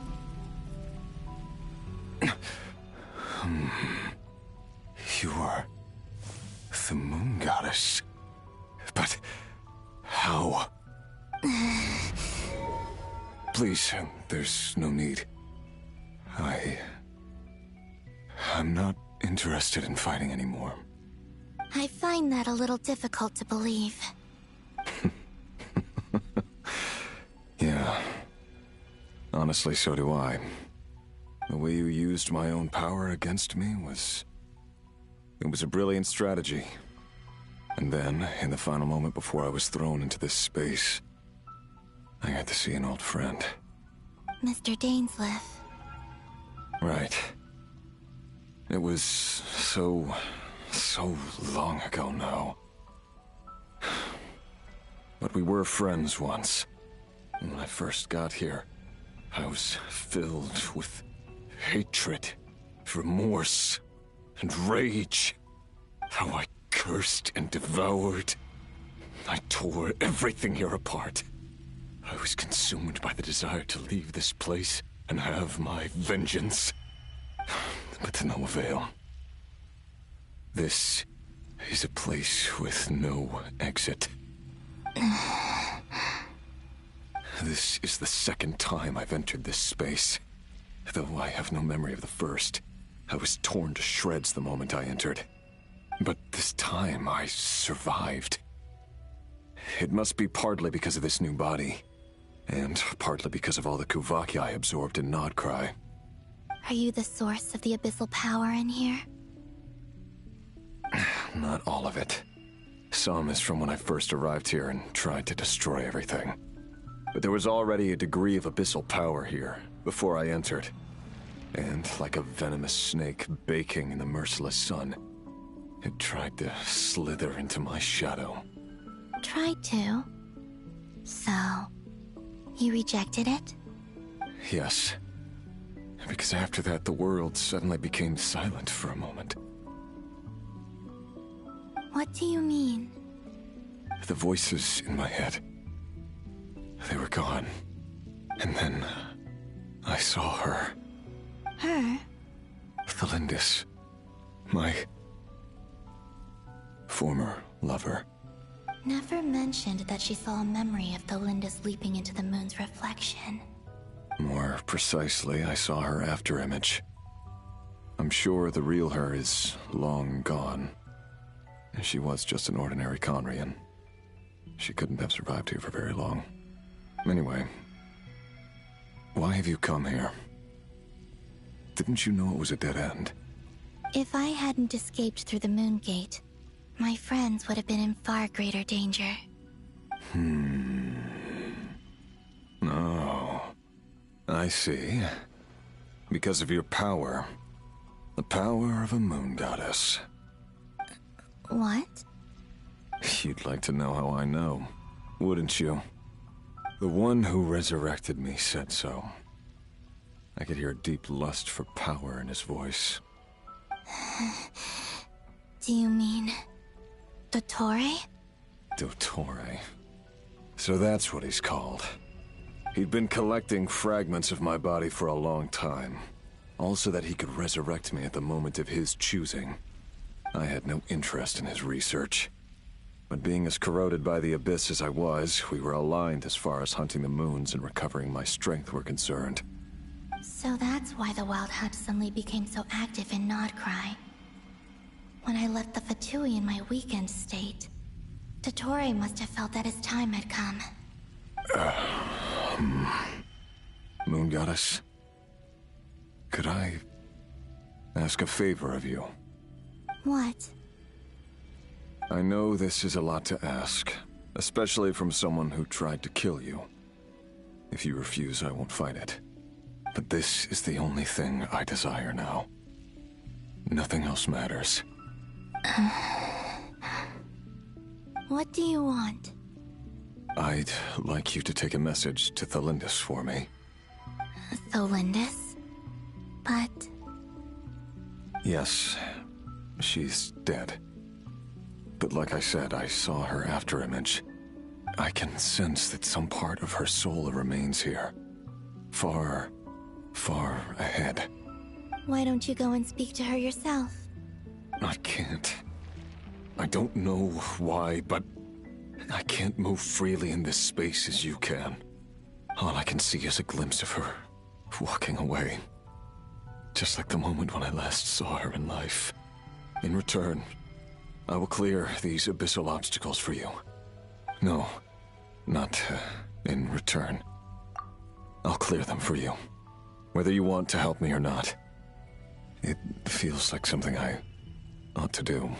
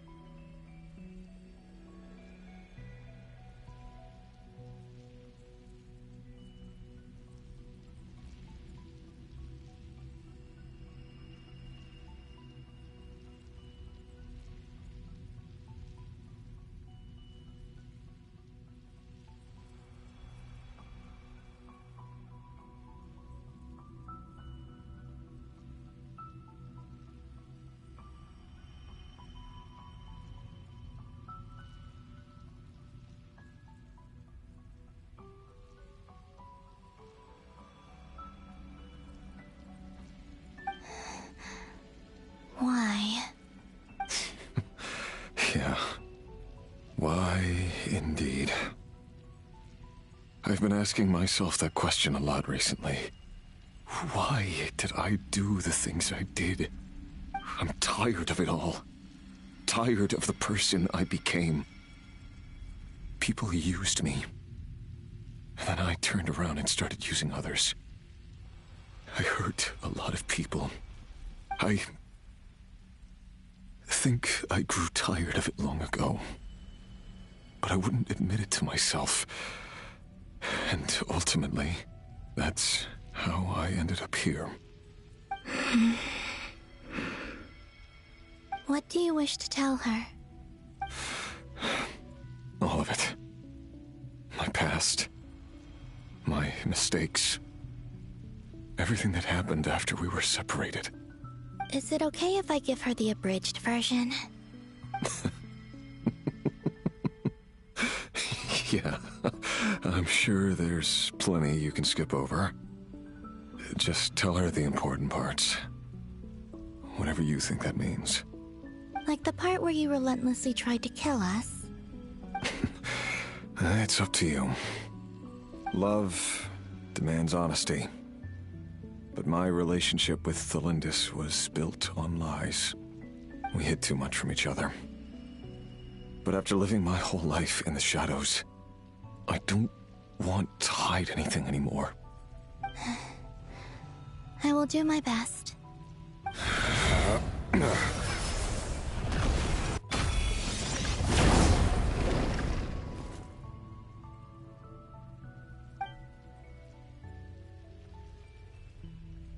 There.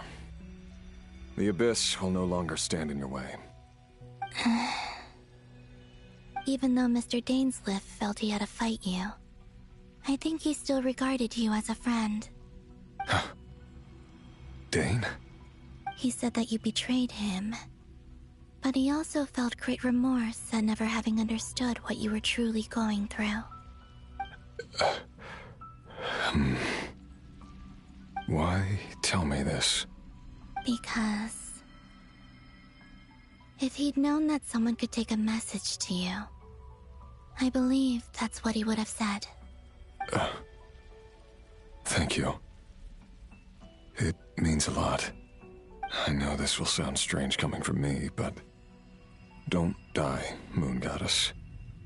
I can tell that you're determined to get out of here.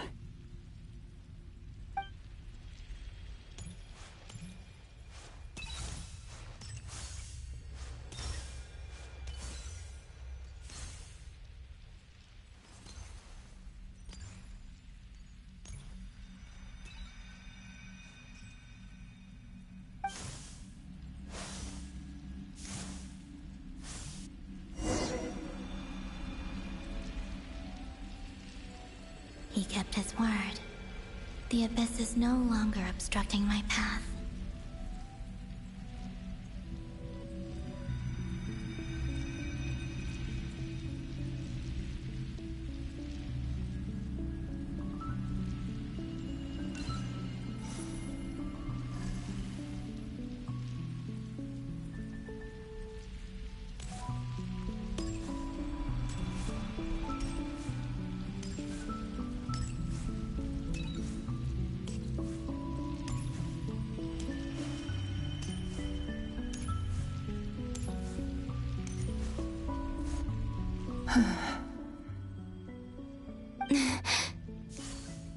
Is that Thelindis? She wasn't far off at all. And yet, they can never meet. Hello, Miss Thelindis. Who are you? How do you know my name? I've never seen anyone else here before. You can call me Columbina. I promised Rerir that I'd bring a message to you. Rerir? My Rerir? Is he well? He's doing better than he was. Better than he was, huh? Sounds like he's had a pretty rough time. Others have had a rough time on his account too. In many cases, their time ran out because of him. And I'm not just talking about the children of the Crimson Moon. So, things got worse before they got better. Could you tell me what happened, Miss Columbina? Are you sure you wish to know? Yes. This is my opportunity to learn the truth. No matter how hard it is to hear, I have to know. I admire your courage. However, time is short. I cannot stay here for long.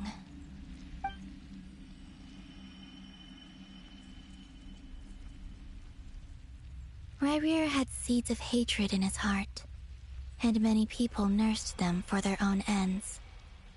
On some level, everything he did was to try and find a way to see you again. But in the end, he came to regret his mistakes. He wanted to apologize for hiding his past from you. Beyond that, he did not say specifically what it was he wished to convey to you, but I'm sure that you've always been on his mind. You are what has kept him going over all these years.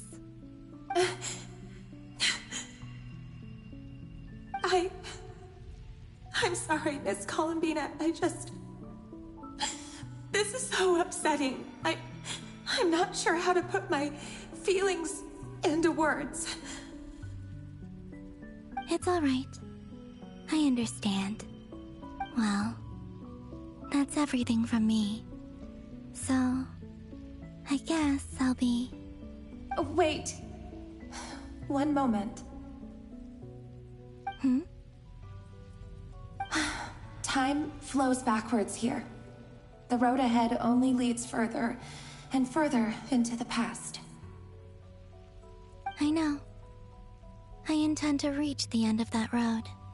Without a moon marrow, without the 3 moons' power, you won't make it far. Wait, unless... Are you one of the moon goddesses? You could say that. I see. I often think to myself, if life is like a train ride, why haven't I reached the terminus? Where am I even going? And it's not just me, it's this whole place. Wherever it is, it seems like it's existed forever. It's such a mystery. Where is it going? I must seem so ridiculous. I can't answer these basic questions, and yet I jumped right in here without hesitating, only to be torn apart the moment I entered by powerful energy currents. Only my soul remains now. Thinking back, I was suddenly overcome with fear and terror in that moment. Perhaps I too became bewitched by the abyss. I may have been the leverage it needed to control Ryrir. I used to be a researcher at the Universitas Magistrorum in Conria, researching the iridescent moon's marrow. Eventually, I came to the conclusion that time in here flows in reverse. Ryrir was one of the Venster King's retainers. With me, he was in an impossible position. It plagued him constantly. I wanted to help him escape his lot in life. I wanted him to be happy, so I thought I'd use this place to return to the past. At the time, I thought I could just go back to the day that the Venster King first found the prince. It was only after meeting the prince that the Venster King started going too far with his research into the abyss. That was the day all of our woes began. I thought I could stop the king from ever meeting him and solve everything. I couldn't kill the Venster King himself, so I had to find another way to save Ryrir. That's why I wanted to go back, to kill the person who had brought new possibilities to our realm. I'm sure it was a futile endeavor, but the abyss probably enhances the basest human desires. So I naively hoped I could change everything. But I was simply too weak. Like a speck of dust against the whole universe. Look at me. I didn't even survive the journey here. Not physically, at least. I know I'm never getting out of here. But you're different. You can make it, and I want to help you. I owe you that much. How do you plan to help me? Have you noticed the golden energy that exists here? Based on my past research and my observations since coming here, I believe they carry you forward faster. I can share what I've learned, and help you understand the pattern in which this energy appears.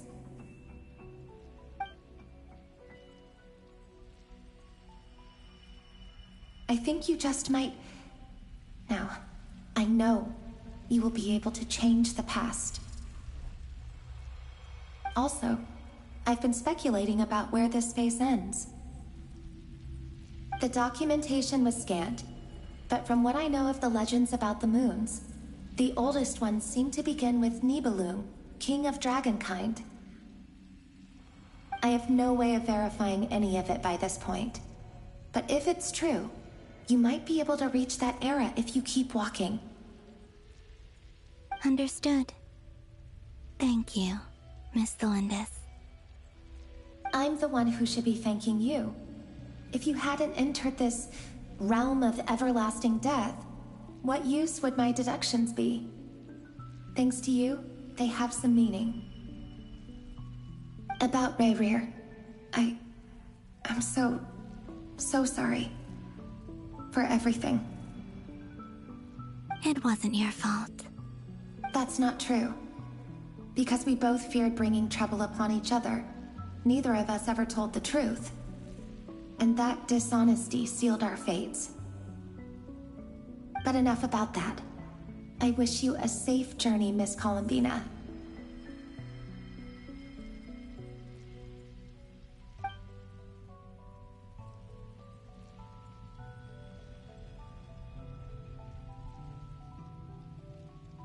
And may the outside world never have to experience pain like this again. Rayrir, you're there, aren't you? I cannot see you, because you exist in the future. I expect we'll be trapped in this prison of space-time for all eternity. But please, gaze upon the past, and then sit for a while. Let's find a place to sit down together, just like we did when we first met.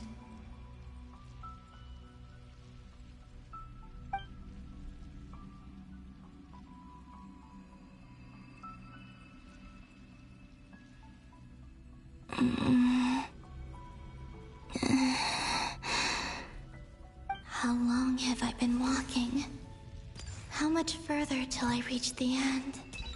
Is there even an end to be found? Everything's getting blurry.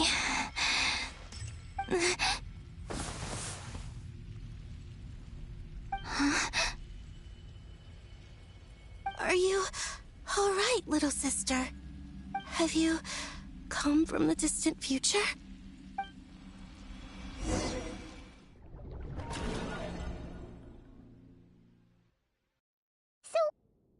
Exactly did the moons just disappear? Shouldn't it be a little harder to get rid of major creations like moons? The world is a vast and ancient place. On a certain scale, all life lasts for but a fleeting moment. Miss Nicole explained that the moon goddesses likely perished in the War of Funerary Flame. The moons themselves were also destroyed at that time, save for the Frost Moon, from which a new moon goddess was later born. Am I missing something then? 'Cause the stories say that the moon goddesses were born on the moon, but doesn't Columbina say she was born in Nodcry? Huh, you're right! Why do their birthplaces differ? What's the difference between the two generations of moon goddesses? Also, remember what Sandrone said? Her scans detected 4 moons. In other words, 4 moon marrows. Technically, The result of the scan means that 4 moon marrows were detected and positively identified as moons in that moment. In other words, this piece of information alone isn't enough for us to know how Miss Columbina is doing right now. Yep. We have no way of staying up to date on whether she's dead or alive. She's on her own for now. But at least she's trying her best to get back to us. Yeah. She's a tough cookie. And a sore loser, too. We have to trust that she'll find a way. Because we really need her power. As much as it pains me to say it, we've got no chance of beating Dottore in a straight-up fight. He's much too powerful. It wouldn't even be close. That maniac is going to devour everything in his path until he reaches us. We need to find someone or something that can stop him before he does anything worse. I'll be frank. Our only hope of defeating this false god is with a real moon goddess on our side. I'm not just saying this because Columbina's a friend and I want her back safe and sound. It's just the truth. And I know that even she was no match for him when he attacked, but I don't have a better solution. We're not giving up on saving her, whether she can defeat Dottore or not. Right. Don't worry, Miss Sandrone. We're all aligned on saving Columbina. No one's trying to argue that we can only justify saving our friend because it will help save the world. This is about multitasking. We want to save both. So, she's more than just a moon goddess to you guys? Absolutely. Duh! She's part of the gang! And you are too, you know. Yes, I know. You don't need to labor the point. I knew that the moment I came running over with my documents that I was part of the in-group. I mean, if Arlecchino can fit in, I certainly can. Anyway, as for how we get Columbina back, I've been working on it constantly. But I think I'm still lacking certain information about the moon. I'd probably get there if I could continue my calculations, but the problem is, I've run out of computing power. Computing power? You mean you need more energy? No, the issue isn't energy, it's processing power. There's so much data to get through that the whole process has just ground to a halt. That's a tricky problem. René de Petrichor of the Nazissenkreuz Ordo once foretold the fate of the world. But I don't know how he did it. My guess is that he used the primordial sea's power. However, that won't work for me. His methodology was vastly different from my own. What's worse, they're incompatible. And, to top it all off, we can't even leave Nodcry. Ugh, this is so annoying. If I'd known we'd run into a bottleneck like this... Well, no, the design bureau's a bust as well. Curse that Dottore! Couldn't have made this harder for me if he tried. Oh, what do we do then? How about we grab a bite to eat and take a break? Maybe something will come to mind after you've cleared your head. You don't get it, do you? I'm trying to calculate the fate of an entire world here. And I need accurate results, not vague prophecies. Where the heck am I gonna find the computing power for that? Ahem. Anyway, time to shelve the discussion on technical difficulties. Being a killjoy isn't very ladylike, after all. Either way, we've done what we can. Rest well, everyone. Remember to let us know if anything new comes up. Hawkeye? Is he hinting that we should talk outside? Let's go somewhere a little more private.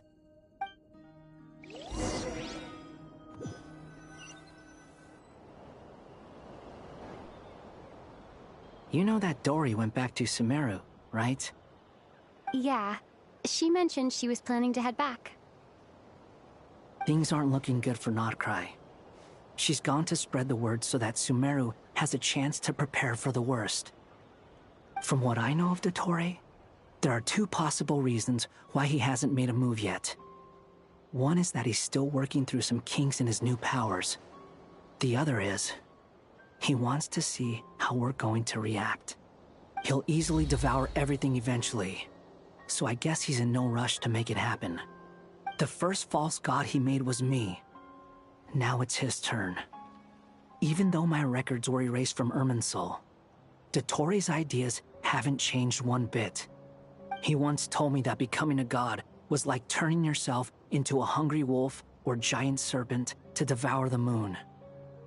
Clearly, he began studying the moon goddess's powers long before he even tried making a god.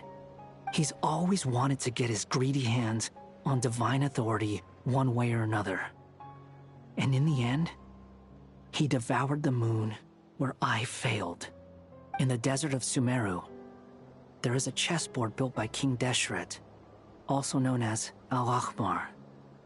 I don't know if it was a real game, or if he was just trying to challenge his servants and citizens in some way. But creating games and setting rules, gods do that as a matter of course.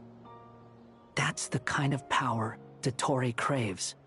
Now he has the Trilunar Authority. His power is leagues beyond the common people. I don't think there's any point in other nations rushing to the front line. They're better off focusing on defense and hoping they can fend off any threats that spill out from Nodcry. Either way, Dori will inform Lesser Lord Kusanali, and she will contact the other gods in turn. The Seven will have some recourse available. If nothing else, their protection should keep the rest of the world from descending into chaos as quickly as Nodcry has. So on the bright side, even if Nodcry is doomed, your friends in other nations won't be in any immediate peril. That's good to know. But I'm not ready to give up on Nodcry yet. There's a word for people who refuse to let anything go. It's called being greedy. Maybe it sounds greedy to you, and probably naive too. But whatever you call it, that's what gives me the determination to keep fighting. Battles are fleeting, but the will to fight is a long-term commitment. Give up for even a moment, and your resolve will shatter. Why do you always feel the need to do the right thing? No one is born to be a savior. I mean, who's gonna criticize you if you fail, or give up? Don't take this the wrong way, but Dottore said something similar to me. I guess the Fatui attracts people who don't believe in saviors. Not necessarily. It's less about belief for me. I just want to know how determined you really are. After all, I don't owe anything to anyone else here. Only you. You look kinda worried. If your arch-nemesis was about to achieve their ultimate goal, I think you might feel a little worried too. That's true. Dottore is about to become an omniscient, omnipotent deity. That's gotta be a bitter pill to swallow. Still, you're calmer than I expected. Obviously. I have to admit that my past self was a reckless fool who misunderstood not only the point of revenge, but how to achieve it. And as much as I want my vengeance, I know I'm not gonna get it by acting alone. If the world's taught me anything, it's to think before I act. Too bad it never taught me any other virtues, though. So, I am going to destroy Dottore, no matter what it takes. So, what's your plan? I'll get to that. First, tell me, what do you think of Sandrone? Just like Paimon said, she's a friend, part of the gang. How much do you trust her? This is a serious question. Think carefully before you answer. Although she's with the Fatui, she has her own values, and she's helped us a lot. If nothing else, she's clearly going the extra mile for Columbina. I see no reason not to trust her. If you say so. In that case, the three of us need to talk. I have some thoughts about her computing problem. It can be solved, but it will come with a cost. How much? If I can afford it, I'll cover it. Sometimes your heroism really backs me into a corner, You know that? Come on, let's go talk to her.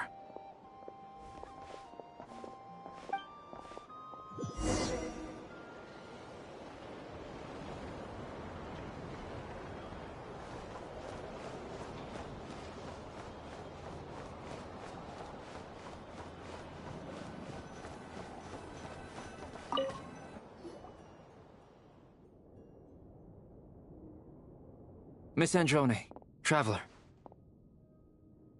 Hey there. Paimon's here too! She was just helping them sort through their things. How did your chat go? That was fast. The call only just ended. Well, you said it was urgent, so we got here as quickly as we could. Albedo, I have some alchemy questions for you. I see. Looks like my knowledge proved useful after all.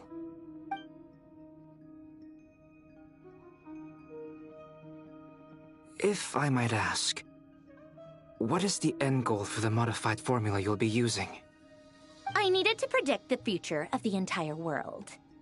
But I've run into some teething issues since trying to implement Renee's theory of the four Orthants. I see. I'll have a look at it. Still, computing power is the real issue here. How do you plan to solve it? About that, it's been sorted. Oh, with the Traveler's help? Actually, you're not wrong. She found the person with the solution. Was it Hat Guy? Yeah, it was him. Wow! Go Hat Guy! Seems like all that time studying at the Academia is paying off big time. But where is he? Wasn't he the one who asked Albedo and I to come here? Come with me.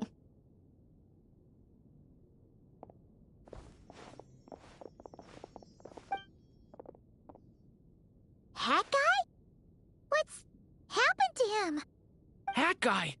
Can you hear us? No response.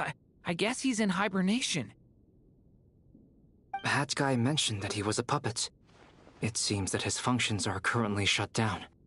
I presume this has something to do with the solution to your computing problem. That's right. He and the Traveler came to see me. Wait, what? You have a solution? Would you calm down? Why do you always react so hysterically to everything? Excuse me? How would you know? You shouldn't be so quick to judge complete strangers. It's very bad manners. Oh, please. It doesn't take that long to figure out that you have a temper. Where does a mere student get that kind of confidence? I've actually published more papers than you. Not that status counts for much. Even Paimon's applied for academia admission. Huh? Are you serious? See? This is why I can't be bothered to explain myself. She recognizes no one's skills but her own. Okay, fine. I'll hear you out. So, tell me, how do you propose to solve my computing power problem? This world itself is constantly processing all kinds of information. If it's the world's future you're trying to calculate, you need a processing device that's designed to cope with that volume.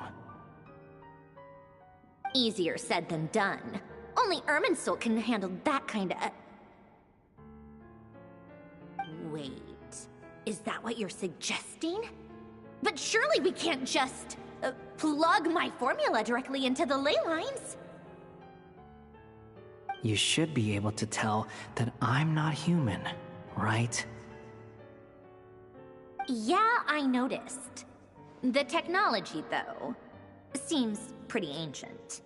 Very different from Fontaine's. It's a completely different system. Conrian, to be precise. I'm what they would have called a puppet. Puppets need an energy source and processing power. The artisans who built them sought out the materials most suited for that purpose. You? Do you mean... The Traveler and I have talked it over. She's willing to vouch for you. So, I'll allow you to borrow my core for your calculations. It was built using wood from a silver-white tree, which makes it a small part of Irminsul. Conrian technology and Irminsul wood. Who in the world could have built you? Are you sure about this? A puppet without its core will cease functioning completely. And if it's left in that state for too long, it might not recover. You could die if you do this. You do realize that, don't you? I can put 2 and 2 together, yes. No need to rub it in. I won't lie to you. This has never been done before. I cannot guarantee your safety. Doesn't matter. I'm prepared for the worst. Did you two actually talk this through? Is he... Are we really considering this? Yes, we discussed it. The bottom line is, he trusts me and I trust you. Let's give it a shot, shall we? Honestly, I have no clue where this kid even came from. But for whatever reason, he lent me his core to use in my formula. I'm very close to finishing my calculations now, and the core is currently in use. So I'm sorry, but I can only show you a sketch right now. This is what the core looks like. A silver-white branch. It certainly matches the legends told about Irminsul. Is Hat Guy gonna be okay? He's not gonna die, right? Right? In theory, he should be fine. As long as we put his core back in time. Beyond that, all I can say is that I'll try my best to avoid risk and make sure the core doesn't sustain any damage. I think I know why you called us here now.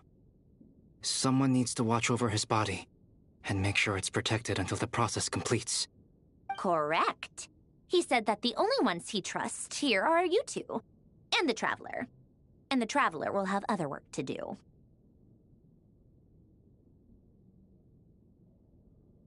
He will have our undivided attention. Aww, Hat Guy. On a more positive note, things are progressing steadily on my end. I'll call everyone in for a meeting once the results are out.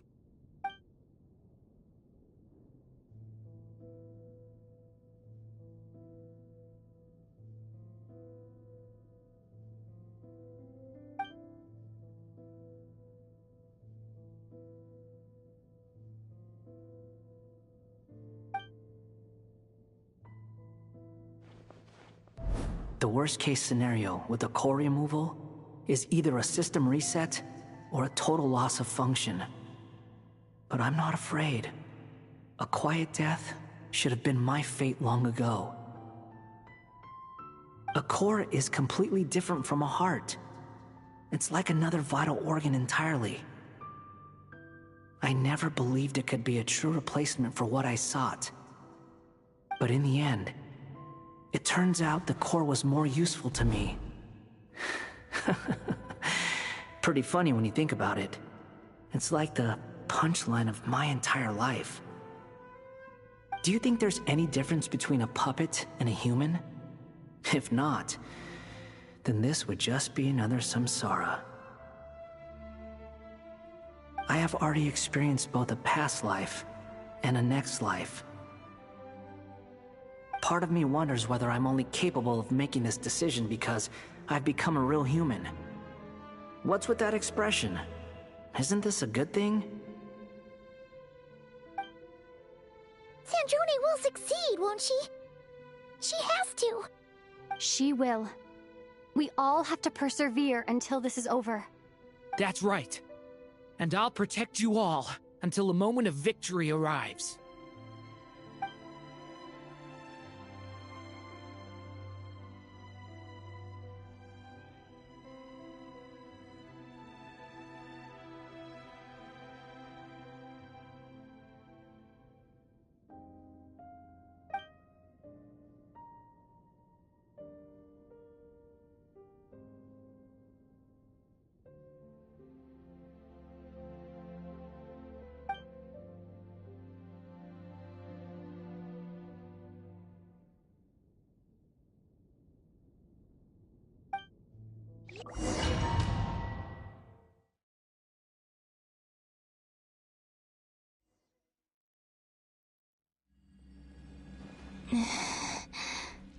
Who are you? Call me Sonnet. You have the same power as Canon. Sonnet. So, you're the goddess of the iridescent moon? Oh, goodness. You recognize me? Well then, what's your name? Columbina. Columbina Hyposelenia. Hyposelenia? What a lovely name. Did you choose it yourself? It was a joint effort between me and my friends. Friends? You mean your friends in the heavens? Huh? Oh, sorry. You must be exhausted. I apologize. Hang in there. Let me introduce you to my older sisters. Do you mean the other two moon goddesses? Arya and Canon? Wow, you sure know a lot. Hey, does that mean that our story goes on into the future? Oh, I guess that wasn't the best question to ask. It's alright. We were prepared for that possibility. You could say we were too prepared. I can't even remember how long my sisters and I have been here by this point. When did you get here? How long has it been? I can't say for sure, but it feels like it's been forever. I see. Are you feeling alright? You look a little unwell. I can hold out a while longer.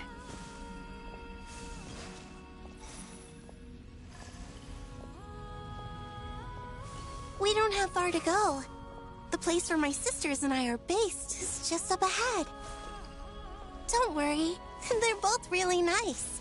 I'll introduce you.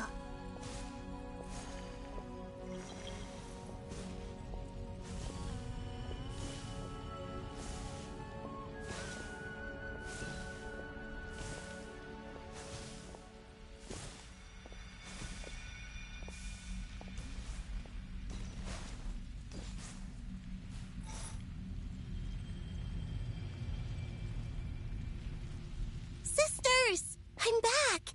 And look who I've brought with me!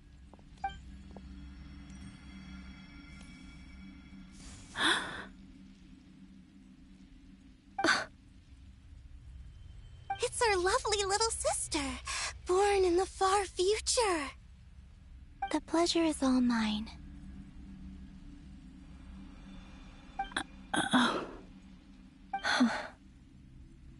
Allow me to introduce you to Columbina Hyposelenia.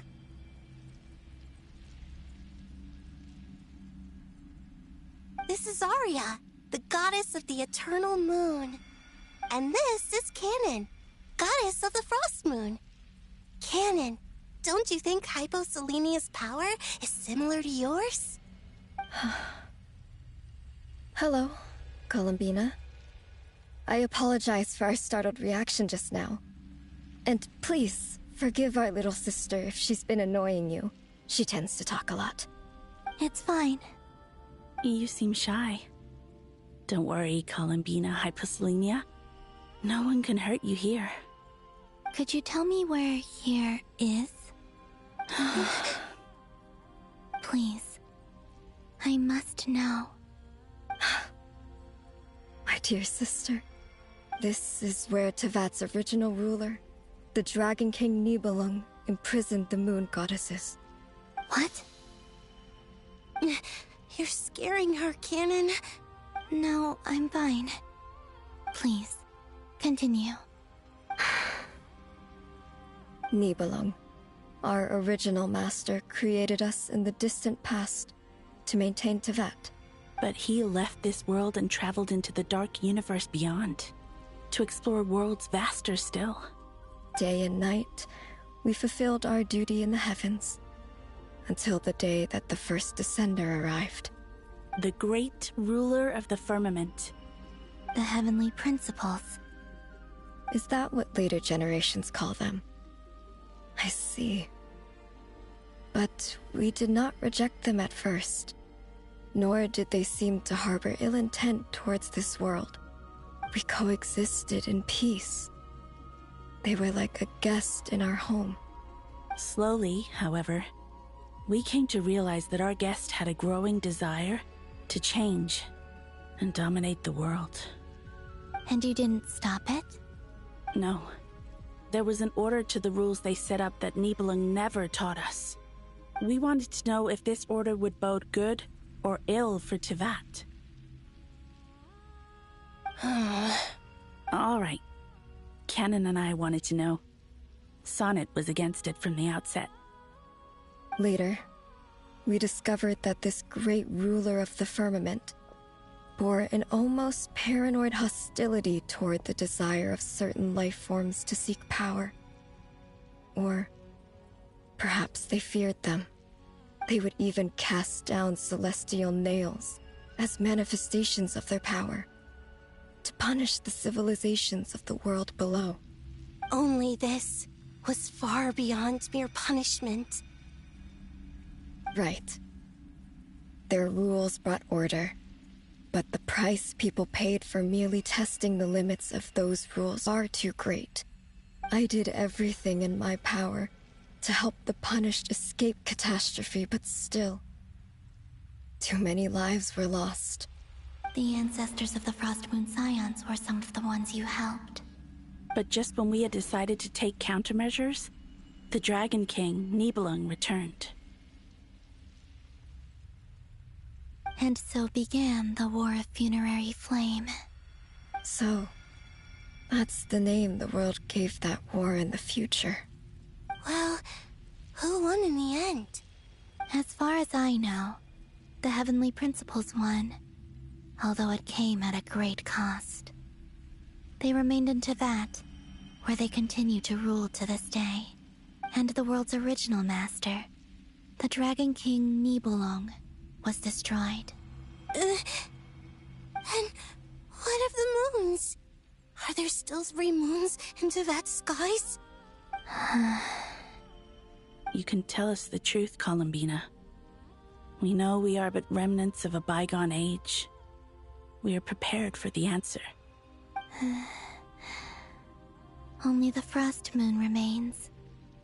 But it has been cast beyond the false firmament by the Heavenly Principles. The eternal and iridescent moons were both shattered during the war. So death finally came for us in the end. Sonnet. But you're still here, aren't you? A moon goddess cannot live without her moon, Columbina. She's right. That's why I began to disappear. Because the Frost Moon is cut off by the false sky. How much worse it would have been if it were outright destroyed. Our souls may endure within this lunar palace, but if our moons are destroyed, then we shall disappear the moment we depart from it. I'm sorry. There's no need to apologize to us, dear sister. If anything, we owe the world an apology. If only we'd decided to act sooner, rather than arguing amongst ourselves. all the more reason not to spend this time in regret and repentance. Instead, we should focus our efforts on how we might help our future sister. Sorry? Don't you see, Columbina, your story is not yet over. Is that not why you are here?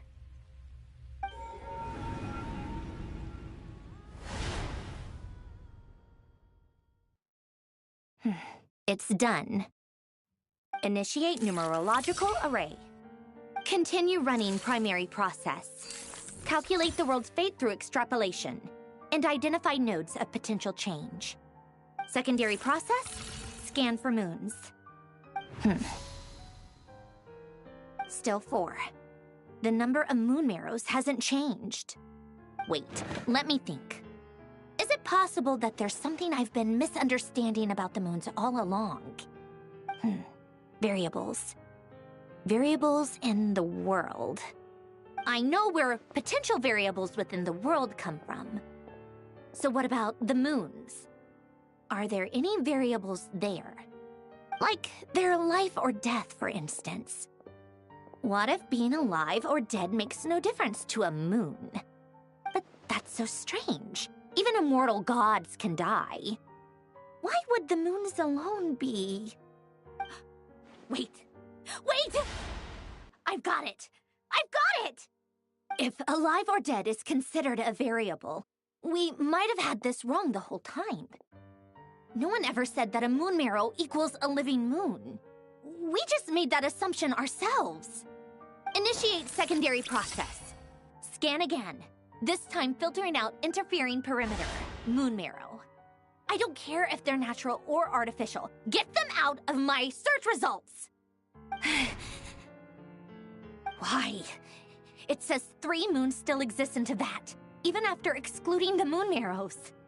But we know for a fact that 2 of them are dead. Redo the scan. Narrow the results to living moons and real moons. No, scrap that. Narrow it down to moons that have lunar authority and remain alive. Why? Why is it still 3? What is this, Columbina?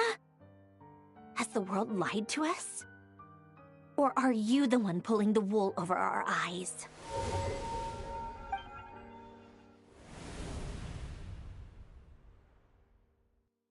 So, you think that the moon's reflection might be where Nibelung imprisoned the 3 moon sisters?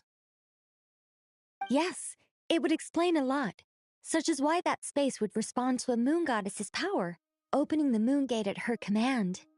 It would also explain why Miss Columbina has been unable to leave, and why time flows in reverse there. In the messages she sent, Columbina promised us she'd find a way to return, but we have no way of knowing how, when, or where this might happen. The fact that she still has yet to reappear in this world indicates that returning from that place is no easy feat. We cannot afford to simply wait for her. So you're saying, if she could return by her own power alone, she would have done so long ago? Yes, she certainly wouldn't leave it to this late stage when it's so touch and go. I've been giving this some thought, and I've come to believe that Luanatar might be an anchor that she left behind, as a sort of future waypoint. This could also explain why Luanatar is always by the Traveler's side. Sounds like a plausible theory. If that's the case, there must be some criteria we need to fulfill to allow Columbina to return to the present.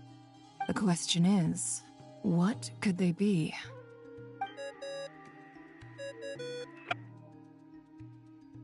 Hello? Listen up! This is extremely important!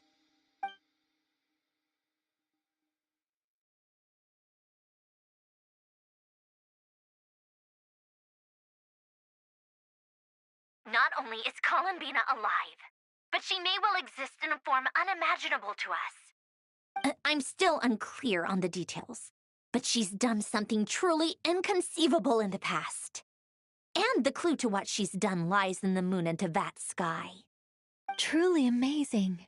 Oh, I'm so delighted for her. I'm sure we all feel the same.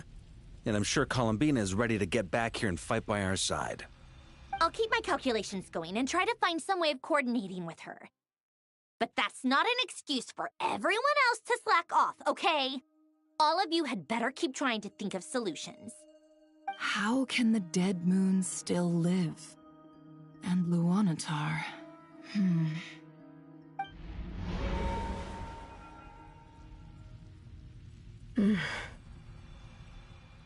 It's hard to believe that's what will happen in the distant future. Our authority is linked to the most fundamental rules of Teyvat. I suppose it's no wonder that many would covet that power. I didn't realize that when you said friends, you meant people who live down in Teyvat.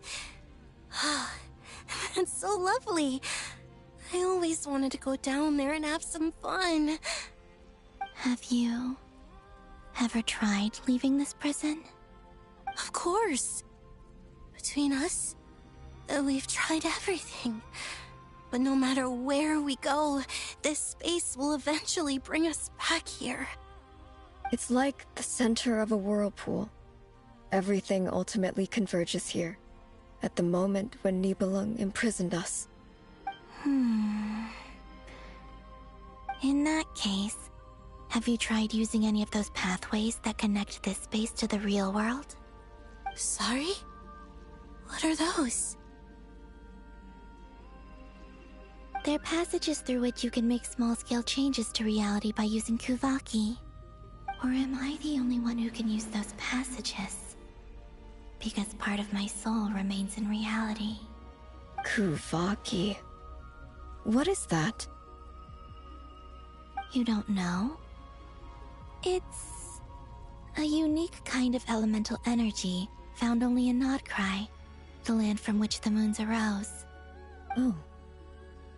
Well, it's true that the moons first rose up from the part of Tvet you say is called Nodcry.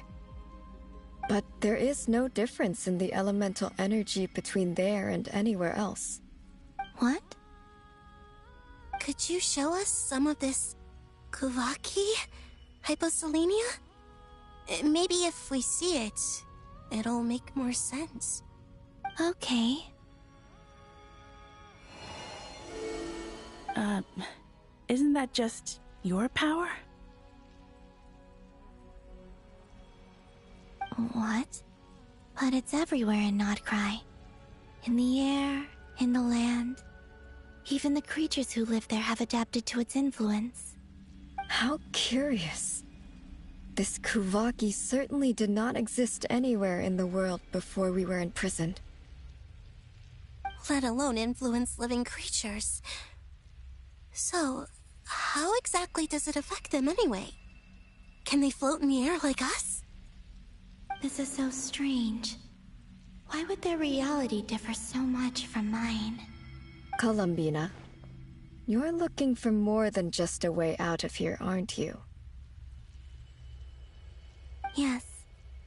If I am to help my friends, I will need trilunar authority on par with that of our foe.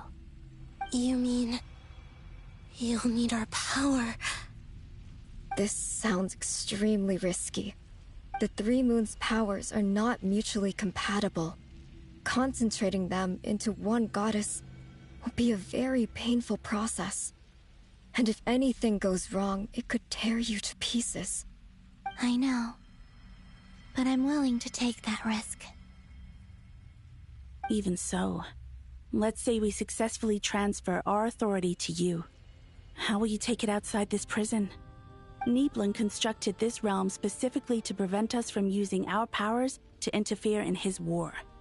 No moon goddess can leave this place alive. What if I don't leave alive?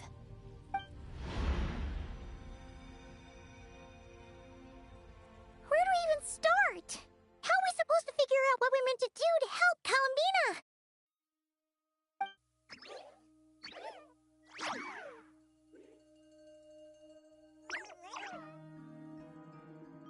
Columbina, what do you need from us? If she really got to the beginning of time in there, how do you think she'd leave us a message?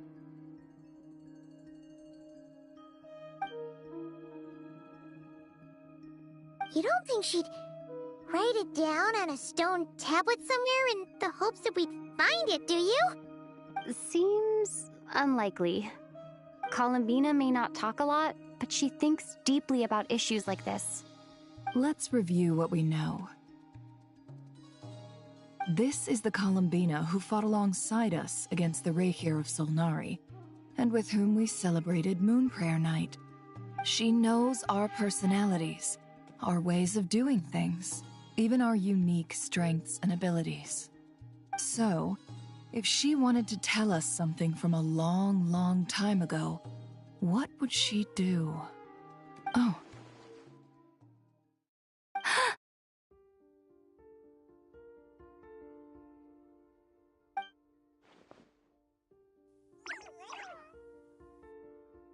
Traveler, You once said that those golden ripples also appeared when Luanatar was born. What if Columbina left Luanatar here, not just as an anchor to the real world, but for some other purpose? If she is part of Columbina, and Columbina knows that I can see past events through her... Oh yeah! Like when you peeked into Rarer's past through his heart! Nefer, wait! If you're right about this, and you can really see past events through Luanatar, your eyes, they'll... Oh, I know. Looking at Rerir's past in Conria was already enough of a strain on my eyes. Looking this far back into the past, it'll surely blind me. But it's our only chance. This is the only way. Boss. We spoke about this once, a long time ago. Do you remember what I said, Yehoda? The day I lose my sight, the Curatorium of Secrets will be yours to run. But... What's wrong? I'd be overjoyed if I were you. This day's come a lot earlier than either of us expected. I need to know you'll honor our agreement, Yehoda. Promise me. Yes, Boss Neff. I promise. Are you sure you don't want some time to think this through? What is there to think through? I should have gone blind after our battle with Rerir. Frankly, it's almost criminal that I got away with it for this long. Then at least let me take some precautions on your behalf. And if you really do lose your sight, I'll visit your office every day and make sure you're well looked after. Oh, please, anything but that. I was actually ready to go through with this. Are you trying to scare me into backing out? As if I could ever scare you. I'll assume you're just joking to calm your nerves. All right, enough chit-chat. Let's do this.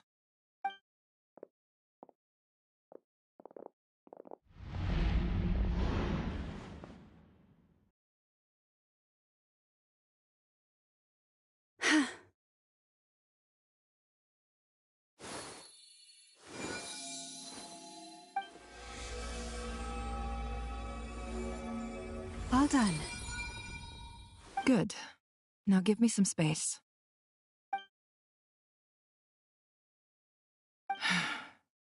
Come on then, little one. Show me what happened in the past.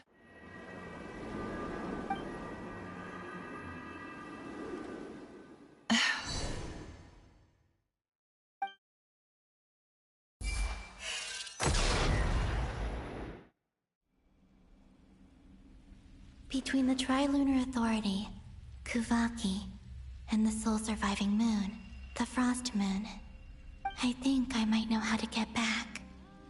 But I will need my sister's help. Time to go talk it over with them.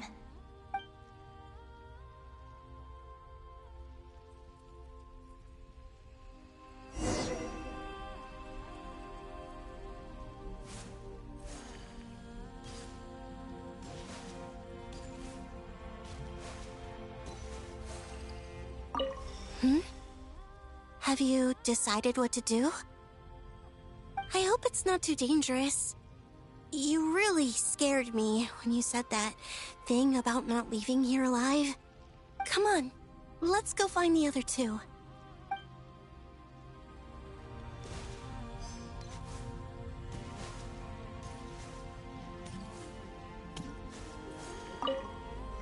It seems you have reached a decision. I'm all ears. What do you propose?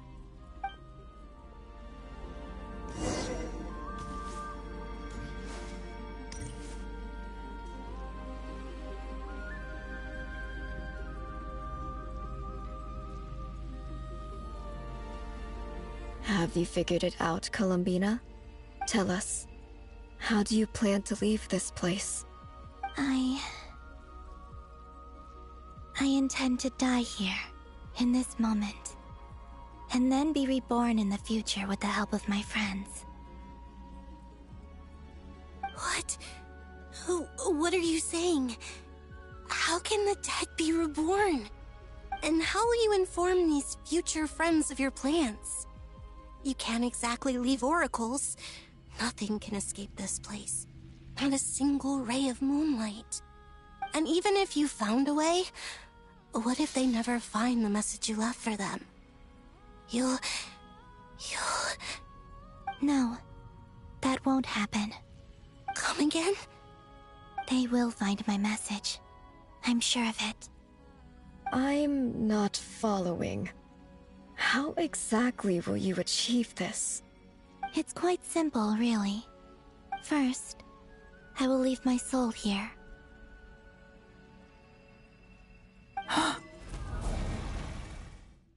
I see it.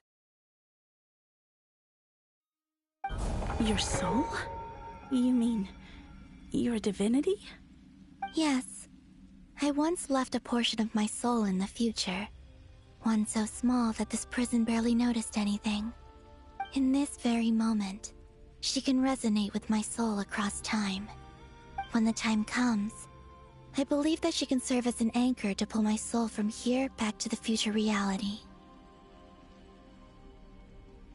Just as gravity connects the world to the moon. Exactly. In the future, where I came from, the moon has been cast beyond the false sky, but I can still feel that it is there. In a similar way, I can feel a connection to the soul fragment I left behind even now. My friends can use it to detect my presence.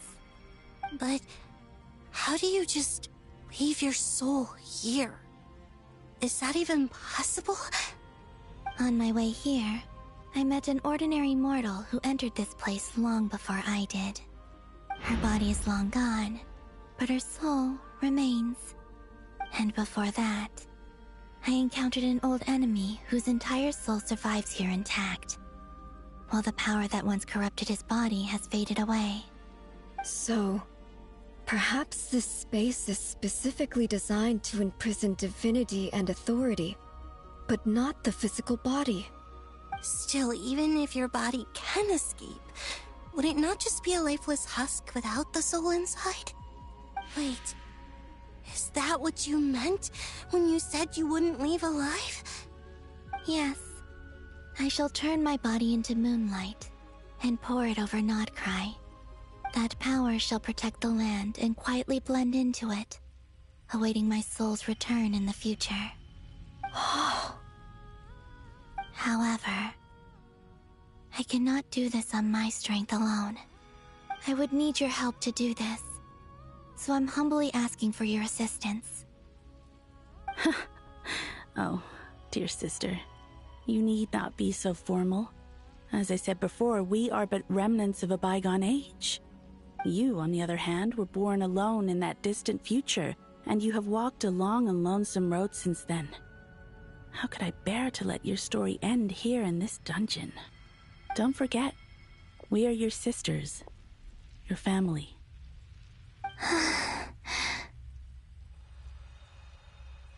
Arya's right. Actually, I've always wanted a little sister. Can you imagine how it's been for me? Getting nagged by two older sisters all the time. Now, I finally get to be the big sis. And not just that, but I get to help you return to your world, too. How could I say no to that? Sonnet. Canon?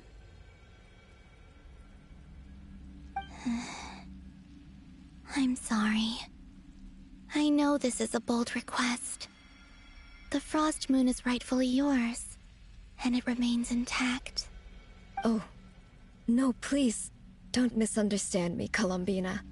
I was just thinking back on the years that the three of us once spent together. You cannot imagine how happy I am to hear of the future world you describe. The Frost Moon Scions, your lovely, kindly friends. For the three of us, whose purpose in life was to maintain the peace in Teyvat. It is a great relief to know that the people of this world live in such an abundant future. If your plan can save them, and save not cry, I will gladly give you all that I can. Besides, the three of us have been together since the day we were born. I could never abandon them to live on alone without them. Canon. Still, I do have one question I would like to ask you before we proceed. Certainly. What is it? Why do you cover your eyes?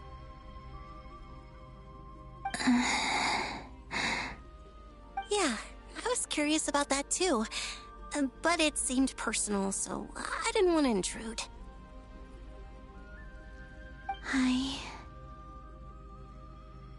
There was a time when I refused to look upon the world.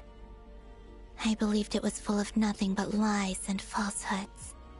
I wished to hide my feelings, seal my heart, until I could return to my true home. I see. Perhaps that decision saved you from ever having to see the false sky again. But at the same time, you likely missed out on many true and precious things, like the smiles on your friends' faces. Promise me this, Columbina. When you return to the future, open your eyes, take a look at the world around you, and see your friends. I'm sure that you know this already, given that you long to return, but that is your true home. Give me your hand, Columbina.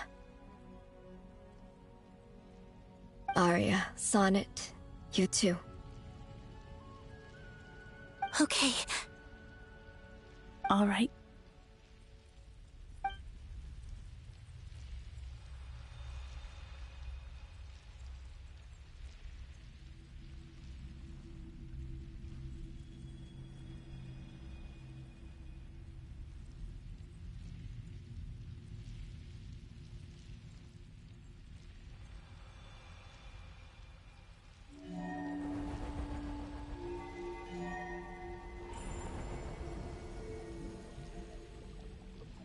We once were the songs sung for eternity, but now it is you who must continue to sing. We once were the tides in the great river of time, but now we subside, and you arise. We were the messengers of madness and inspiration. But now, the lies have faded, and your truth must endure. We are souls awaiting the sun. You must return to be with those who smile when they see your face.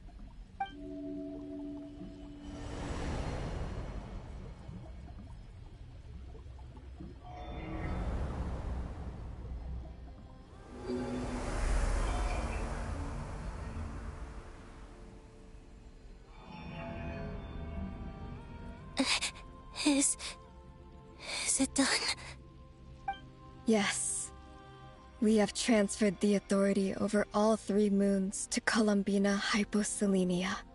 From this moment on, she is the Tri-Lune Goddess, the one and only moon goddess of this world.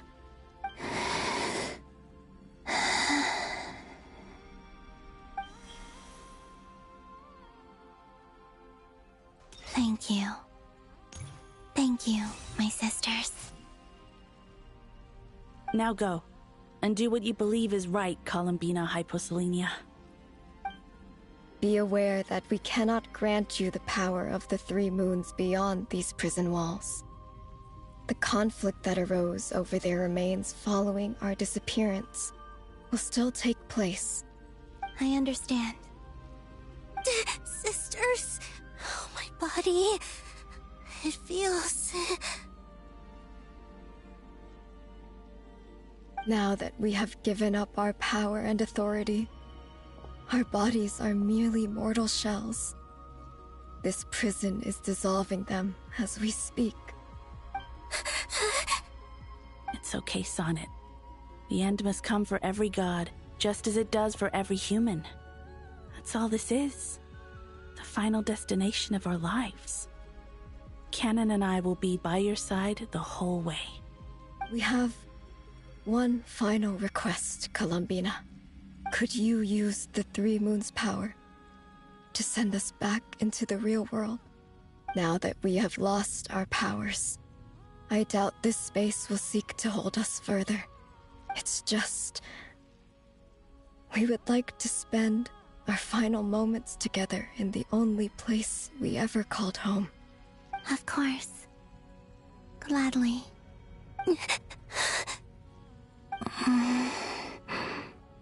Sonnet? Yes. Don't...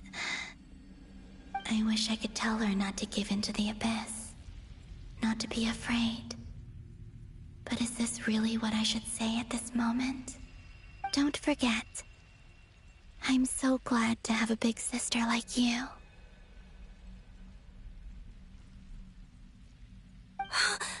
No, Hypo. Thank you. I'm okay. I'm not afraid. As long as my sisters are with me, I won't be afraid.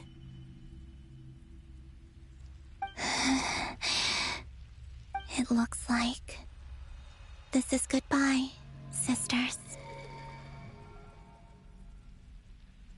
Goodbye, Columbina. Take care of this world in our stead. I will.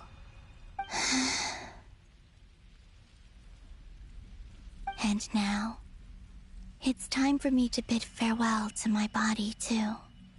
May it become the moonlight that keeps Nodcry company through the long years ahead. So this is why Nodcry was not always home to Kuvaki. It only appeared after I poured my body out upon this land, and only this land.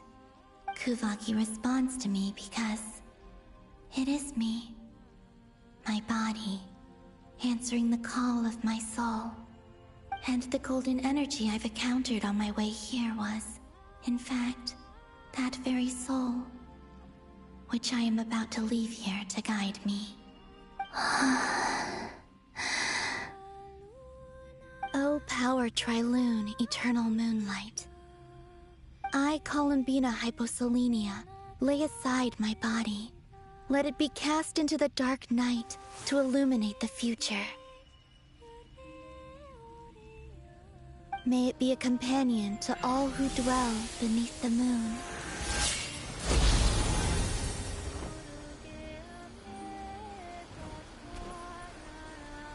Until the time comes for me to return home.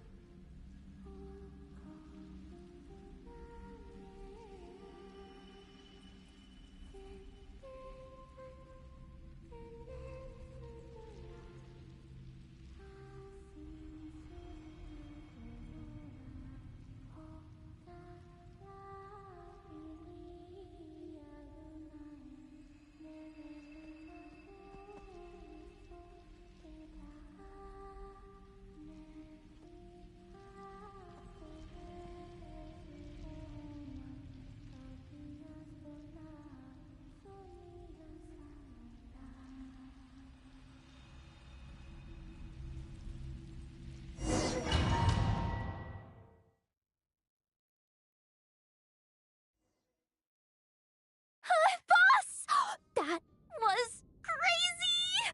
Were we even allowed to see that? Is anyone? Can you still see?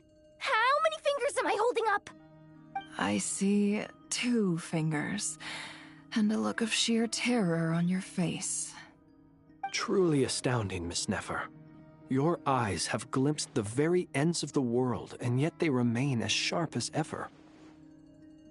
Or is the credit for this miracle due to Miss Lauma? It seems that even time itself is no match for your medical skills. Surely you jest, Mr. Flins.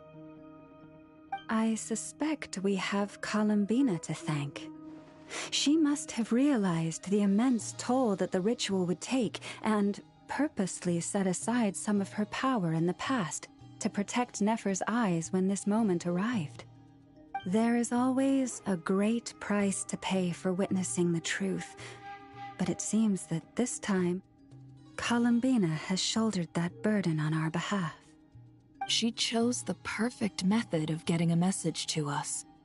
Though her eyes were always shut, she was clearly so perceptive. She knows us well. She knew exactly how we would think and what we would try. Despite being separated by time and space, we're seeing the same possibilities and seizing the same opportunities. We still don't even know if she's okay right now. But as long as there's a chance we can do something, we'll fight to make it happen. We'll get you back somehow, Columbina.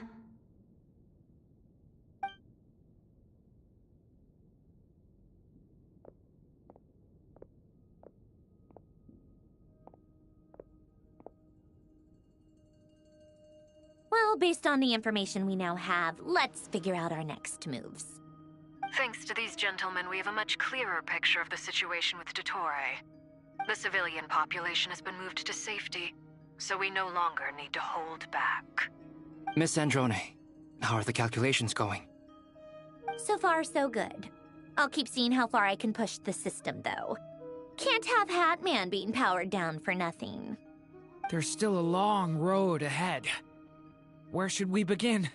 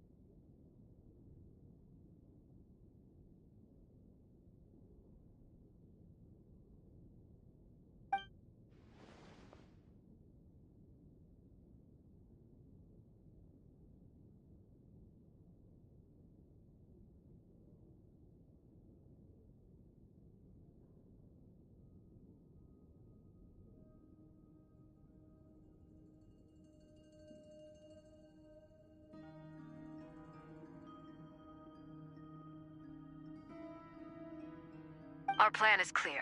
Time is short, so let's get moving. There's just never enough time, is there? Time is the bane of my existence. Ugh. Anyway, I'm gonna get back to work. All right, we'll do our part too. Yeah.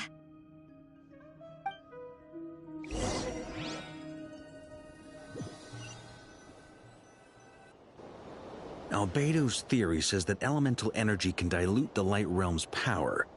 But I'm no expert in building elemental defenses. Sounds like something out of the Advanced Elemental Theory section of the library. Whew.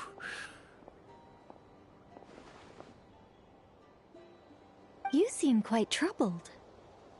Well, yeah. I mean, who doesn't get a little flustered when they're completely out of their depth? You were the very picture of confidence back when you approached the Hexen Circle. Yeah, I could have been faking it through that whole meeting for all you know. Who's to say I'm not just a ball of nerves in a charming and gregarious package? Oh gosh, really? I'm so sorry, I had no idea. Well, you're all the braver for it. Still, I was much more in my comfort zone than I am here. At least in Mondstadt, you can cry for help from a cliff top and actually stand a chance of summoning Barbados himself. Things have never looked bleaker than they do now. If we don't pull this off, Tevat's doomed, isn't it? Oh, you think so? Actually, Yes. Yes, it probably is. It's a shame. Don't put too much pressure on yourself. Teyvat has faced annihilation many times in the past, but it also gave us you, didn't it? Hey, don't give me that. It's not like I'm anyone special. I disagree. Every human born in this world is special. We angels have always believed that. In that case, this humble human being has a big favor to ask of you. I thought you might say that. I'm sure Alice, in her great wisdom, sent you here precisely to help us in this difficult time, yes? Well, that has less to do with her wisdom and more to do with my power. Of course, of course. Well, the thing is, these elemental defenses we're about to build, I don't think it's a question of if they'll fail, but when. Durin's findings from his patrols make it clear that Dottore is constantly expanding his territory. First it was his lab, then the design bureau, and now this. It's not realistic to completely stop him encroaching on the rest of Nagcry. Rather, our goal should be to stall him for as long as possible. If Miss Sandroni's calculations are correct, well, they're the closest thing to certainty we have in this situation, so let's assume they are. Anyway, her calculations suggest that our best hope for victory lies in Miss Columbina's return. It's up to us to slow Dottore's advance and buy time for her to make a return. Are you asking me to help you with building the defenses? No. I'd like you to prepare for what comes next. When he eventually reaches us, we will have to fight him. You were an angel once and a mage now. I'm asking you to lend us your protection. Oh. Can I take it that you're triggering the terms you fought for during our three-way talks? Well, technically those terms were about protecting Mondstadt. But if you're happy to agree to the change in location, then yes, let's do that. You're cashing in on this much sooner than I'd imagined. Well, yeah. The way things are going, I might not get another chance. Very well. The mages have heard the knight's plea, and we will respond. To tell the truth, Alice and I had already discussed how we might help you all, so I didn't come empty-handed. I always like to be prepared.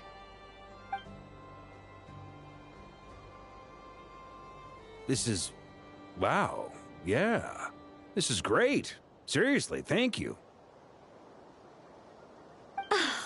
It's been many long years since I had a chance to dazzle humanity with a little divine intervention.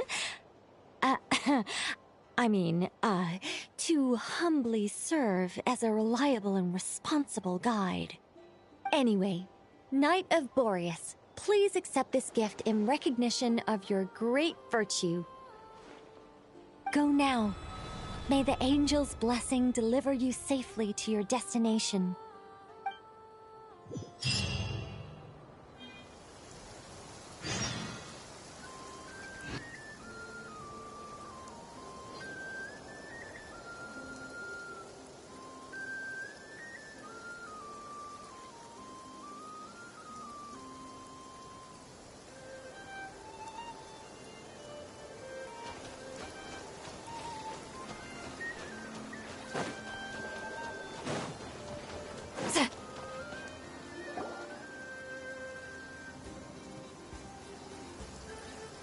You're here. Sandroni! How are things going? Glad you asked. You two are about to become the first people to lay eyes upon my masterpiece. Or should that be the first person and the first, specter? Hey! Whatever. Come, feast your eyes on this. Wow! We've never seen something like this before! This meter displays the progress of my formula. Currently, it's still making the most important connections. Once it's finished running, I'll deliver it right to your side. And then, we can finally bring Columbina back. What do you mean, deliver it? Can't you just tell us over the Dodo communication device? It'll just be some numbers, right? Ugh, you're such a greenhorn. isn't the kind of formula you solve in math class. It's a highly complex algorithm capable of constructing a framework of rules. Ugh, whatever. We'll be here all day if I start trying to explain it. All you need to know is the formula must be completed before we can bring Columbina back.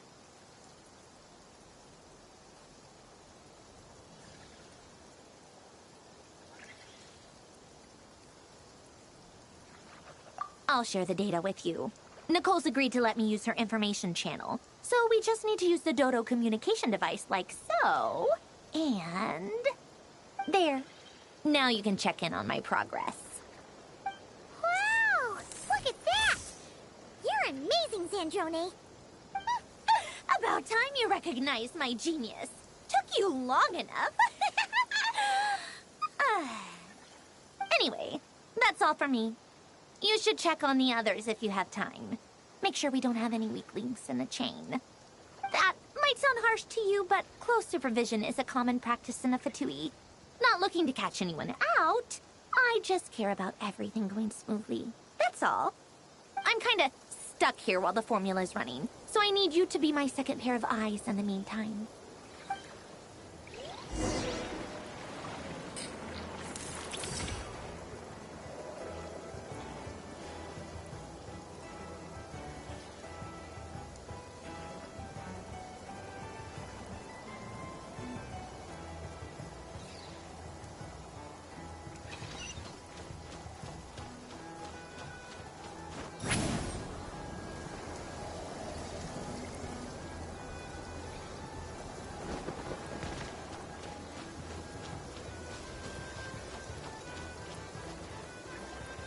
Yes, Miss Moonchanter? What are you staring at? You always address me in the strangest ways. Lady Moonchanter 1 minute, Miss Moonchanter the next. Yes, and? Are either of those incorrect? Not as such. It's just that I simply call you Nefer nowadays. Uh-huh. That's my name. What's your point? The point is I don't add any honorifics or titles. Meaning what? That maybe we're on friendlier terms now than we used to be. Is that how you see it? And I thought I was the one with eye damage. Never! Wilma! Paimon, traveler. Just swinging by to check in on you. How are things going? Did you manage to get some rest? Don't worry about me. I won't slow us down. And I give my all to ensure our victory. Ah, yes. Allow me to give you two a quick checkup. Hold on. You're both in good shape. You're welcome. You'll have your work cut out for you in this battle against Dottore, so make sure to get some rest in first. Paimon will keep an eye on her. Don't you worry. I'm glad to hear it. Take good care of yourself, too, Paimon. Sure thing!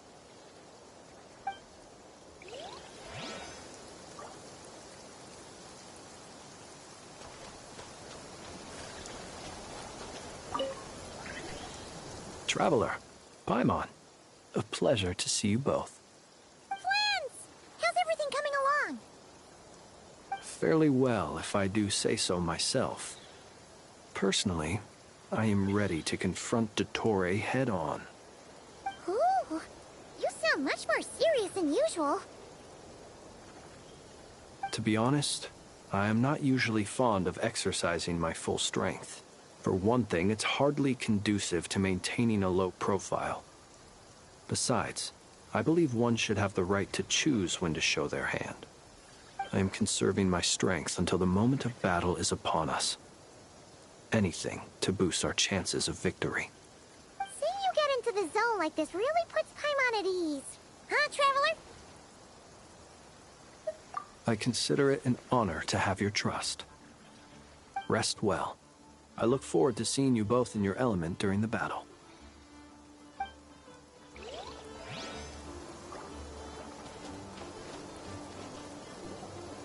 Thankfully, Miss Nicole has come to our aid. Nasha Town is now looking very well defended. Golden Flame. Yes, that's Nicole's power, all right. Based on the latest message from Grandmaster Varka, it sounds like they've reached an agreement. The situation should be more stable with her assistance. Everyone will have at least some degree of protection. Albedo! Durin! Hello there, you two. Are you well rested? That's good to hear. As per the plan, Albedo and I will be in charge of Nasha Town. As Dotori's energy field expands, it's creeping ever closer in that direction. But we will do our best to hold our position. We fought side by side many times before, and always with great success. I believe this time will be no different. So don't worry about us.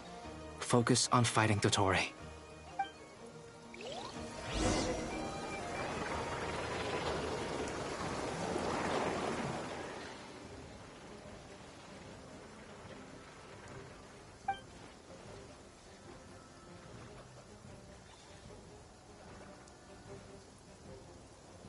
Here they come.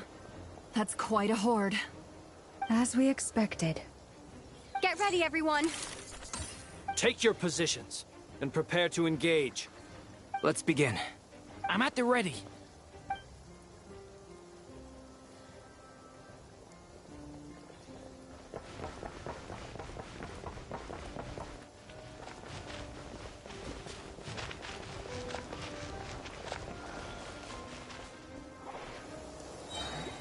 What a waste of time! Change of plan. Go!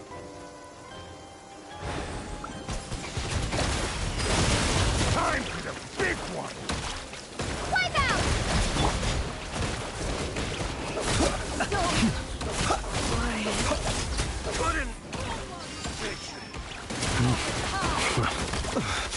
I will return as an avalanche.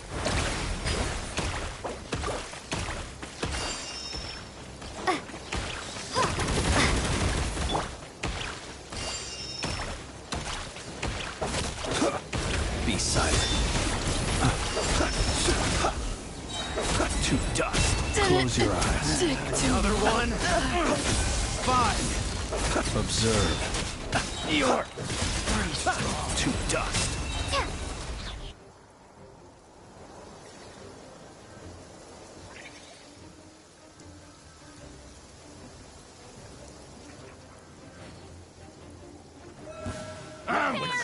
Your skull!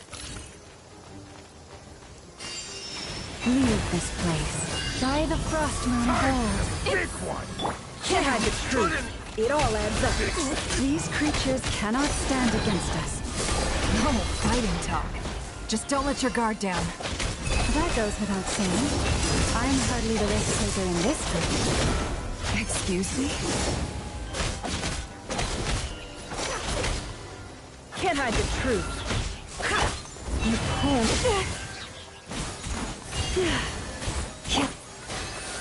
No more lies.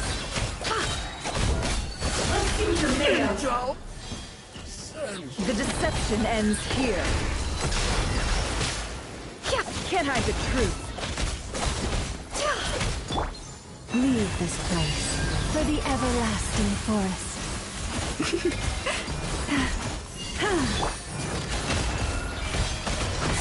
It all falls into place.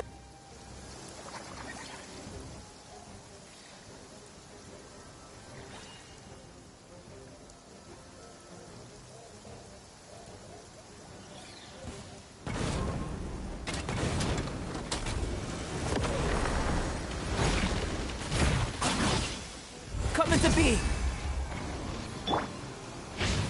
Get back! Will I become a star in the sky?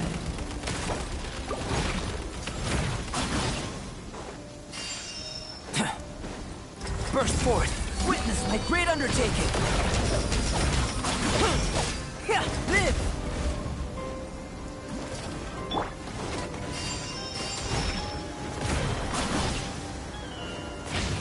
Devouring claw!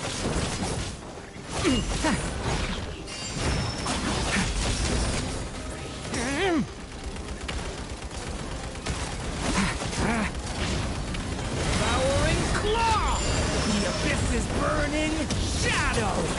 that was easier than I thought. Naturally. What do you mean? Is it because as created beings go, we're of a higher level than them? Very good.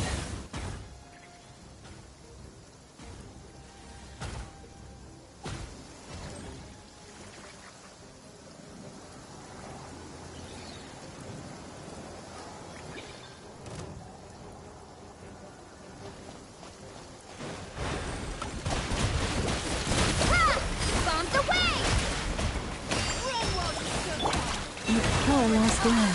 Why the frost moon of old?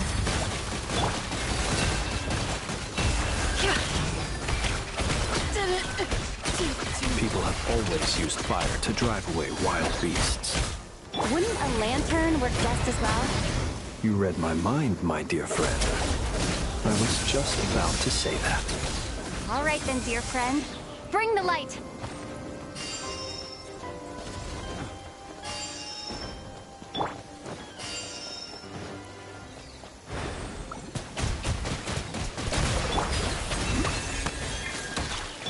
It all adds up.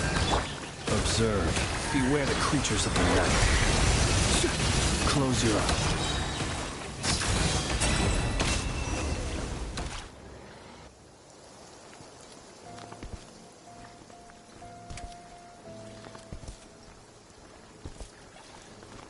You're looking well. I trust you've had a good couple of days. Dottore. It's actually a good thing, in my view. If the subjects of my experiment were to die prematurely, it would throw quite a wrench in the works. And so, I must thank you all for your resilience. We are no longer on the same level, but you are nonetheless worthy of my respect. A creator god should be merciful and gracious after all. And in any case, it is only right that before I end your lives, the world is informed of the arrival of their new god.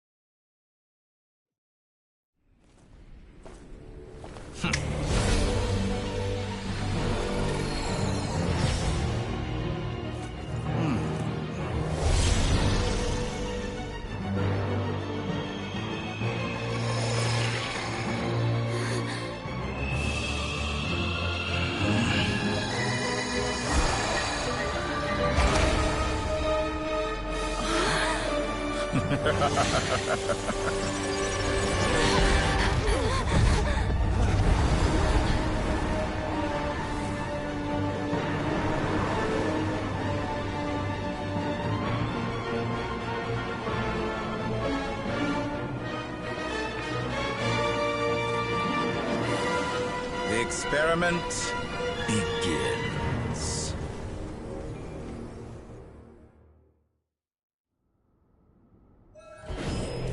With the marrow of the three moons in my hand, behold the false moon's fall!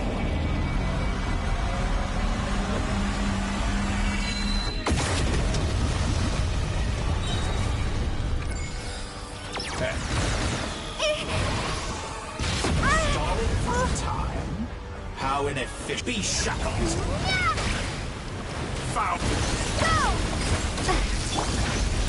No more lies. Can't hide the truth. Absurd. Boris, protect us. Be silent. Close your eyes. Entropy. Fear the dark. That's more like it. Some results of value.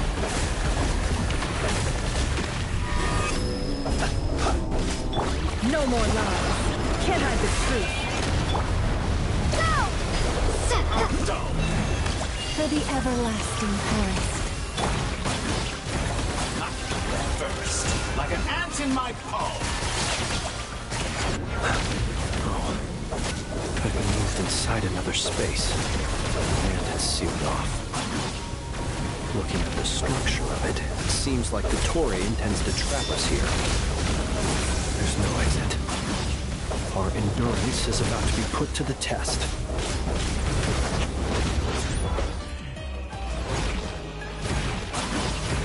Moon's remnant.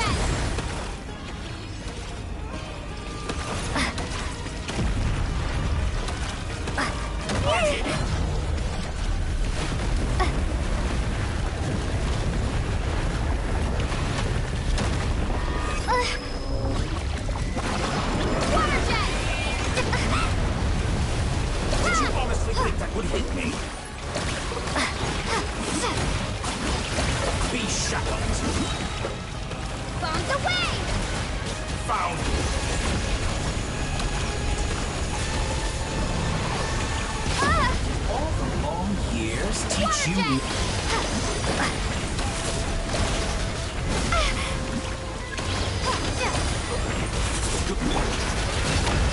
It all adds up. You poor last land. Tell me, where will you try scurrying off to next? Stay your hand. Looks like Dottore has opted for a divide and conquer strategy. But we will not allow him to triumph. Now, I shall pray for our victory.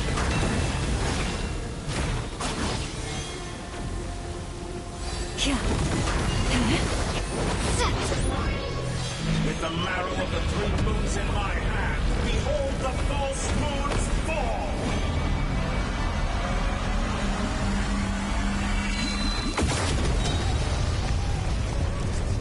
Perhaps you could try being a bit more proactive. Wipe out! No more love. The mystery unravels. Leaving openings on purpose.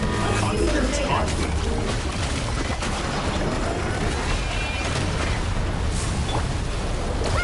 You cannot face me.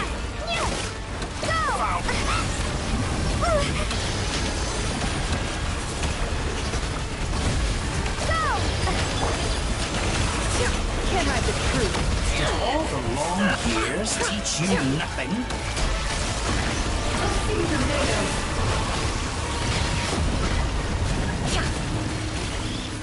It all ends Be annihilated, that which cannot stand against me.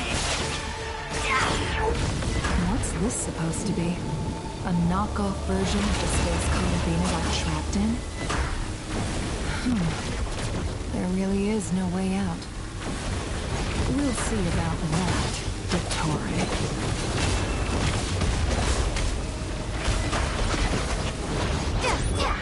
My apologies, I have not intended to take your teammates from you.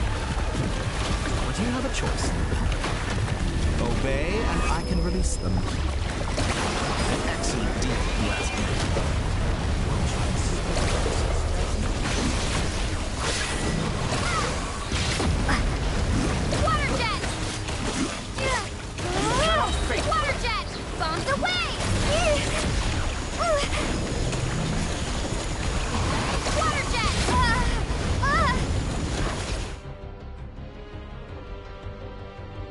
I'm aware you've been working on some little tricks to surprise me with, but it appears that none of them have come to fruition. My guess would be that you're trying to bring Columbina back. But then, where is Sandrone? Or are you trying to buy time for her? I always found their friendship to be a curious phenomenon. Two highly incongruent personalities, and yet they share a deep connection. Speaking of Columbina, I once saw her as like a younger sister. We got along quite amicably while she was with the Fatui. But then one day she suddenly decided she would refuse to take part in any further experiments. To this day, I truly don't understand what I could have done to upset her so much. It's such a pity. I could have had a sister, a family. But alas, she grew to dislike me. You're not fit to be family to her. That I can't deny. So many people, all obsessed with playing out the same tired old dramas. This world is rotten to the core. And then there's you. You had every opportunity to reach the right conclusion.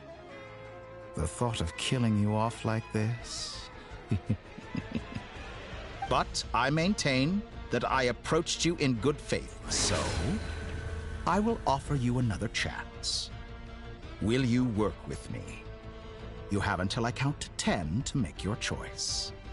1, 2, 3... Not in a million years.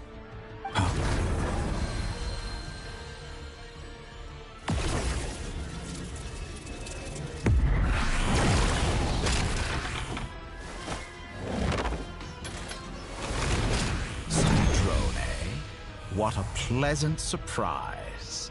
I didn't think you'd join us all the way up here. You're as sick and twisted as ever. Don't fool yourself into thinking anyone's grateful for the chances you're offering them. Sandrone, but the formula hasn't finished running yet. Funnily enough, I was just discussing a collaboration opportunity with the Traveler, and then I see you, who I must say is a good example of an opportunity gone to waste. Gone to waste? I said that everyone would get one chance, and you've used yours to march right back into the lion's den. So yes, it's an utterly wasted opportunity. And what makes you think I believe a word that comes out of your mouth? I was planning on disposing of your little formula after wrapping up more urgent business here. Since you've taken the trouble of serving it to me on a silver platter, I can simply bring it forward in the schedule.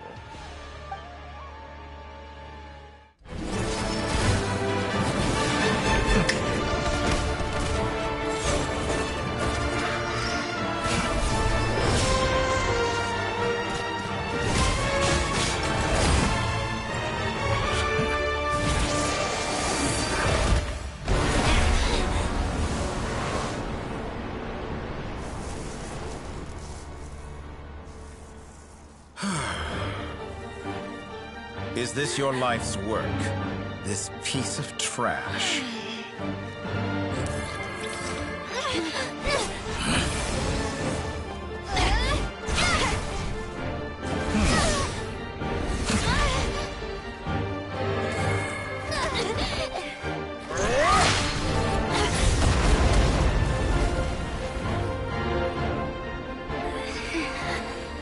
Your formula runs too slowly, Sandrone.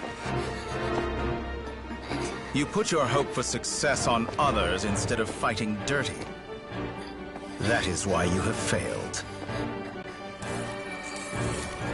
Now, whom should I slay first? Any volunteers? No one? How nice of you to leave the decision to me.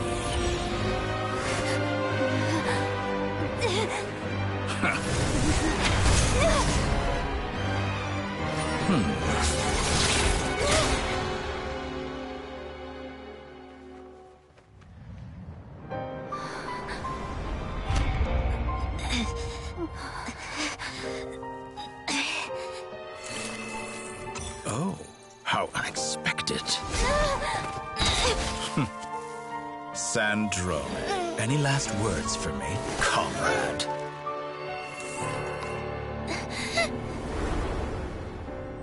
Is there anything you wish for? Not really. But I've always known what I don't want. Go to hell, Dottore.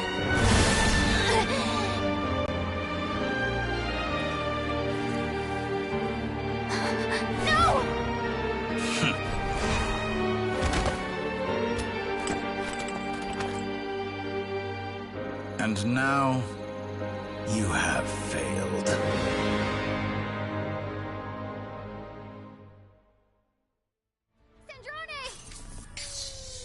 Now you see how fragile mechanical contraptions are. Just a gentle tap, and they fall to pieces. However keen of an inventor Sandrone may have been, her death spells the end of the formula that was running inside her body. Of course, I have to commend her for making it this far. As her colleague, I have to admire her stubborn tenacity. Now, it is time for you to take your place by my side.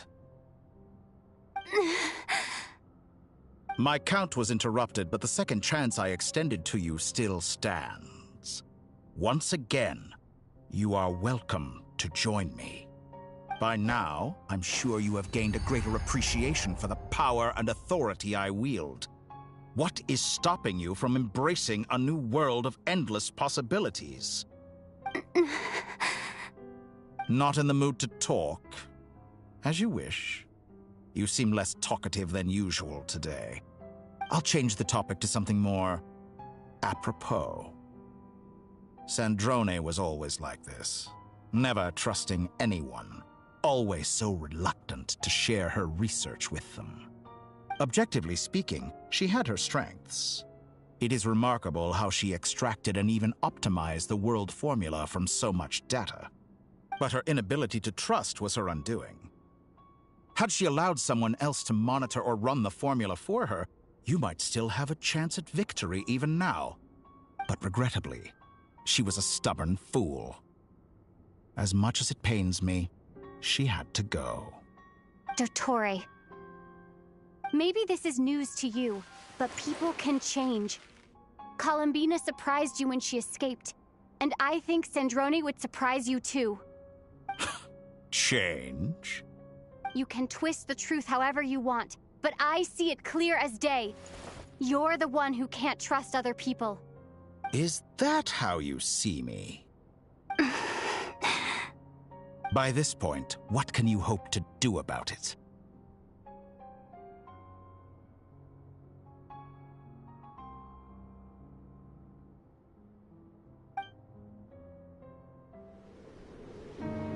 It is pointless to fight on. You've already lost.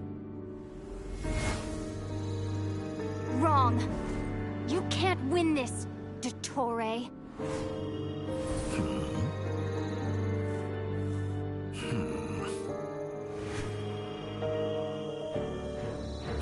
What?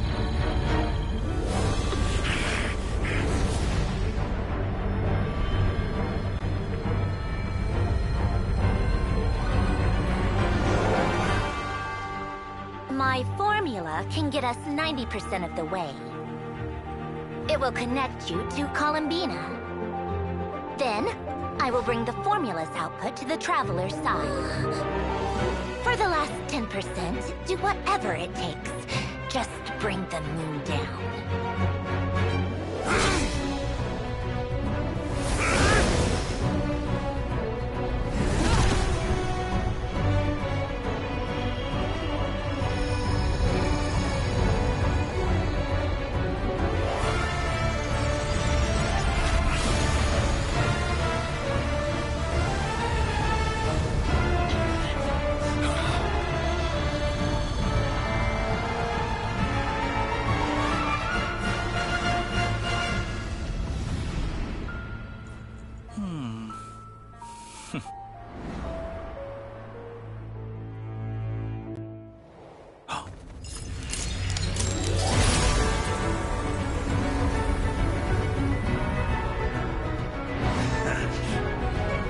The moon will never be yours.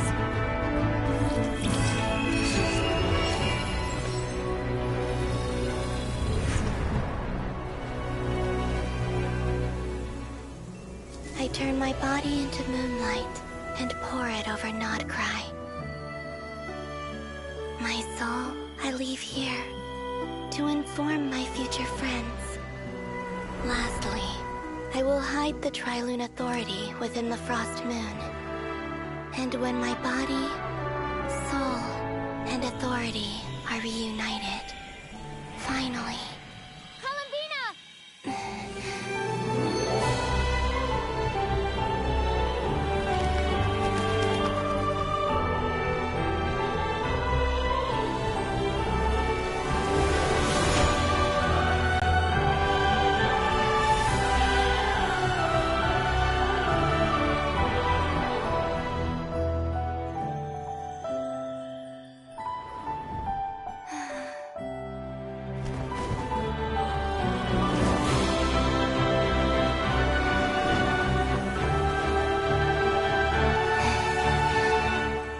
It's been too long. I'm back.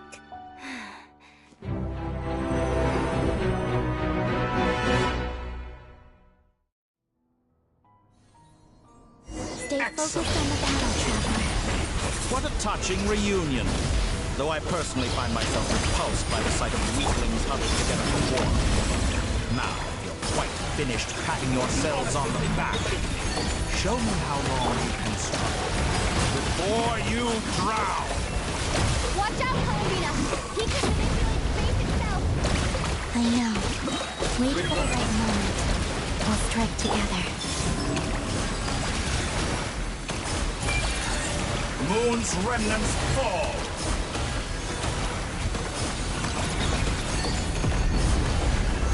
How dull!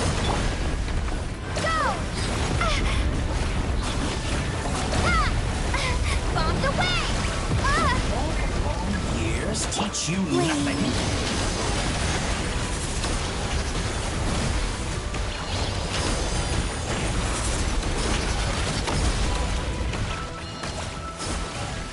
Enough!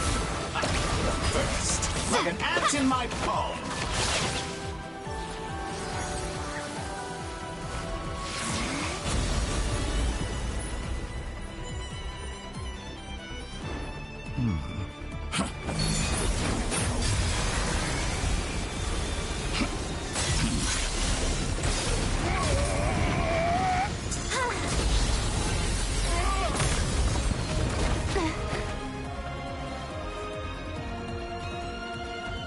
I grant you the new moon's blessing.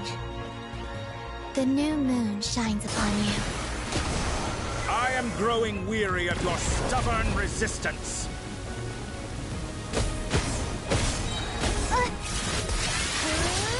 It's over, Dottore!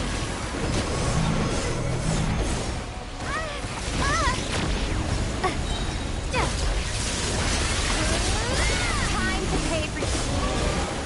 No longer must the world cower in the cold night.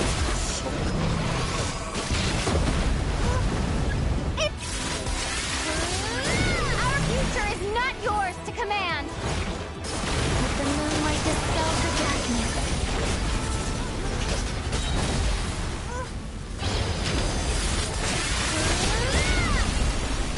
Everlasting as the moon.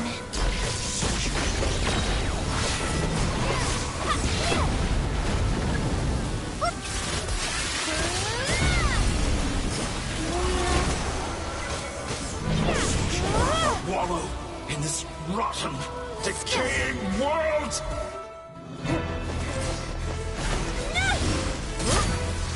Willfully blind.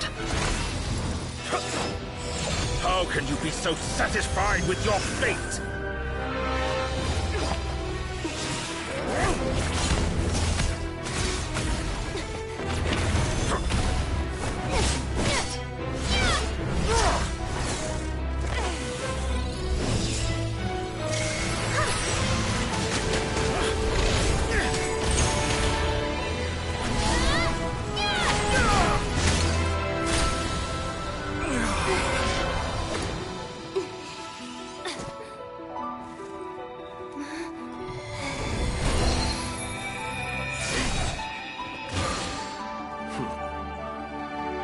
This battle was never about fate. It's about friends, family, and the home you stole from them. So dull. Only the weak rely on each other for comfort. You shall see. Once I transcend fate, you will be nothing but fodder for my grand experiment! That will never happen.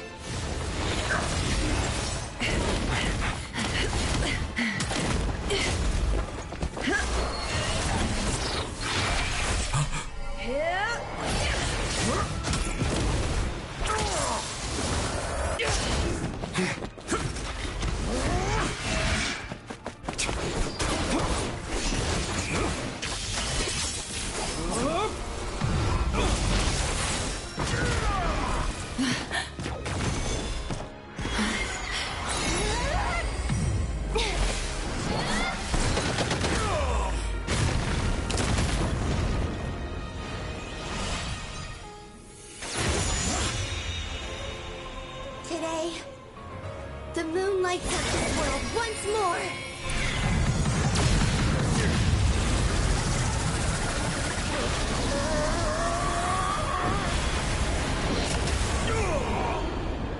This loathsome world.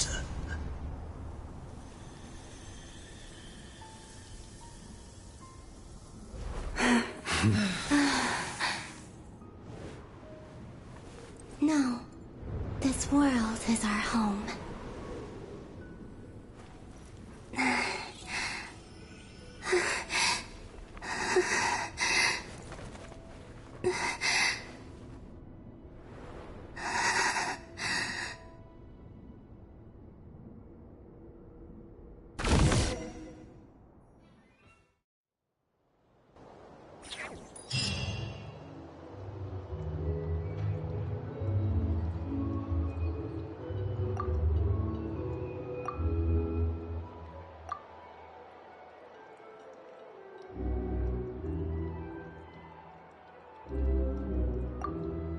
are doing it wrong.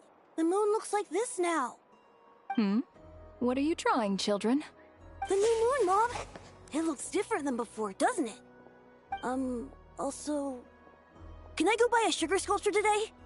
Please? Just one? All right. I suppose today is a special day after all. Almost like a festival. Extra, extra! Get the latest Nasha Express here! Post-disaster report! Nasha Town reborn beneath a new moon! The voyage begins today! The future looks bright thanks to the League. Want a copy? I knew things would be different. But I didn't think that would include the moon. They say a new moon goddess has been born. A new moon goddess? Who's saying that? The Frost Moon Scions? I guess so. I'm not too clued up on the details. As far as I'm concerned, the moon's still in the sky and it's business as usual. Hey, since we've come all this way, shall we grab ourselves a free meal while we're here? Are you a convert now? Or are you just here for the free lunch? Oh, come on. What does it matter? After everything we've all just been through?